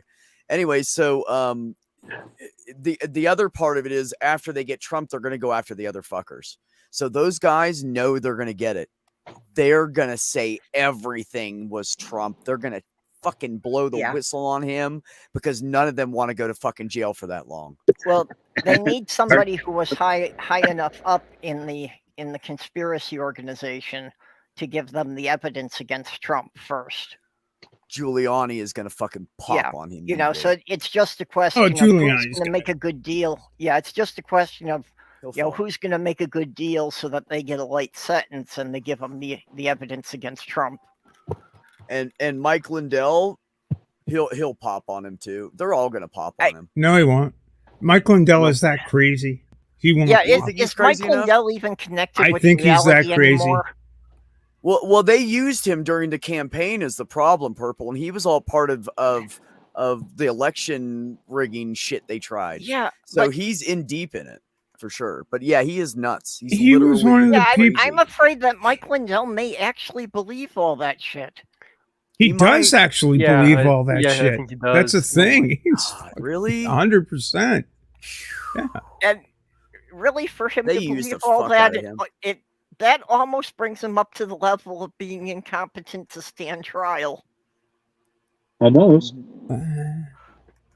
Almost, yeah. But they're still gonna. I they're still forget gonna who have it was. It was a senior Trump administration official who did literally say, well, he could try the insanity defense, but it's like literally everybody told him. And with the federal indictment, with the January 6th indictment, think of the people who weren't named or weren't, we kind of know who the 6 people in that indictment were. But one of them isn't Mark Meadows. He's flipped. Another one isn't Jared Kushner. Yeah. He's on the shelf somewhere. Because, God damn it, that son of a bitch knew all sorts of stuff. So Do did you his know- fucking wife. Do you know that they're like kind of there was just an article from one of the major not Republican actual news places, and they were talking about how they're hyper focusing on Jared Kushner right now because he's been into some shit, and the Saudi crown prince is his friend, and they're leading it right back. They're trying to lead it right back to Trump. I'm telling you, that motherfucker's going down too. You know, I Eventually, had he will. really been so hoping that Ivanka was just going to throw the rest of the family under the bus when they, started questioning her. Bail. It was 666 Fifth Avenue and the National Bank of Qatar, right? Qatar wakes up one day and they're blockaded and they're being blockaded and everyone's threatening to destroy them because they harbor terrorism. It's like the pot calling the kettle black over there. So Just a muddle. basically, as soon as the Kushners get a loan to get above water, all Qatar's problems go away magically. Magically. Like God did it.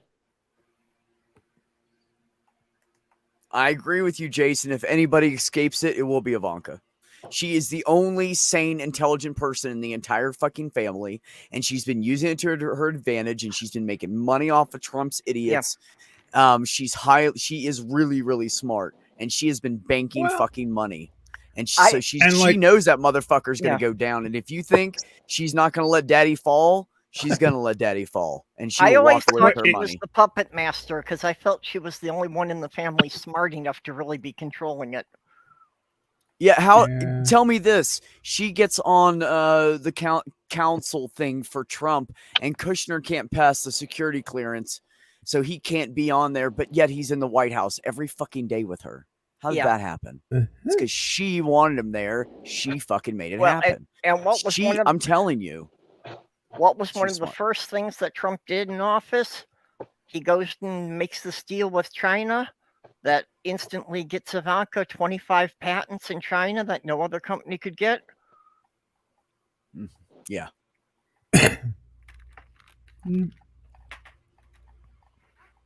No. Nobody ever you're talks absolutely about right, Jason. Tiffany. There's no love. There's no loyalty. Absolutely not.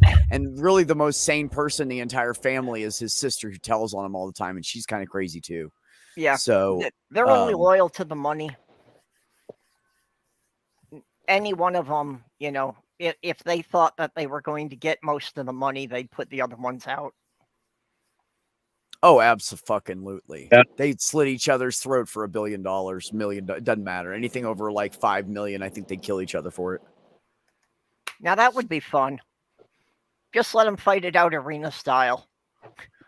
Yes, that would be amazing. Go ahead, Purple. I'm sorry. Marla Maples' daughter there. No, that was all. I just put them all in an arena. Last one standing gets the family fortune. It'll be Ivanka probably. Oh no, I think it's going to be Tiffany because she hasn't been involved in any of this shit. That I Don forgot about her. Jr. That's right. That's right. Everybody There are other forgets about her. factors in Guess this. what? There's also Melania sitting in the background with her mouth shut, letting him go down. She doesn't want to get into Where's this. she at? Why isn't she standing up for him? Yeah, Because we she know knows nothing he's about a fucking Baron. piece of shit, but she can't say anything, or she won't have. Because you know damn well she signed a prenup, Right. so she has got to fucking stay with him, or her and her child are fucked, and she fucking knows it. So now she's trying to do like NFTs for herself online. She's trying to make her own money, is what she's trying to fucking do, because it's the only way she'll survive. She's got to use. Remember Celebrity Deathmatch in the late 90s, early 2000s? Yeah. Can you imagine Don Jr. getting into the ring and trying to get overpowered with angel dust and eventually just bleeding out of his nose to death? The visuals. I don't know. Baron's got to be like what, 15, 16 or something now. How old is he? You guys? Think? He's in his mid to late teens, I think. Yeah, there's actually a book called The Last President. It's part of a series written by Ingersoll Lockwood over 100 years ago, and the place where the idiot who surprised everyone and basically became the fucking dictator, the place is actually where Trump Tower stands, and there was a character named Baron Trump. Really?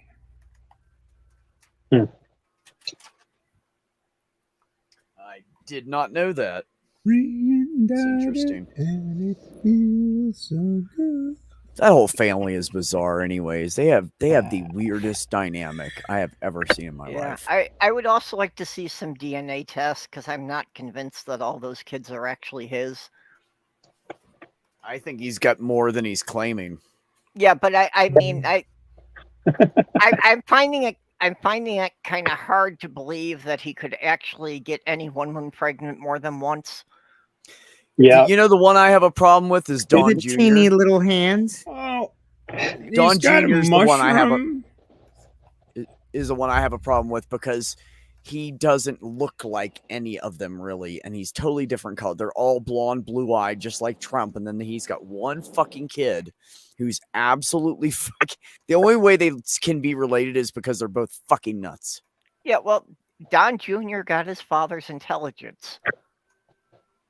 Which is so he's the only one I really think is his.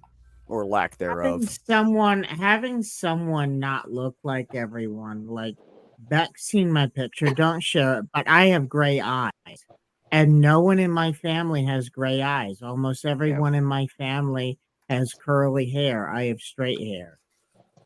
Yeah. So sometimes that does happen. Well, in my family, we're all seven of us are a combination of our parents, but three of us look a lot more like mom and have her coloration, and then four of us, the other four, have dad's coloration, and we all have different eye colors. Mm-hmm. So it's hard to tell. Ever since I was a child, it was pretty clear that I got almost all of my genetics from my mother's father. That I was pretty much a smaller version of my mother's father, except that I grew to be 6 inches taller than he was. Oh, wow. Okay. Well, I'll explain that difference as just having decent nutrition in childhood that he didn't have. Well, that's a valid point because a lot of our parents were not the healthiest of children. It's true. My mom is 5 foot, and her mom was 4'8", and my grandfather was short, and that's because in old country everyone was short, and then on my dad's side everyone's a fucking American giant. Really? Hormones. And I am almost 6 foot tall. Are the tallest people in the world? I wasn't exceptionally tall. I was only. Yep. I never quite made it to 5'9". Yep. The average height of a Dutch woman is 5'7", I believe. Pretty tall. Yeah. On average. And that's average. I mean, Yeah. What's the average height of a regular American woman? I think like 5'4". What? 5'4". Really? Yeah. No shit. I don't know. I'd have to Why Google can't I it. find a fucking short little hot woman? What is wrong? I think it's like 5'8" for men and 5'4" for women. I'm not sure. I think the average height in my area right now is like probably like 6 foot for chicks. Women. It's like, yeah, I'm like 5'8", and they're all like above me, picking me up and stuff. That's not a bad thing. It's I'm kinda just cool. saying, buddy. I don't see anything wrong with that. I'm talking to somebody right now, and I just found out she's 5'10", and I was like, Monster? Ah. You do know that I'm 5'6.5", right? I mean, I don't have a problem with it because we're all the same height, laying down and cuddling. But if you do, you might need to know this right now before we talk anymore. Yep, according to Google, it's 5'4" for an American woman, 5'9" for an American man. Wow. Yeah. See, It's Mom, you're actually perfect gone for down me. You since fit the right under my chin. 1950s. Good cuddle. Yeah, see, you would fit perfect against me. The average Why American. is Sumami height not going in the? Why is Sumami? What she was? Her internet connection wasn't good. She kept getting kicked. Oh, okay. Yeah. Oh, yeah. Me too. I'm a teddy bear. I'm a snuggler. I really am. Yeah, well, I'm a big softy. Sloth Short Girl softy. says she's 5'0". We've got the same thing. I'm a full head taller than she is. See, I was 5'8", It's but I lost frustrating an to go inch. shopping with her because I can't It's see okay. her above any of the displays.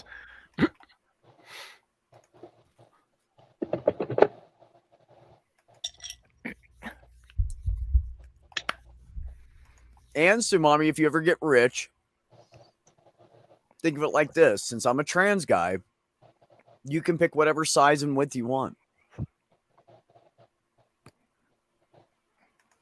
I mean, that's a pretty good deal, right there. That out. Do you want it? Do you want it curved? Do you want it straight? What do you want? You can do. We can make it happen. That would be convenient if you get to choose there. I told my ex that, and she died laughing. No, I mean she wouldn't anymore, but she died laughing at the time. I was at a fucking Amazon return bin store yesterday. Seriously, looking for bike parts because they have them there sometimes, and it was $10 per item day, so kind of expensive. So I'm digging through, and all this stuff is packaged up and wrapped. You can't see it. You're not allowed to open it. And I grabbed this fucking big honking package, and it was a giant fucking dildo. And I was standing next to this old lady, and she's like digging through some underwear and shit, and I'm just like, got this big dick in my hand. Okay. All right. Like, I shit. Before the shill server are you was folks? new. Hold on for a one. Stephanie paused. That was not a stop. Go ahead, Oh. Steph. Yeah. I'm sorry. There's whatever lagging goes on as it does on the internet. But do you guys know this guy called Rude Pundit? Have you ever run across him on Twitter or anywhere? We will. It's very, very funny. During the it was what 2000. When was the Obama campaign? When did Obama get elected the first time around? 2008. Very ominous. Yeah. So it was. There's another guy that I've known since before the Twitter. Actually, the Twitter was around in 2008. That was sort of a thing. That's when it got going. But it was back in the old bloggy days, and there's this guy who was quite a famous blogger, and actually was featured in an episode of The West Wing back in the day. But I was affiliated with all these people, and we had a little convention in Philadelphia, which is where Atrios lives. Duncan Black. But anyway, one of the featured acts was this guy, the Rude Pundit, and the Rude Pundit was, he did politically focused comedy, and part of his bit was kind of like super misogynist. Like, I wouldn't fuck Ann Coulter with. Ooh, And with and Thompson. he was and he was waving around this dildo. This thing. It's like, what the fuck is going on here? So anyway, one of the party managed to score the dildo off of the rude pundit, and we were down in the hotel bar, and the guy was sort of waving around the dildo. It's like, you people have to leave. Damn. Yeah, it was a I rowdy went through bunch. when I was officially back in the day when I was officially a lesbian. I went to Officially, Leeds, did you have a Virginia. card? Oh, abso-fucking-lutely. Yeah, Awesome. Human Rights Awesome. Campaign. I was a Like donor. Anyway, so I flew over to Oregon, packed up all my shit that I wanted. I had my army duffel bag and 2 black trash bags. And went to the airport. I went down and sold my Jeep back to the dealership. They gave me a ride to the airport as a courtesy. I had bought four or 5 vehicles off them, so they said, we'll just call it even. Don't worry about the few hundred you would owe us. We don't care. And they gave me a ride to the airport, and was going through. They had it set up weird there for some reason. I don't know why. But they had like scanners out in the front when you first walk in. You had to like stand there and hand them your stuff and get it scanned, and they would hand it back to you. And then you could walk into the terminal. You couldn't even walk into the terminal till you got your stuff scanned. It was really weird, but they had like the screen was right there. You could see everything. And I had a strap on in there, and she put it through there, and I went, oh God, like this, like, oh fuck. And she looked over at me, and she looked over again, and she goes, oh honey, she was a big black lady. She goes, oh honey, don't worry. I've seen way worse than that. And I went, oh, I'm so glad. Thank you. And then I went to walk in the terminal, and then I realized I still had fucking pot in a bowl in my pocket. So you could go out a side door to a smoking section, and I ran over there and I fucking hit the shit out of it, and I threw it in the trash, and I couldn't keep the lighter either. So I threw it away, and I went in through the whole thing, and and I left. But I was mortified for about 3 seconds until she said, you have no idea what I've seen in people's bags. No idea. You cannot shock me. Like 55, 60-year-old black woman. She was hilarious too. She was like somebody's mama. Like you knew it by talking to her. You know what I mean? She was really cool. But it was mortifying for a second. And then after that, when people look through my bags and shit, I'm like, go ahead. I had cops in Oklahoma ask me if they could search my truck in such a way that when I said yes to the no answer, it was really weird how they worded it. They tricked me. And this cop had a newbie greenhorn with him, and I think he was showing off. And somehow he got me to say, yes, you can search the truck when I said yes, but I was saying no to it. Because he said, so if I go in there, I won't find blah, blah, blah, blah, blah. But somehow how he said it when you know what I mean? It was like a double negative or something. I don't know. It was weird. But he goes, okay, well, I'm going to go take a look. And I went, and it hit me how he said it. And I said, you motherfucker. Totally did a word game with me. So he goes in the truck, and they tear our entire tractor trailer apart. 2 people living in a truck. We got bunks, you know what I mean? And on the top bunk, there's like bags of stuff, because when one person is driving, you have to sleep on the bottom bunk because it's not safe. So we took turns switching out our bedding on the bottom bunk, depending on who was working, you know? And they tore the whole place apart. They had muddy boots. They stomped through the whole place. We had just literally cleaned it the day before, like wiped the entire truck down. It was spotless. And we had a little spot up front for the shoes. You know what I mean? Like we were really picky about, because you live in it. You want to keep it clean. But they stomped through there and they threw everything everywhere. And the guy came out. He stuck his head out. He goes, come here. And the other guy's like, hold on, I'll be right back. And he tries to like walk over fast, scared, but still kind of trying to look cool, right? And he goes over there and they kind of. And my friend Shalane, who I'm driving with, we actually weren't friends. We just got paired up. We actually hated each other, but not the point. She looks over at me and I look over at her and we're both like, what the fuck? And she goes, because she's got a girlfriend. She's a lesbian too, right? And I have a girlfriend at home. So she said, do you have your strap on in there? And I went, yeah, I do. And we're just watching these cops and they're over by, and this guy's face is white and he's like manic, like, freaked the fuck out. And she goes, we're fucked. And I said, yes, we are. And then they walked back over and they gave us each a ticket for a seatbelt. We had left our seatbelts off because we both had to pee, and the company had left us sitting for 8.5 hours with no bathroom. And we were like, fuck this shit. We need to go to the damn truck stop right now. We both had to shit and everything. So we had taken our seatbelts off and we drove by them, and they were on a little side road watching for trucks to drive by. It's their gig, I found out. And they popped us, but they gave us each a $135 seatbelt ticket for driving 2 blocks without a seatbelt. But they couldn't get us on the rest because none of it's illegal. Even in the state of Oklahoma, it's not illegal to have those things. So they couldn't say a fucking thing, but they were mad when they had to walk away and let us go.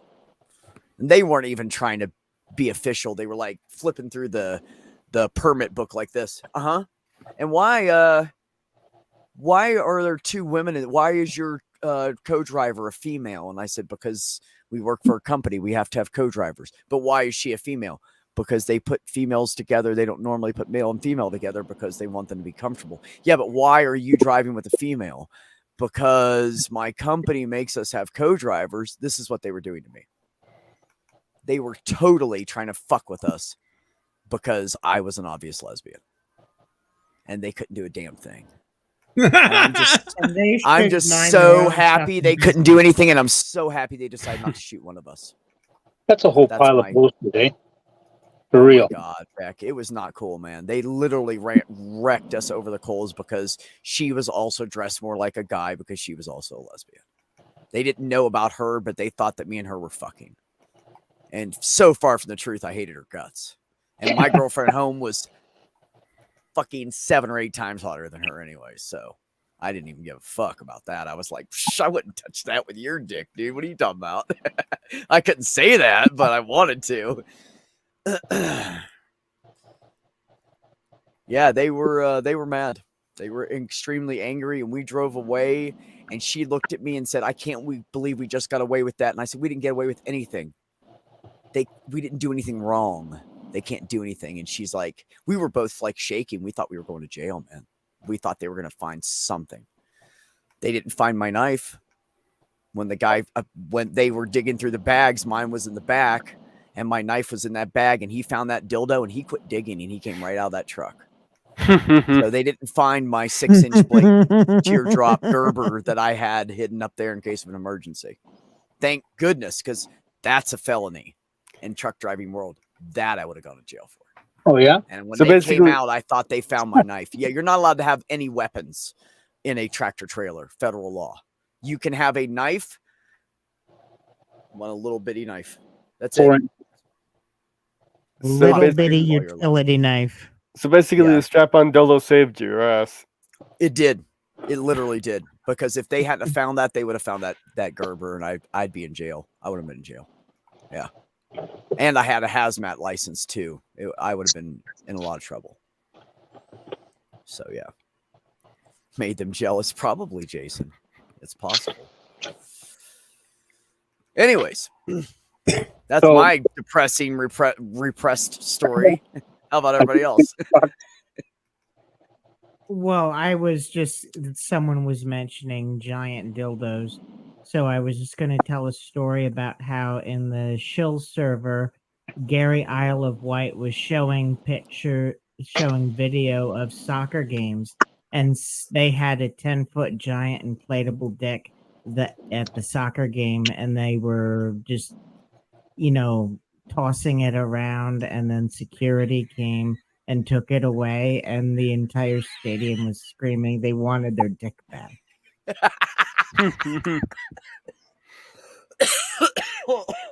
Oh, you got me on that one. If I go to the UK, I definitely want to go to a soccer game, football game, I should say, because it's what they call it. Football. Yeah, the real football, not the fake shit. They get excited. I got this fat joint with a coupon at the. It was really big. It was like this long. Anyways, I got a big ass pre-rolled joint at the dispensary for $5. And it was Monday, so it's Medical Monday, 15% off at the dispensary. So I got a bargain. I get some really good stuff cheap. I love living in legal states. It's amazing. So I ride my bike to the dispensary daily, and it's in on a native territory, so they got little tiny bit different laws. So cash only, don't pay the government tax. I love it, so I go buy some stuff. But people realize their shit isn't sealed. And in Canada, if it ain't sealed and you're driving, you got open shit in your car, you're fucked. So people ditch it out the window. And I'm riding along on my bike. I go, oh, free joint, free joint. Oh, free. Are you fucking kidding me? I found a whole fucking ounce. It got ran over 3 times by a car, I guess, because it was flat. But like, I got crow vision. Anything shiny or anything important, I grab it. $5 bills, whatever. Dimes. Yeah. Whatever, right? So I'm cruising along. I go, what the fuck? That's full. And I stop, dodge traffic a bit. 18-wheelers are fucking honking because I'm an asshole on my bike. And I grab it up. And I'm like, holy shit, it's a full ounce of good stuff. It's like 20%. Yay! Right? Oh, yeah, all the time. Cans of beer. I'm like, yeah, it's still good. Threw it out the window because the cops got them. They got scared. Cop came up behind them. Yeah. I go through my city here that's close. I go in and visit, and my favorite thing to do on a Sunday is to grab a 6-pack of booze because I'm crazy a little bit, and I ride my bike down all the alleyways, which are pretty much all paved or pretty good roads between all the houses. So pretty peaceful, having a ride, having a look. And lately, there's been police everywhere chasing meth heads and stuff down the alleyways. So I'm always running into these cops, and I got these coolers and stuff in my water bottle. I'm just like, I'm going to get busted for sure. Lots of excitement. Yep. Lesson here for today. Stash your weapons in big dildos. No one will ever touch them. I was 20-ish. I was in I was just being a fucking road warrior, hitchhiking, looking for an adventure. Going down the road, got dark. Kind of passed out, and it was pitch black dark. Passed out on the side of the road. This guy stops in a truck, takes me to the nearest town. Okay, so I find a bar, I go in, and it's all army chicks having a beer. So I'm like, cool. Had a beer, and swear to God, ended up on the barracks with a girl. Had some fun. Got snuck out before we got caught, and walking down the street, cops all over me, busted me. And I had this morning. I had a switchblade. I shoved it under my belt buckle, and they patted me down, took all my shit, looked in my bag, blah blah blah. Didn't find the knife, so I'm like so happy, and ended up. They took me to this park, unlocked the gate, shoved me in a gazebo, and came back in the morning and shooed me out of town. Told me to fuck off, never come back. Wow. Crazy. Can say I've never had something like that happen to me in my life. I've got a lot of these stories. I've been learning a lot in life. The hard What area do you live in? Right now I'm in Saskatchewan, Canada. Okay. I'm from Newfoundland. I've been all over the place. Nice, man. Yeah. Nice. That's really cool. I joined the circus when I come down and cliche. Say again? I said I joined the circus when I was a kid because I thought it was a good cliche, right? Yeah, Ox did too. If you see Ox in the chat, he left home at 13 and joined the Carnies. Oh, wow. Yeah, he's got some crazy stories you guys could probably talk about. And by the way, He's interesting to talk to anyways because he's half native, so he's got stories, man.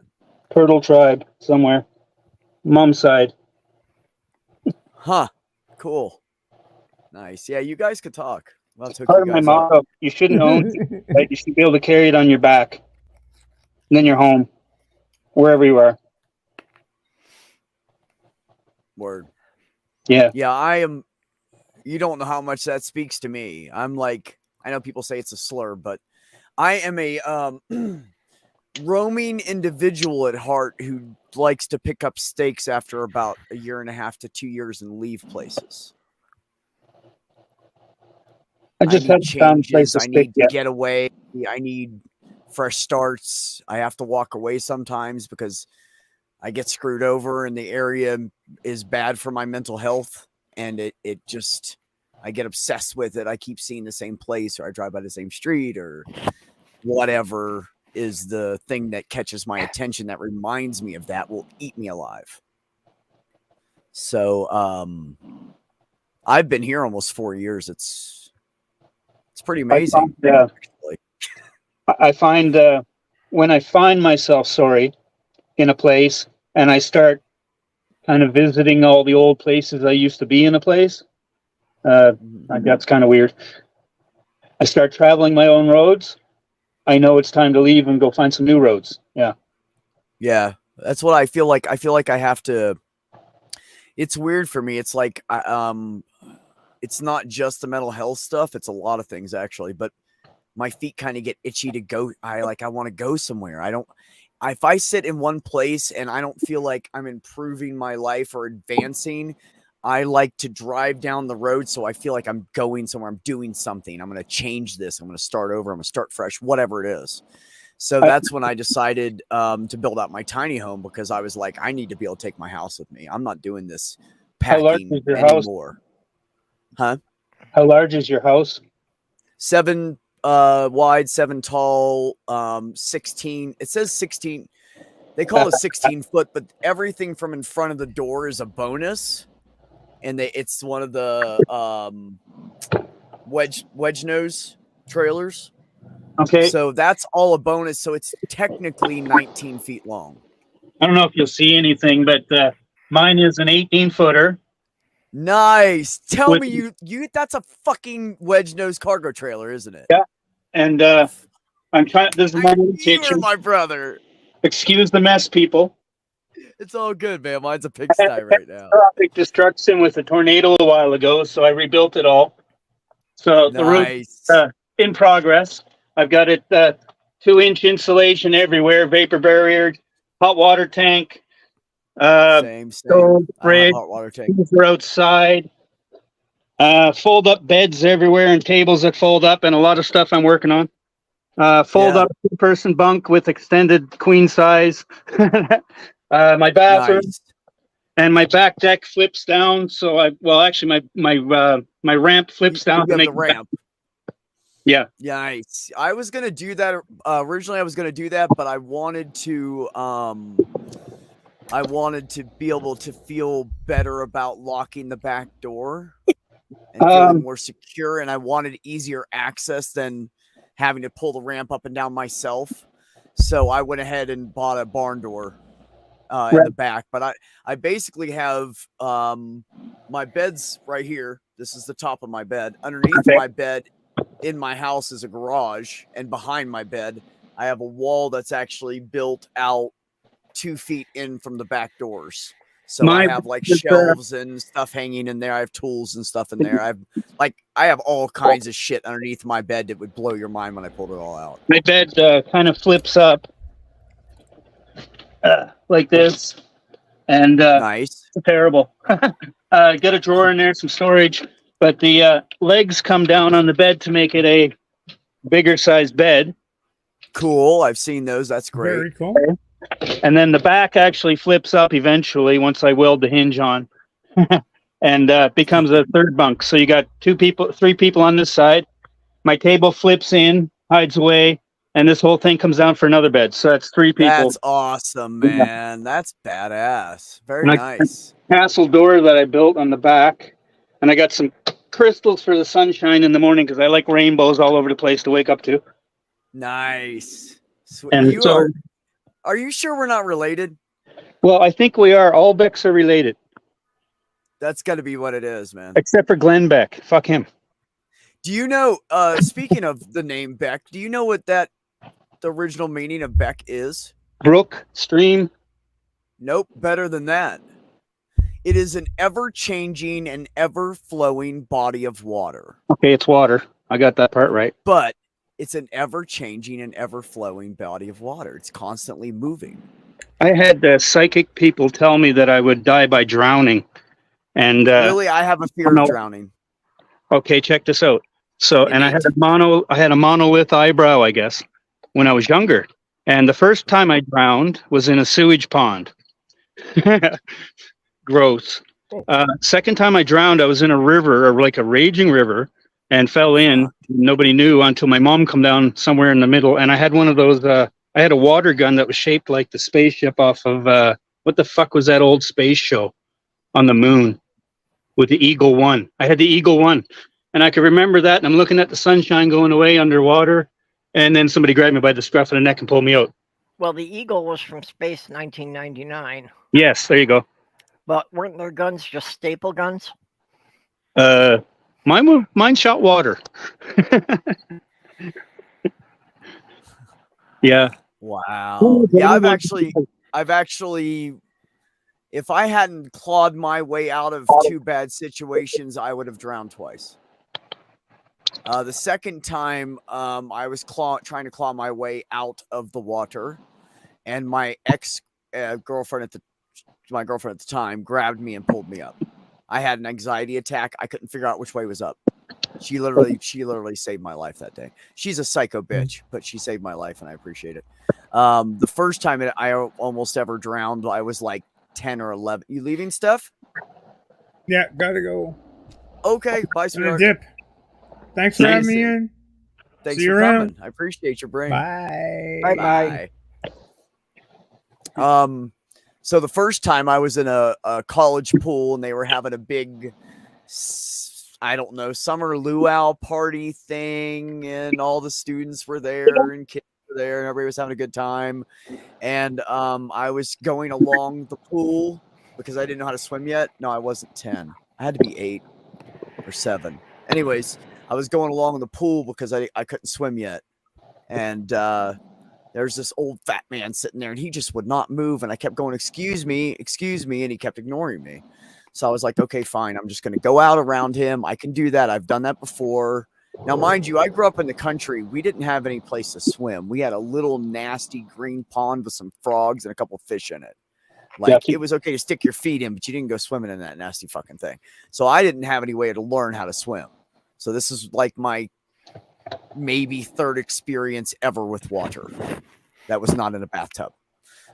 So I go out around him, and this old man, skinny man who was swimming, decided to use me to pull himself to shore.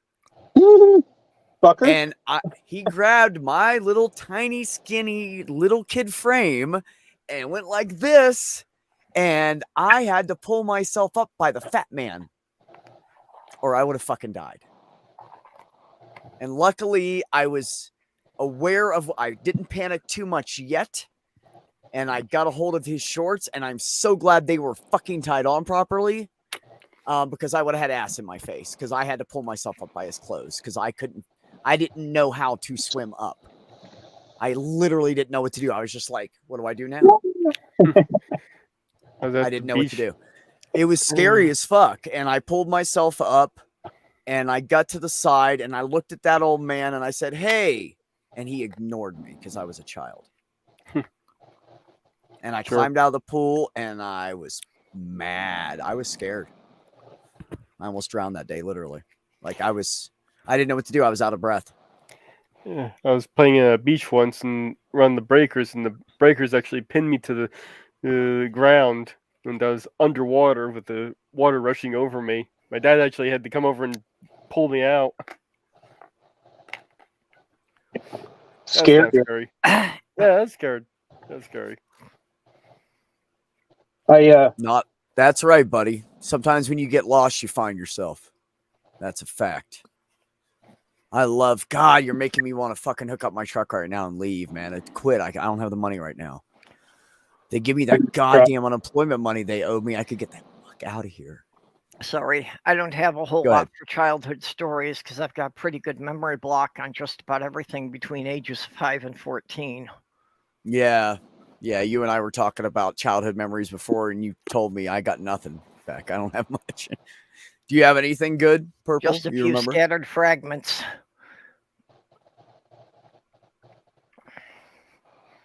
Yeah, nothing Did really not to know add about here. that. Well, that's Most all of the right. bits I do remember are somebody abusing me, and I can't see the faces clearly. So, You know, that's kind of weird you said that because some of the instances with my brothers, I don't remember seeing their faces, but I remember the feeling of hearing their voices and knowing who they were. Because sometimes they had me like wrapped up in my head and stuff, and I couldn't see. So, but I remember hearing the voices, and I know exactly who those voices are. yeah.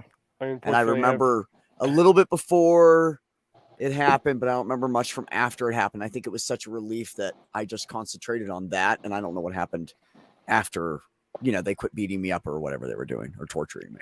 So I don't just remember hiding a lot because it was pretty much whoever got found first got the beating. No, it wasn't like that in my family. I think they got bored and they had nothing to do and they were angry children and they took it out on me. If I was bigger and able to stand up for myself, I would have been okay with that. But when you're 5 and people are 3 and 4 years older than you, that's a very large size difference. That's no good. Yeah, well, my eldest brother is 15 years older than I am. So there's 9 of us strung out across 15 years, and I'm the youngest. I got one of them to quit by picking up a 1x2 that was about 8 or 10 feet long and started swinging it at him and said, "I'm quit fucking picking on me. Leave me the fuck alone." And he jumped away and ran away and got hit a few times and said, "Okay, stop. I'll leave you alone. I get it. You're too big. I can't mess with you anymore. I get it." That was one of them. The cats showed me the best hiding places, and that was pretty much I survived by being able to fit into places that they didn't think I could go into. I was not that lucky. I shared a bedroom with them. I couldn't even go hide. I had nowhere to hide. My sister's room. Sometimes I would hide in there. I go lay in their bed because they would leave me alone because they didn't want to walk in their room because they were the more adult children.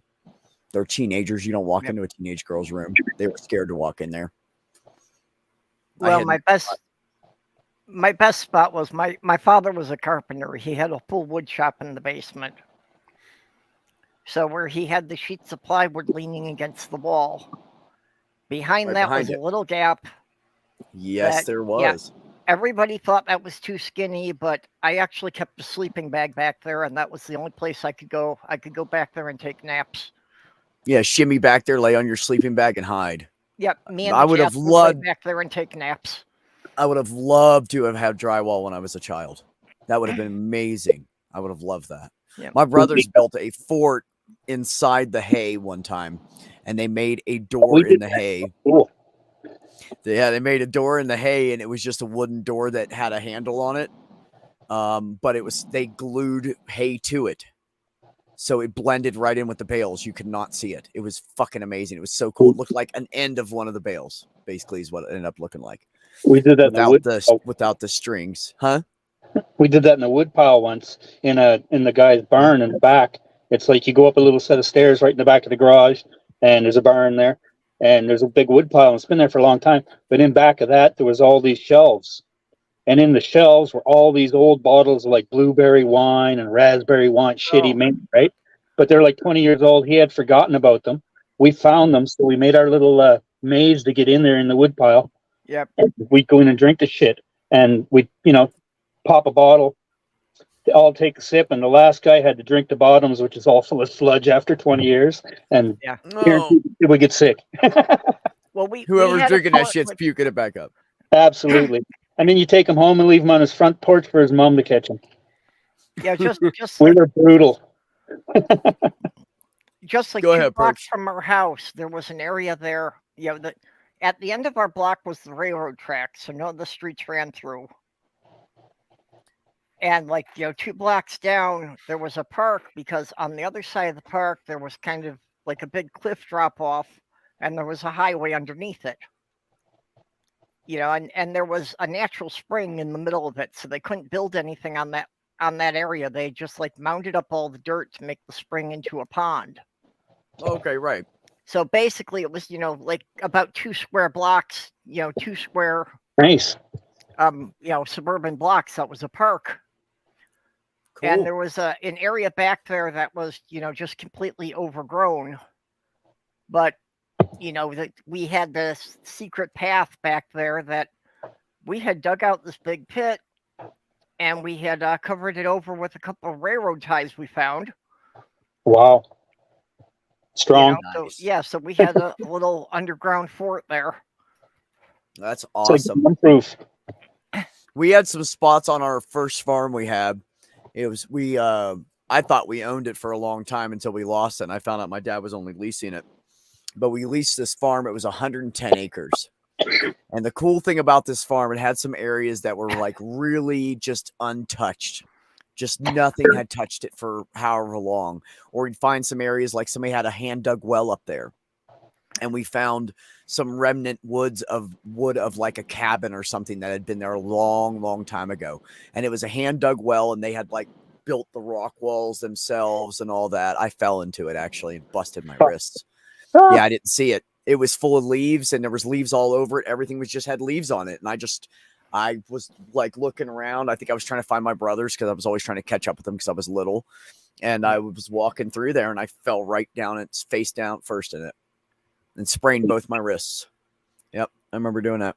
You're lucky. Anyways, there was this really cool rock on our property. This was the best thing about our property. There was a rock that was hollowed out by the rain. And there was a hole in the top of it. And there was an entry point over here, and there was an exit point over here, where the water started running through it and created 2 holes. One hole was pretty easy to crawl through. The other hole, you had to really, squeeze through it. It was really tight. And when you got through that, it was just a big open area, and it was full of fucking leaves. And the hole on top, thank God I didn't fall in that hole. I would have been dead. That hole, when I was a kid, it felt like it was 50 feet over me. So I'm going to say about 15.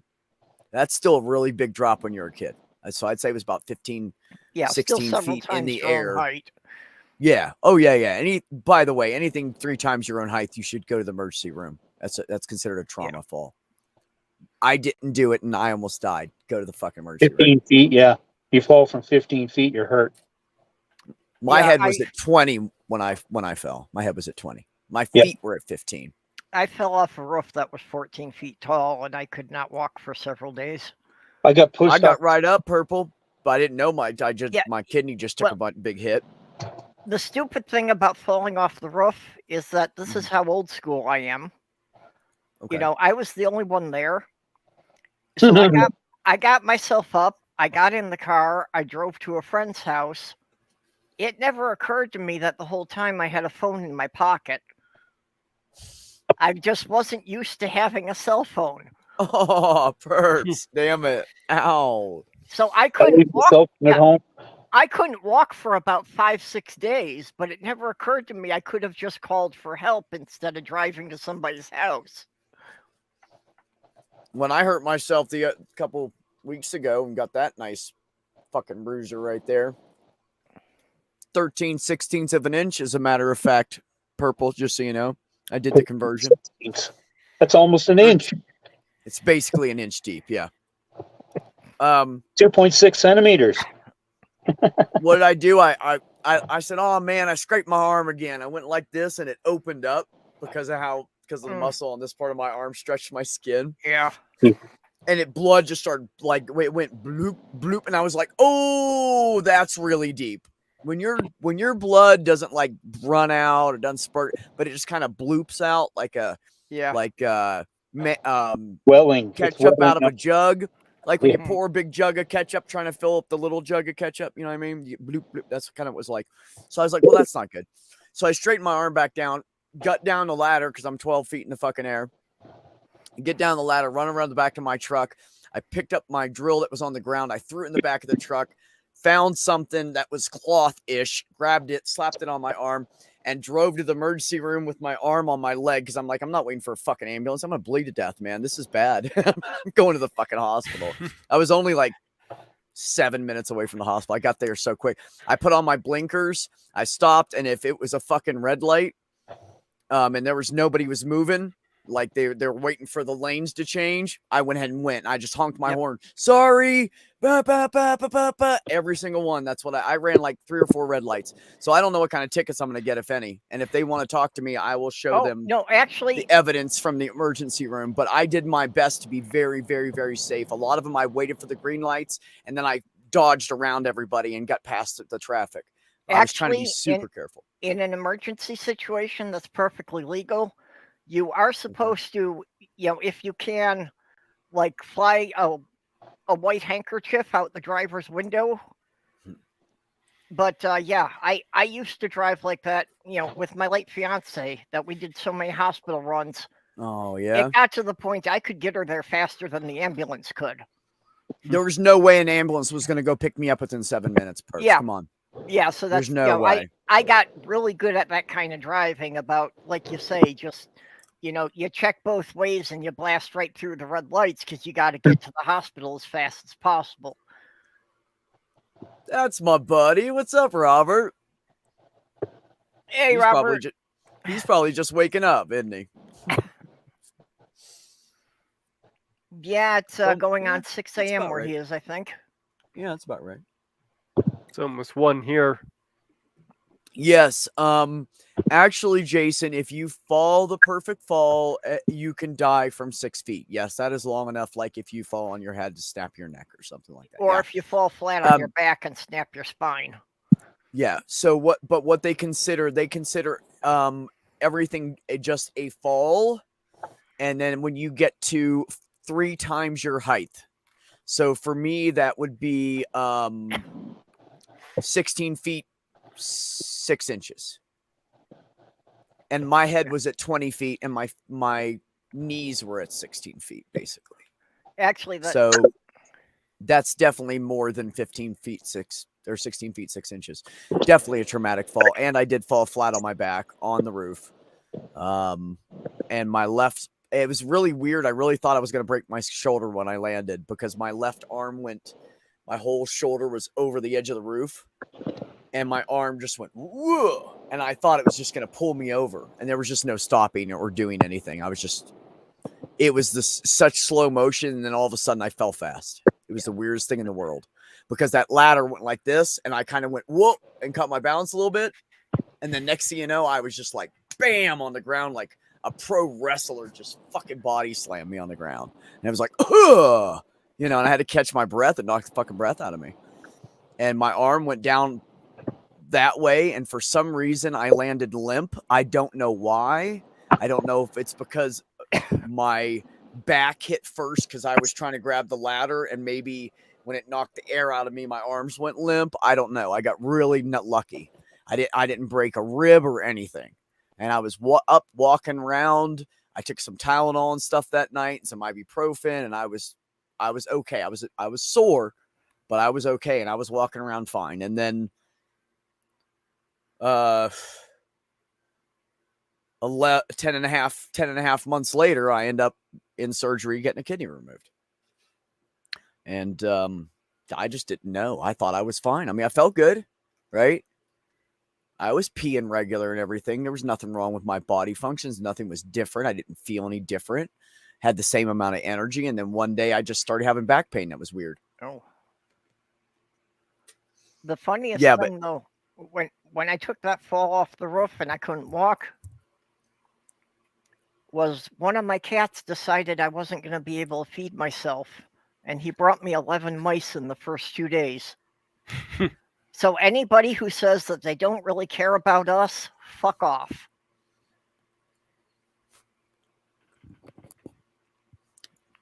Agreed, perps. I don't know about Buns of Steel. I have gotten up twice. One time to get a snack because I'm fucking starving. and I just bought a big bag of freaking pistachios. Oh, I love pistachios. So I'm munching on those. And the conversation's just been good. So I'm just still going. Unfortunately, Robert, I was not drunk. I was actually out in the heat, busting my ass in Virginia in August, end of August, in Virginia, up on a roof in a brand new neighborhood with no trees. And it was hot as fuck that year. And the guy had bought a house and he was updating things and repainting things and stuff like that. Because he'd only been in the house a couple months. Well, he had put a brand new roof on. And I was unaware of that fact. So it had a lot of gravel still loose on the shingles. And the foot of my ladder was on gravel more than I realized. I didn't know it was loose gravel. And then when I got up and it was stuck all over me, I realized that it had really brand new fucking shingles on his house. Like they were apparently only like 5 or 6 days old. We hadn't had a good rain yet to knock the fucking shit off. So when I sat on that and I got up just a little bit higher and changed the angle of the weight on the feet of the ladder with the gravel loose underneath, it was fucking perfect. Yep. Yeah, people don't understand how dangerous that is. That if you're doing shingles, you have to stop and keep sweeping it off periodically, or somebody's going to roll off the roof. Well, yeah, and they were just brand new fucking shingles, and the guys like put them up and left, and nobody swept it or anything. And by the way, Purple, it was only a hold on, what slope was on that? Shit, 4-inch drop over 4-inch drop over 20 feet. Yeah, well, Which is So it was almost just enough of nothing. an angle. It was just enough. It wasn't totally flat and it wasn't tilted really bad, but it was just enough of an angle over that 20, I think it was 20 feet total length that that being loose, the feet just went out from underneath me. Yeah, over the years, I've fallen off a roof about a dozen times, but the highest one was, maybe 20, 22 feet. So it is really amazing that in all those falls, I never broke a bone. That one where I fell off a roof, I was up there working and it was starting to rain. So it's like I lowered all the tools to the ground on a rope, and just as I stepped on the top rung of the ladder shifted sideways. So I wound up having one leg through the ladder. I landed, basically with my leg twisted through the ladder. Oh, you're lucky. Well, and I landed with my shins across one of those concrete parking stops on an asphalt parking lot. Oh, But okay. no broken bones. I want to tell you guys, people that are ADD hurt themselves a lot. The percentage is actually far, far greater than someone that is not ADD or ADHD. Also, I have hurt myself a lot. I have scars all over my fucking body. I can't even count them all. And people in my family will not play the scar game with me. Because even discounting the kidney scar and the double mastectomy scars, I have scars all over me. Yep. I have beaten up my shins, my knees, my ankle bones. I've hit them with fucking hammers. I've hit my ankle bones with hammers. I've hit my shins with hammers. So when Purple says that, I get a little spark of empathy and my leg starts hurting me. Oh yeah, I Because get I the same remember thing. I when fell, I people busted describe serious injuries, I get that too. I busted and you'll know how this feels, Purple. I busted and I fell on the edge of the sidewalk where it's rounded. Mm-hmm. And I fell on just my kneecap. Ooh. All of my weight. Oh God. You know what I mean, don't you? Makes you want to puke thinking about it. It hurts so bad. Yeah, you could have shattered your knee there. Yeah, and I didn't, but it hurts so fucking bad, and it's everything I could do to fucking work that day. I fucking finished that day of work, and I was hurting so fucking bad. And I went home, and I came in the next day, and I fucking worked every day, and I worked through that damn thing, and it was horrible. Wow. And they were like, "Oh, it's your fault. You should have seen the hole in the sidewalk." And I said, there's a hole in your sidewalk. It should have been fixed. Not to mention the fact that you only have one light out here that barely shines light on the walkway to begin with. And you have a large metal trash can on the walkway that everybody has to walk around. And by the way, it casted a shadow directly on the hole that I stepped in, which made me slip and fall on my fucking knee. Yeah, on one knee. It was fucking beautiful. And they just said it's all your fault. They didn't want to like even send me. I went in and got it looked at and had it x-rayed just in case, but they didn't want to pay for it. My insurance had to take care of it. Yeah, I'm surprised that you were able to keep walking, let alone keep working. The good news is I drove around all day a spotter truck at that time. So the only time I walked is when I got out of the truck and had to go into the office either to take a piss or a shit or drop off paperwork or something. And when I got in there, I had my own desk I could use. I shared it with someone, but he was never there. And so I had a whole desk I could use myself. It was so special of them, as you know, since I was the lead driver, to give me that little space. So I could sit down in there a little bit, but I didn't walk around much unless I had to.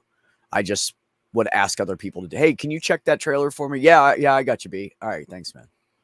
And they knew I was fucking hurt. Like, they saw the gash on my knee. Yeah, I've got a scar on my forehead that no matter what I do, the makeup will never cover it. And that's from where I had a 2x4 dropped on my head. Oh, man, you and I have... See what I'm saying? And how ADD are you, Purple? Well, I'm supposed to get reevaluated for that. And how often did you get hurt when you worked jobs that you and I have both worked, like construction-y jobs? Well, I was doing the home repairs for about 40 years, so just I couldn't count how many. I'm not even talking about major ones. I'm just yeah. I pretty much just hurt myself in some way every day I went to work. Every single day I came home with a new wound. That's my life in construction. You had to make a blood sacrifice to the tool gods or no project could ever come out right. Because remember, folks, it's blood, sweat, and tears. Yep. The best way to get the blood and the tears is if you just hurt yourself, cry, and get it over with. And then it'll be a beautiful project.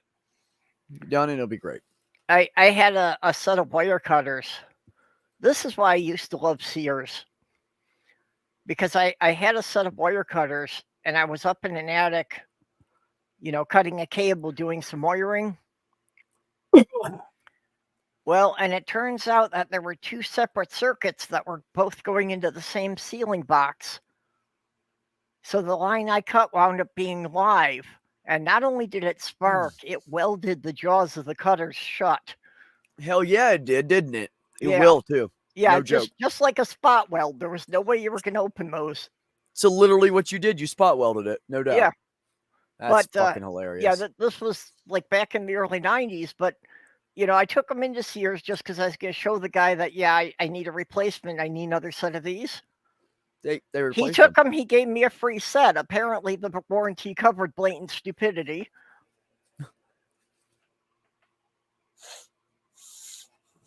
It had an idiot clause in the contract. Yeah. That's fucking awesome. I couldn't believe he gave me a free set and I didn't have to pay for them.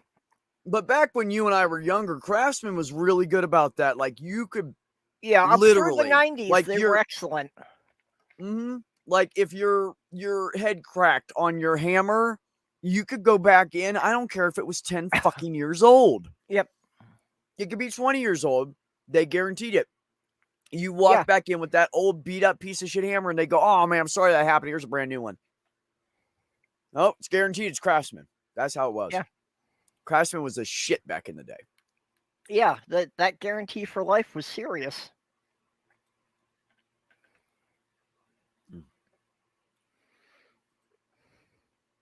I keep hitting my leg on the living room table. It has been in the same place for 3 years. And the more I think of it, the more it happens. I bet that table hates me and just moves when I'm not looking. I saw that. Yeah. You mean like Al Bundy's computer? It just sits there and taunts you, right? Damn it, Carol. Both knees on ice, black ice. I don't know. It's probably Gremlins. Yeah, that black ice is no joke. For people who are in climates that don't get it, that stuff is ridiculous, and especially what it can do to vehicles at intersections. Right. Because you will not see that there's a layer of ice, but when you go to hit the brakes, there's nothing for your tires to grip. Yeah. And like walking like No, that, it's true. it gets like that in the crosswalks. So when you're trying to cross the streets, you don't realize there's any ice there, but you've got nothing for traction. Yeah, the problem is with city streets is people will sit and they're waiting at lights and their mufflers warm up the ice and start Yep. getting a little melty on top, and or the whatever's on the pavement, and then they pull away and it refreezes. Yeah, well, and then you have ice again. the exhaust more. from the cars has a lot of water vapor in it. Yes, So which will create when ice the all by exhaust hits itself. the cold pavement, it freezes on there almost instantly. All that condensation from the hot to cold. Yeah. Yep. The condensation Absolutely. freezes the solid ice almost instantly on contact. Yep. And it just builds up layer after layer through the day. Once you take my line, don't you try to be like this, Beck. Especially when you get up here in Minnesota where, we can literally go weeks at a time that the temperature does not get above zero. Doesn't it get in January cold we enough can have like 2 sometimes weeks. to stop the gas from burning? What's that? Doesn't it get cold enough sometimes to stop the gas in your car from igniting? Not for gasoline, but it's a problem for diesel engines. Because below a certain temperature, the diesel fuel will turn to gel, and then it can't be pumped through the lines. It gums up As and the it turns paraffin. into chunky shit. And in the filter, and you have to not only flush the line out and put in new fuel, but you have to replace the filters too, and you have to replace them more than once to get all the gunk out. Because it usually starts freezing in your tank, and then by the time it goes into the system, it clogs up the whole fucking system. Yeah, Once that's it gets to why the motor, it's warm, but it's too late. That's why in real cold already- climates they'll just leave the diesel trucks idling all night. They won't shut them down. Well, you can. There's additive to put in it, and most of the companies that receive diesel fuel in the wintertime, the companies that ship it out just automatically put more anti-gel in, and that's what they're supposed to do. They don't always do that, and sometimes truckers don't know that they didn't do that because everybody does it because it's fucking smart, I guess, because every truck needs it. But some of the companies, they're assholes. They won't put it in the tank. So you walk in there and you buy the little thing, and you got to buy a bunch of them. You got to buy a jug of it because you're driving a fucking tractor trailer, not a diesel pickup. Yeah. You don't have a 40-gallon tank. You have 200 gallons. Okay, my info on that's definitely very, very outdated. Mm. I haven't really had to deal with anything that had a diesel engine since the late 80s. Oh, well, yeah, it's a little different than it used to be. They have more filters and stuff, and there's more issues. There's more.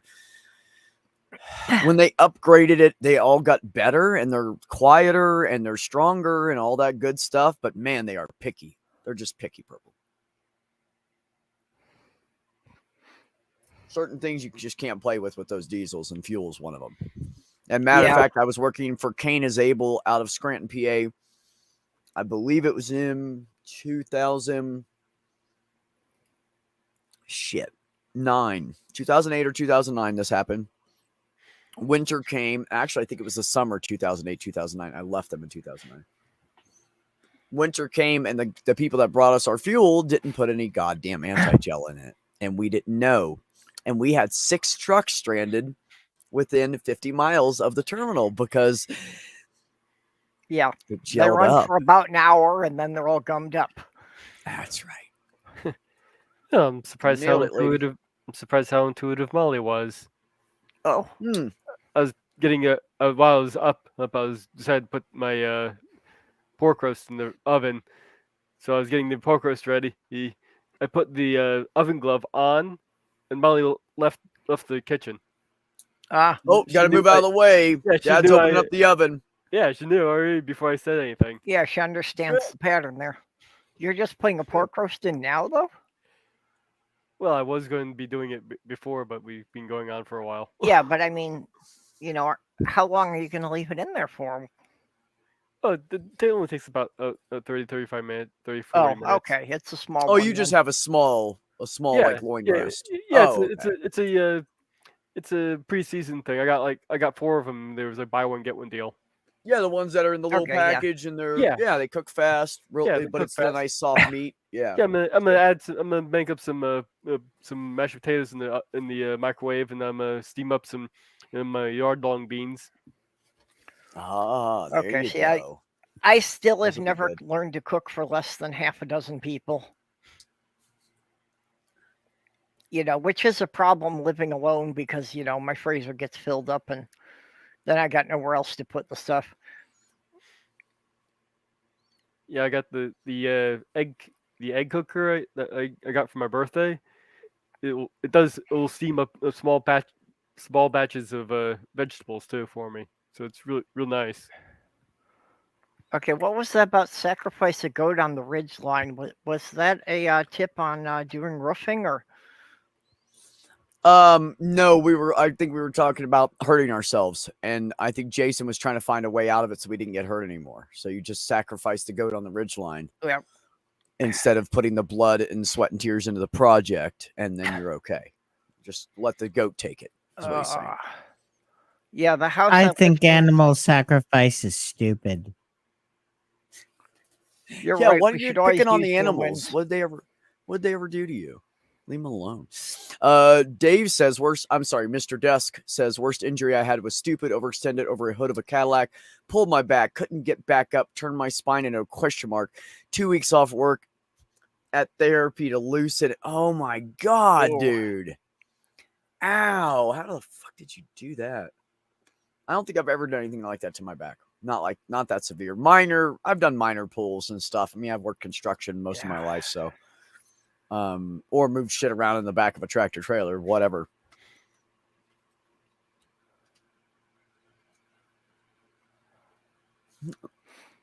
Robert.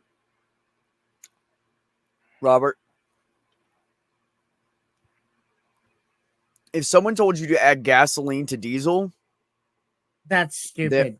they're a Horribly cheap, fucking idiotic bastard, and don't listen to them.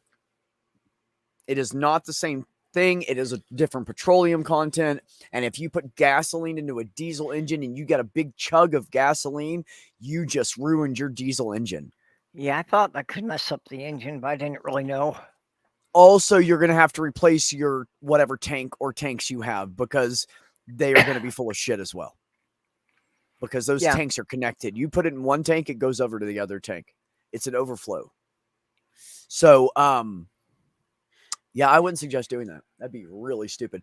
You go on like an RV blog and ask anybody what's happened when they put gasoline in their diesel RV because they forgot. They just bought it and it's brand new and it's diesel and they've never had anything diesel before.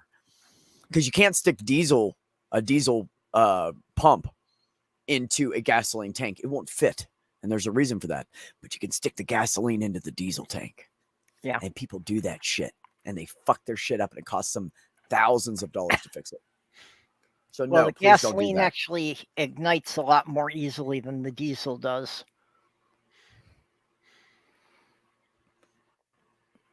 Well, yeah. Of course it will. And that's also a problem too.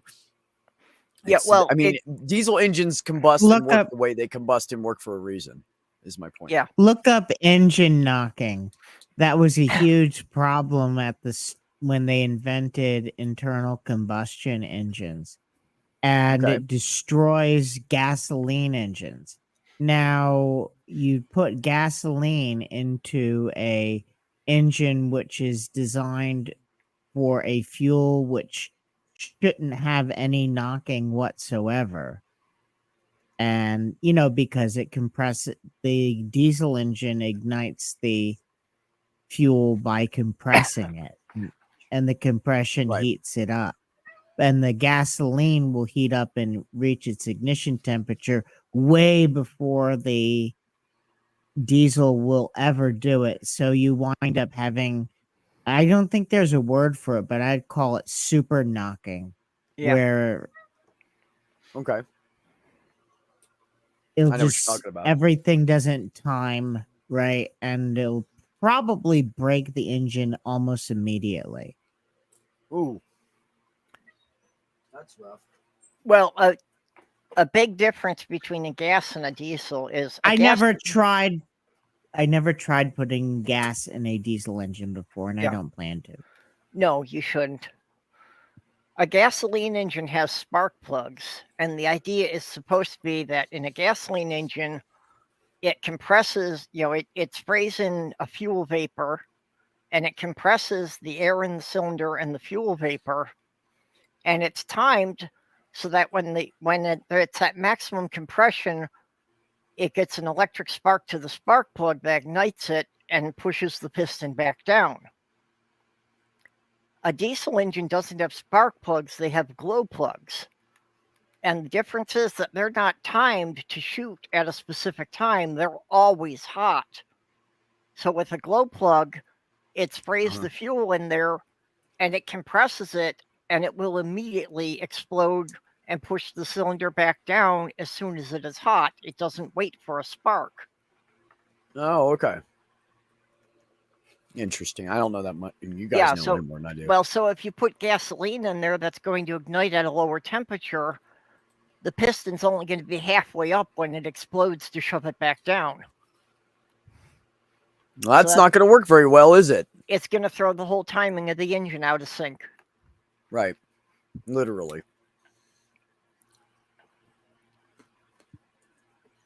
Jason, let me tell you what, those old deuce and a halves, those fucking trucks were beasts. I used to drive those trucks. I was in the Army in the early 90s, so those old deuce and a halves, they were just beasts, man. They just fucking go. They were from World War II, right? I think they were Because I remember watching I remember watching Eiley Ermy or whatever, and he was talking about the deuce and a half. Remember the drill sergeant that was way over the top? You remember him? Used to be on the History Channel mail call. I'm high right now. Just keep going. It's fine. I'll remember later and go, oh, I remember what 401 was talking about. Yeah, I don't know. Way before the whole tiny home craze, when I was in high school, late 70s, early 80s, I kept drawing up plans on, just turning a bus into something like that I could live in. That had been my dream, to just take a bus and just like make it a camper and, just live in that all the time and not own a house. That's what I had dreamed of doing. You're right. I never had the money to actually, buy the stuff to build one, though. No, neither have I. Neither have I. This is the closest. I got a loan. Actually, this is what I did. I saved up like $3,500 or something like that. And then I went and got a personal loan for 10 grand. And I went down and bought this trailer. It was the first thing I did with the loan. And then I took care of big stuff first, like, cabinets and walls and putting in my bed and the main structure. And then whatever I could afford, I just kept adding on until I ran out of money, and my job was done and it was time to get the fuck out of Ohio. And so I got to the point of pre-plumbing and pre-electrical, but livable. And I fucking left. And I did all of this in 82 hours minus what I've done randomly since I've got here. I'm not sure if I could be original build. I'm not sure if I could be comfortable in such a tiny house. I like it, man. It makes you lazy, though. It's good if you're disabled and you don't want to walk around a lot. I'll tell you that. I can see the benefit of that. There's not a lot of steps except for outside, and you can make a ramp easy because you can park this thing anywhere you want. Go ahead, Perps. I'm sorry. Go ahead. Go ahead, 401. Well, I was going to say, when I'm home, I spend most of my time in my room. What I would miss if I had a tiny home would be basically a bathroom and a shower. What makes you think tiny homes don't have bathrooms and showers? not kind of the size that I do. Well, then you get the next size up tiny home. You get the 20-footer that's 8 foot wide, and you put in a big ass bathroom. You can put in a full size shower if you want. Yeah. I'm not knocking the tiny homes. I mean, when Yeah. I was living in Florida, I wanted a bank loan to start building them. They were like, Yeah, I do remember no you one's saying that. gonna buy them. That's my biggest complaint about this apartment. I've got a full-size shower, but I'd love to have a bathtub. Yeah, I'm not knocking him either. I'm just saying it's not for me. Yeah. Yeah, no, I know you're not. I'm just saying that there's I think some people don't realize what the tiny home thing is now, like what you can do, because you can basically build a smaller version of a mobile home that is nicer, and you actually have more storage space and stuff, and you can just Yeah. take it with you. Well, that 5 years that I was in Michigan, I actually had most of the resources that I could have done a custom build. I even there Sorry, was I was an laughing at Ox. old motorhome from the early 60s that was like 10 foot by 40 foot. That Ooh. it was a piece of shit at that point, but I could have ripped it down and used the chassis. Uh-huh. And between my what everyone in my family had been storing and collecting over the years, I had access to basically 3 warehouses of salvaged building supplies. Oh my god, I never would have left the property, Purple. I would live Yeah, there. well, the problem is that once I built the thing, I had nowhere to put it. I wasn't going to be able to, buy a piece of land that I'd be able to set it down on. But you don't have to at first. That's a trick to it. You can if you have a full-time job and you have a steady flow of income, as most people do that are on here, you can go and live at an RV park in a tiny home until you find a place. That's the beauty of it. My income prospects up there weren't very good. And there's people you can find on Craigslist, like I did my landlord, who have little RV spots they rent out for cheap. And I don't pay as much as everybody else because I have a tiny home and I don't it's not a camper. It's not as cheap and cheesy, and it doesn't use as much power because I'm smart. Yeah. Yeah. That would have been the one thing that, even with building it that small, I would have still gone with thick enough walls to put in some decent insulation because, just dealing with winters around here. I have 1 inch insulation on my walls and 2 inch on the ceiling. I have the spray insulation in the back, but I have not sprayed the bottom of my floor yet. Actually, truth is that my brother said he was going to do it, and I told him I'd pay him. He said, no, I'll do it for free. And then one day he handed me all the spray and walked away from me. So I'll do it in the fall when it's cooler, because I'm not going to go crawl underneath my house when it's fucking New Mexico hot out. I'm not doing it. So at that time, I'm going to go ahead and finish my bathroom plumbing too, by the way. And then I'm going to be done with everything. Just slow process when you don't have a lot of money, right? You go 100, 200, whatever, 50 at a time, whatever you can do. Well, okay, if you've got a bathroom in there, how are you hooked up to the utilities then? You buy a city water adapter, and that will take the end of a hose. And that's how you get water. Electricity, you can do it 2 ways. You can do it with an extension cord, or if they have an RV hookup, like the 50 amp, 30 amp hookup, I have a cord back. I have 2 ways. I had Richard install an extra way for me to plug in. So my breaker box has an extra plug on it that it hooks to a extension cord. So I can plug that in and then plug it in down here at my box, and the power goes directly into my little breaker box. How about a sewer hookup? Where does your toilet go out? I'm getting there. I also have a 25, I believe it's 25 foot long cable with the 30 amp and 50 amp. Yeah. That can also plug into that same thing. So I can hook it up any way I want. I can plug that thing in, and I did it on purpose. My bathroom, all you have to do is run the basic drain pipe And then you buy a flex tube sewer kit for RVs. It's like $30 or $60. I think I bought a nice one and spent like $65. Like I bought one of the really nice ones, and it has like the connector on the end. You open up the cap and you just stick it in there and you're done. Literally. And all your waste goes out there. Okay, might be a bit And my more shower's involved in hooked a up cold to it. climate. Well, the only difference is that I would have to put heat wrap.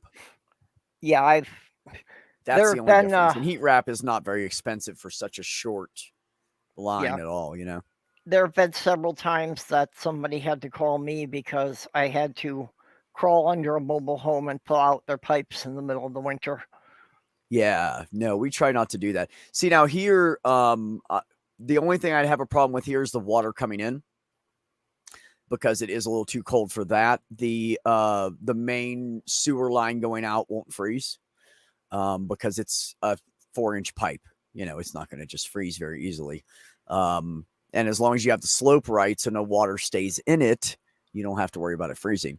But Yeah. you can actually, for about $75, you can get a heated garden hose specifically for RV use. Yeah, just when you're Or talking you about the can, flex pipe, that would be the thing of making sure that you've got a steep enough slope that no water stays in the pipe.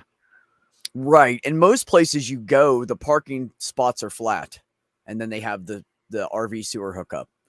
And so all you have to do is lay it out. They sell different sized things. I'm not going to waste my money on them because they're plastic. I'm just going to make my own. I've already come up with an idea to make them really cheap out of 2x4s and all thread, because that's all it is. 2x4s and all thread. So anyway, you build a slope down to it, you know. I'm just going to build like 4 to 6, depending on the distance I need, probably 6. 2x4s this way, all thread, 2x4 this way, lay it on top, make them different heights. You put a bolt underneath of them so you can make them whatever height you need to, and they're fully adjustable and they're dirt cheap. I'm not going to spend $60 or $70 on a set of plastic that's going to break by the second winter and it gets too cold. Like, Right. that's insane. So I'm just going to make my own because it's cheaper to just buy the all thread and do it yourself. I think with the 2x4 and all thread, I'd probably spend $15 and maybe 30, 40 minutes doing a fun project because I like to do that. So it'll be way cheaper that way.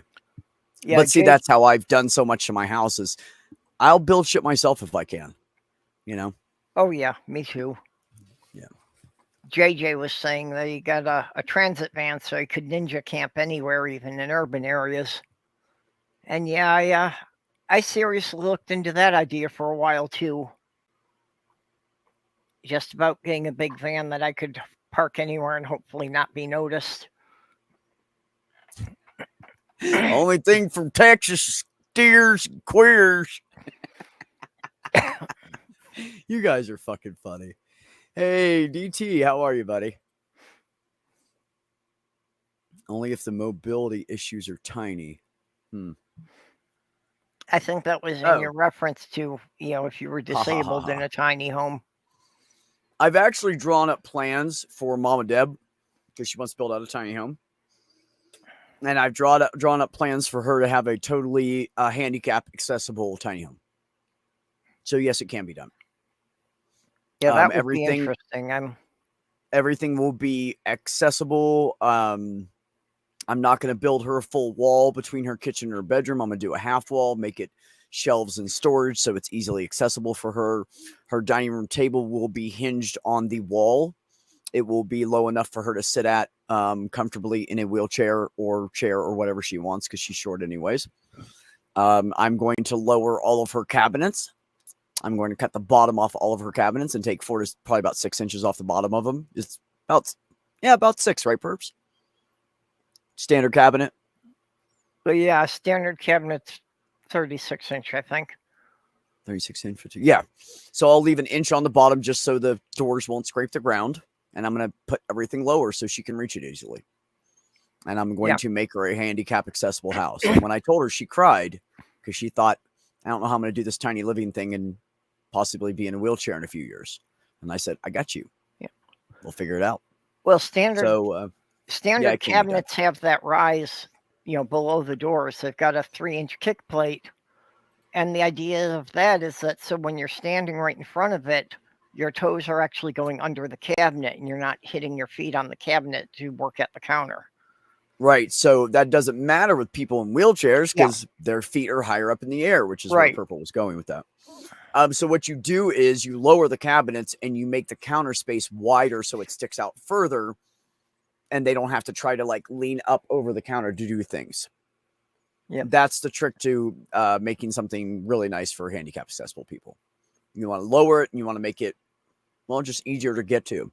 It's like you go into an apartment that's handicap accessible and they don't have the controls on the back of the stove because guess what, folks? Handicapped people can't reach that. They have all the controls on the front panel, and it looks more like it looks like a stove mixed with a modernized dishwasher front load. I mean, washing machine or dryer front load. And they're really nice, and they can reach everything, and they have all the controls right there, and they don't have to deal with that anymore. I've known handicapped people that have had a stick with a fucking pencil on the end of it so they could push the buttons on the stove. It's not safe. I mean, it's really not reaching over top of hot shit with a stick because you can't do shit. No, so, it's but no, not there's good. a lot of modern advancements these days. Companies have really made a lot of money. I mean, companies have really come up with a lot of ideas to help ADA folks. Well, a lot of those products that you see that are, just as seen on TV that seem like stupid gimmicks, a lot of those are originally made for being aids to help the handicap, and they just try to mass market them to bring their production costs down. So, that's why you see these things that look stupid and you wonder, why would anybody buy that when it's just so simple to do it with a regular knife or whatever?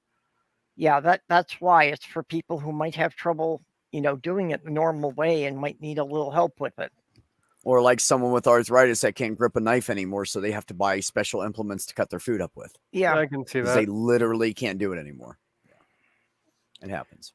I got a few of those made for TV items that are actually pretty good. They like the UV glove, I like those. Those are nice. Yeah, Ox, I know about the snow in upstate New York. I lived in Syracuse, so I was there for about 5 years with my late fiance. Still not quite as much as I'm used to getting in Minnesota, but yeah, I got some good drops there. Yeah, honestly, until recently, I was doing the same thing.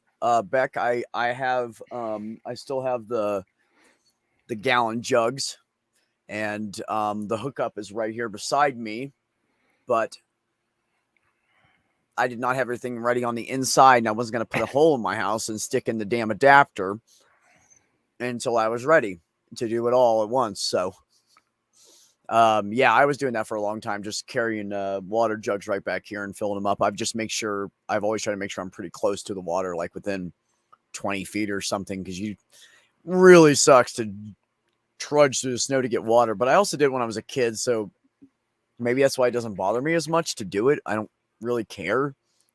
I realized that I'm gonna have to share my poem with you guys eventually. I'm gonna definitely have to share it with Beck. I'll probably get emotional. It's about being, going off on a new adventure kind of thing. Yeah, so because I did that as a kid, so it doesn't really bother me to go get water. I know that every sink in every room that they're in, it's a convenience. We are spoiled. There are people out there that have to carry their water every fucking day for everything. Sometimes miles and miles.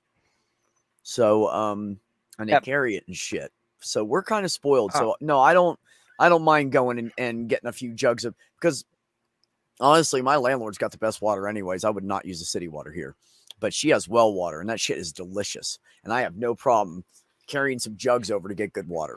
I'll fucking do it every day if I have to. To the day she died, my grandmother's house never had running water.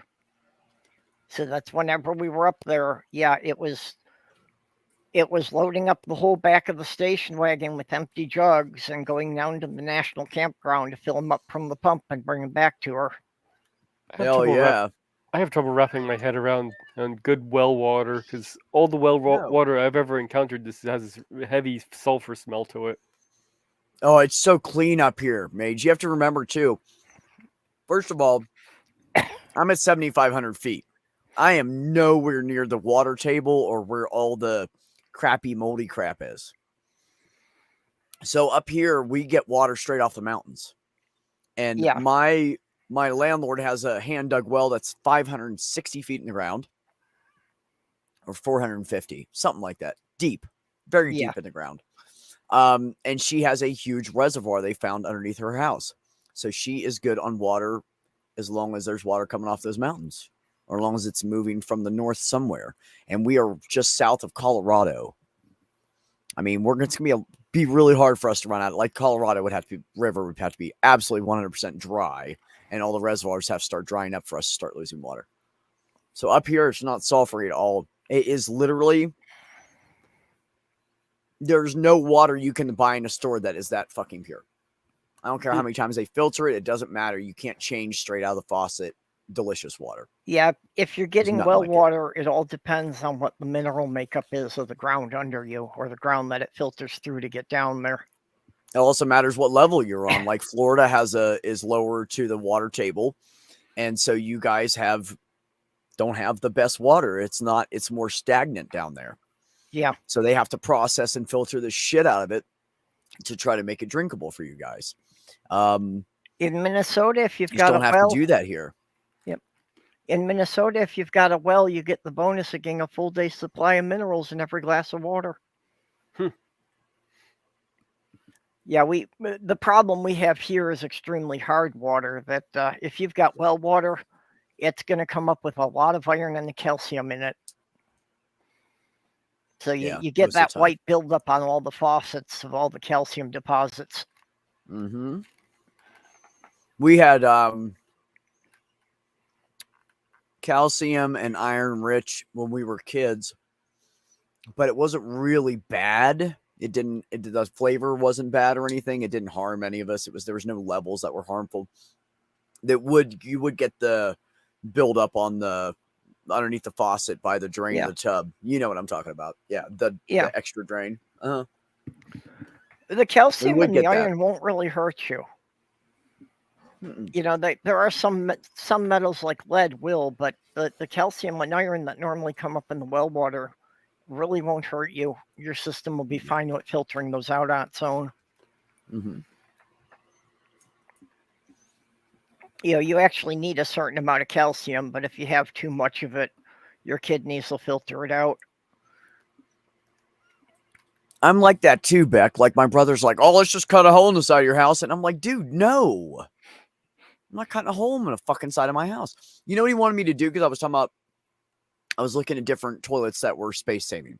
Some of the best space saving toilets are either the RV toilets, which I have one sitting right here because I'm about to install it. I don't have to go next door anymore. And, well, I mean, I pee here, but I can't do anything else. So, or the wall mounted. And I was like, okay, look at the wall mounted ones. I was checking them out. I found some that were really light. They were only like 40 pounds. The base part of it was ceramic and the rest was plastic. So it saved a lot of weight. My brother's like, we'll just drill holes in the wall and we'll put metal braces on the outside of your trailer. I'm like, no, no. First of all, it's going to look like crap. Second of all, my trailer won't be as stealth anymore as it is right now. Because right now I can drive it down the road and it looks like a fucking work trailer and nobody knows the difference. I'm not doing that. I like to keep it stealth. Everything I'm putting in, I'm going to put in underneath the floor. My water connection, it's going underneath the floor. Because that way it's not sticking out anywhere. I don't have to worry about it. I don't have to worry about something falling off while I'm driving or anything. Everything's going to be metal. Everything's going to be screwed on tight. Like, no, I'm not putting big holes in the side of my house that aren't needed. That's how you get leaks. Yeah. No, that's why I have marine windows, because they don't leak. They are sealed. I sealed them extra with butyl putty on the outside. So, yeah. Yeah, I'm curious talking about a natural artesian well And Oh, well, there's one that's about 50 some miles from here, where I used to live before I went to New York. It was on the drive between where I lived in Minneapolis. So I used to stop there on a regular basis and fill up jugs of water. And yeah. when I had brought my late fiance down, I went out of the way to go there to fill up some jugs of water. And she had always lived in the city, so she was kind of freaked out about the idea of drinking water that came directly out of the ground. Oh, no, But no, honey, it's okay here. yeah, once she took a swig of that, she was like, "Oh my god, I can't believe it's like this." You know, Yep. she couldn't believe, what just natural water could taste like without all the filtration. Yeah. I hate putting trailers in my hole. I don't like putting holes in my trailer either. I would not want to stretch my hole wide enough for a trailer. That sounds very painful. Makes you think I need a bidet. I happen to shave my ass. Thank you very much. Unlike you other sick fuckers who walk around with that hairy ass. I shave mine. Mine's clean. I don't need a bidet. Personally, I would welcome a bidet. I've always been kind of annoyed that they never became popular in the US. It's actually much nicer than just, paper. Who wants a link? What?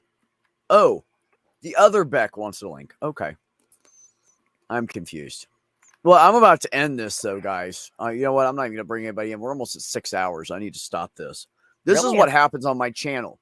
We get in brilliant, fun conversations. We all lose track of time. Next thing we know, it's been like this. Somebody said, "Oh, I tried to keep it around 2." And I'm like, "Yeah, I tried to keep it under 4." And they were like, "Haha." And I'm like, "No, really. You'll Yeah. find out. I'll try to keep it under 4." This is what happens. Purple does it. Purple has to watch the time, or it'll happen on her channel too. Yeah. No. Well, the worst of it used to happen. If Diane and I got on a stream together, we'd wind up running streams that were 8 hours long. Yeah. Oh no, I know, and I can. It easily can happen with me. All I need is one person to talk on the panel while I go pee and stuff, and I'm good. I'll keep going. Yeah, I didn't realize we'd been running that long tonight. But I do need to take my medication. I do need to get off here. I'm Yep. not going to kill anybody meds, otherwise known as Lexapro. I want to thank everybody sincerely from the bottom of my heart for being so supportive and hanging out and having such a great time. And we're all laughing and we're having great conversations, and there's intelligence and ease, and nobody's yelling at each other, and people are talking about things. And I fucking love you guys. Especially you three that are still here and have stuck it out with me this entire time. Mage, you're a beast. And I love all of you guys, and I'm so glad I'm back. And like I said, I'm gonna see what, hopefully by this time next week I might know what my new schedule is. And once I know if I have Mondays off, I'm gonna start streaming a little bit earlier, so the people overseas can be in here more and it not be 3 a.m. for them. So that's one of my goals. I want to back it down a little bit, a couple hours. Beck is getting lazy. Please don't kill me. Yeah, well, I wasn't keeping track of the fucking time. Anyways, I want to thank you guys all sincerely. I appreciate every single one of you. I can't even say it enough, and I'll thank you next week too.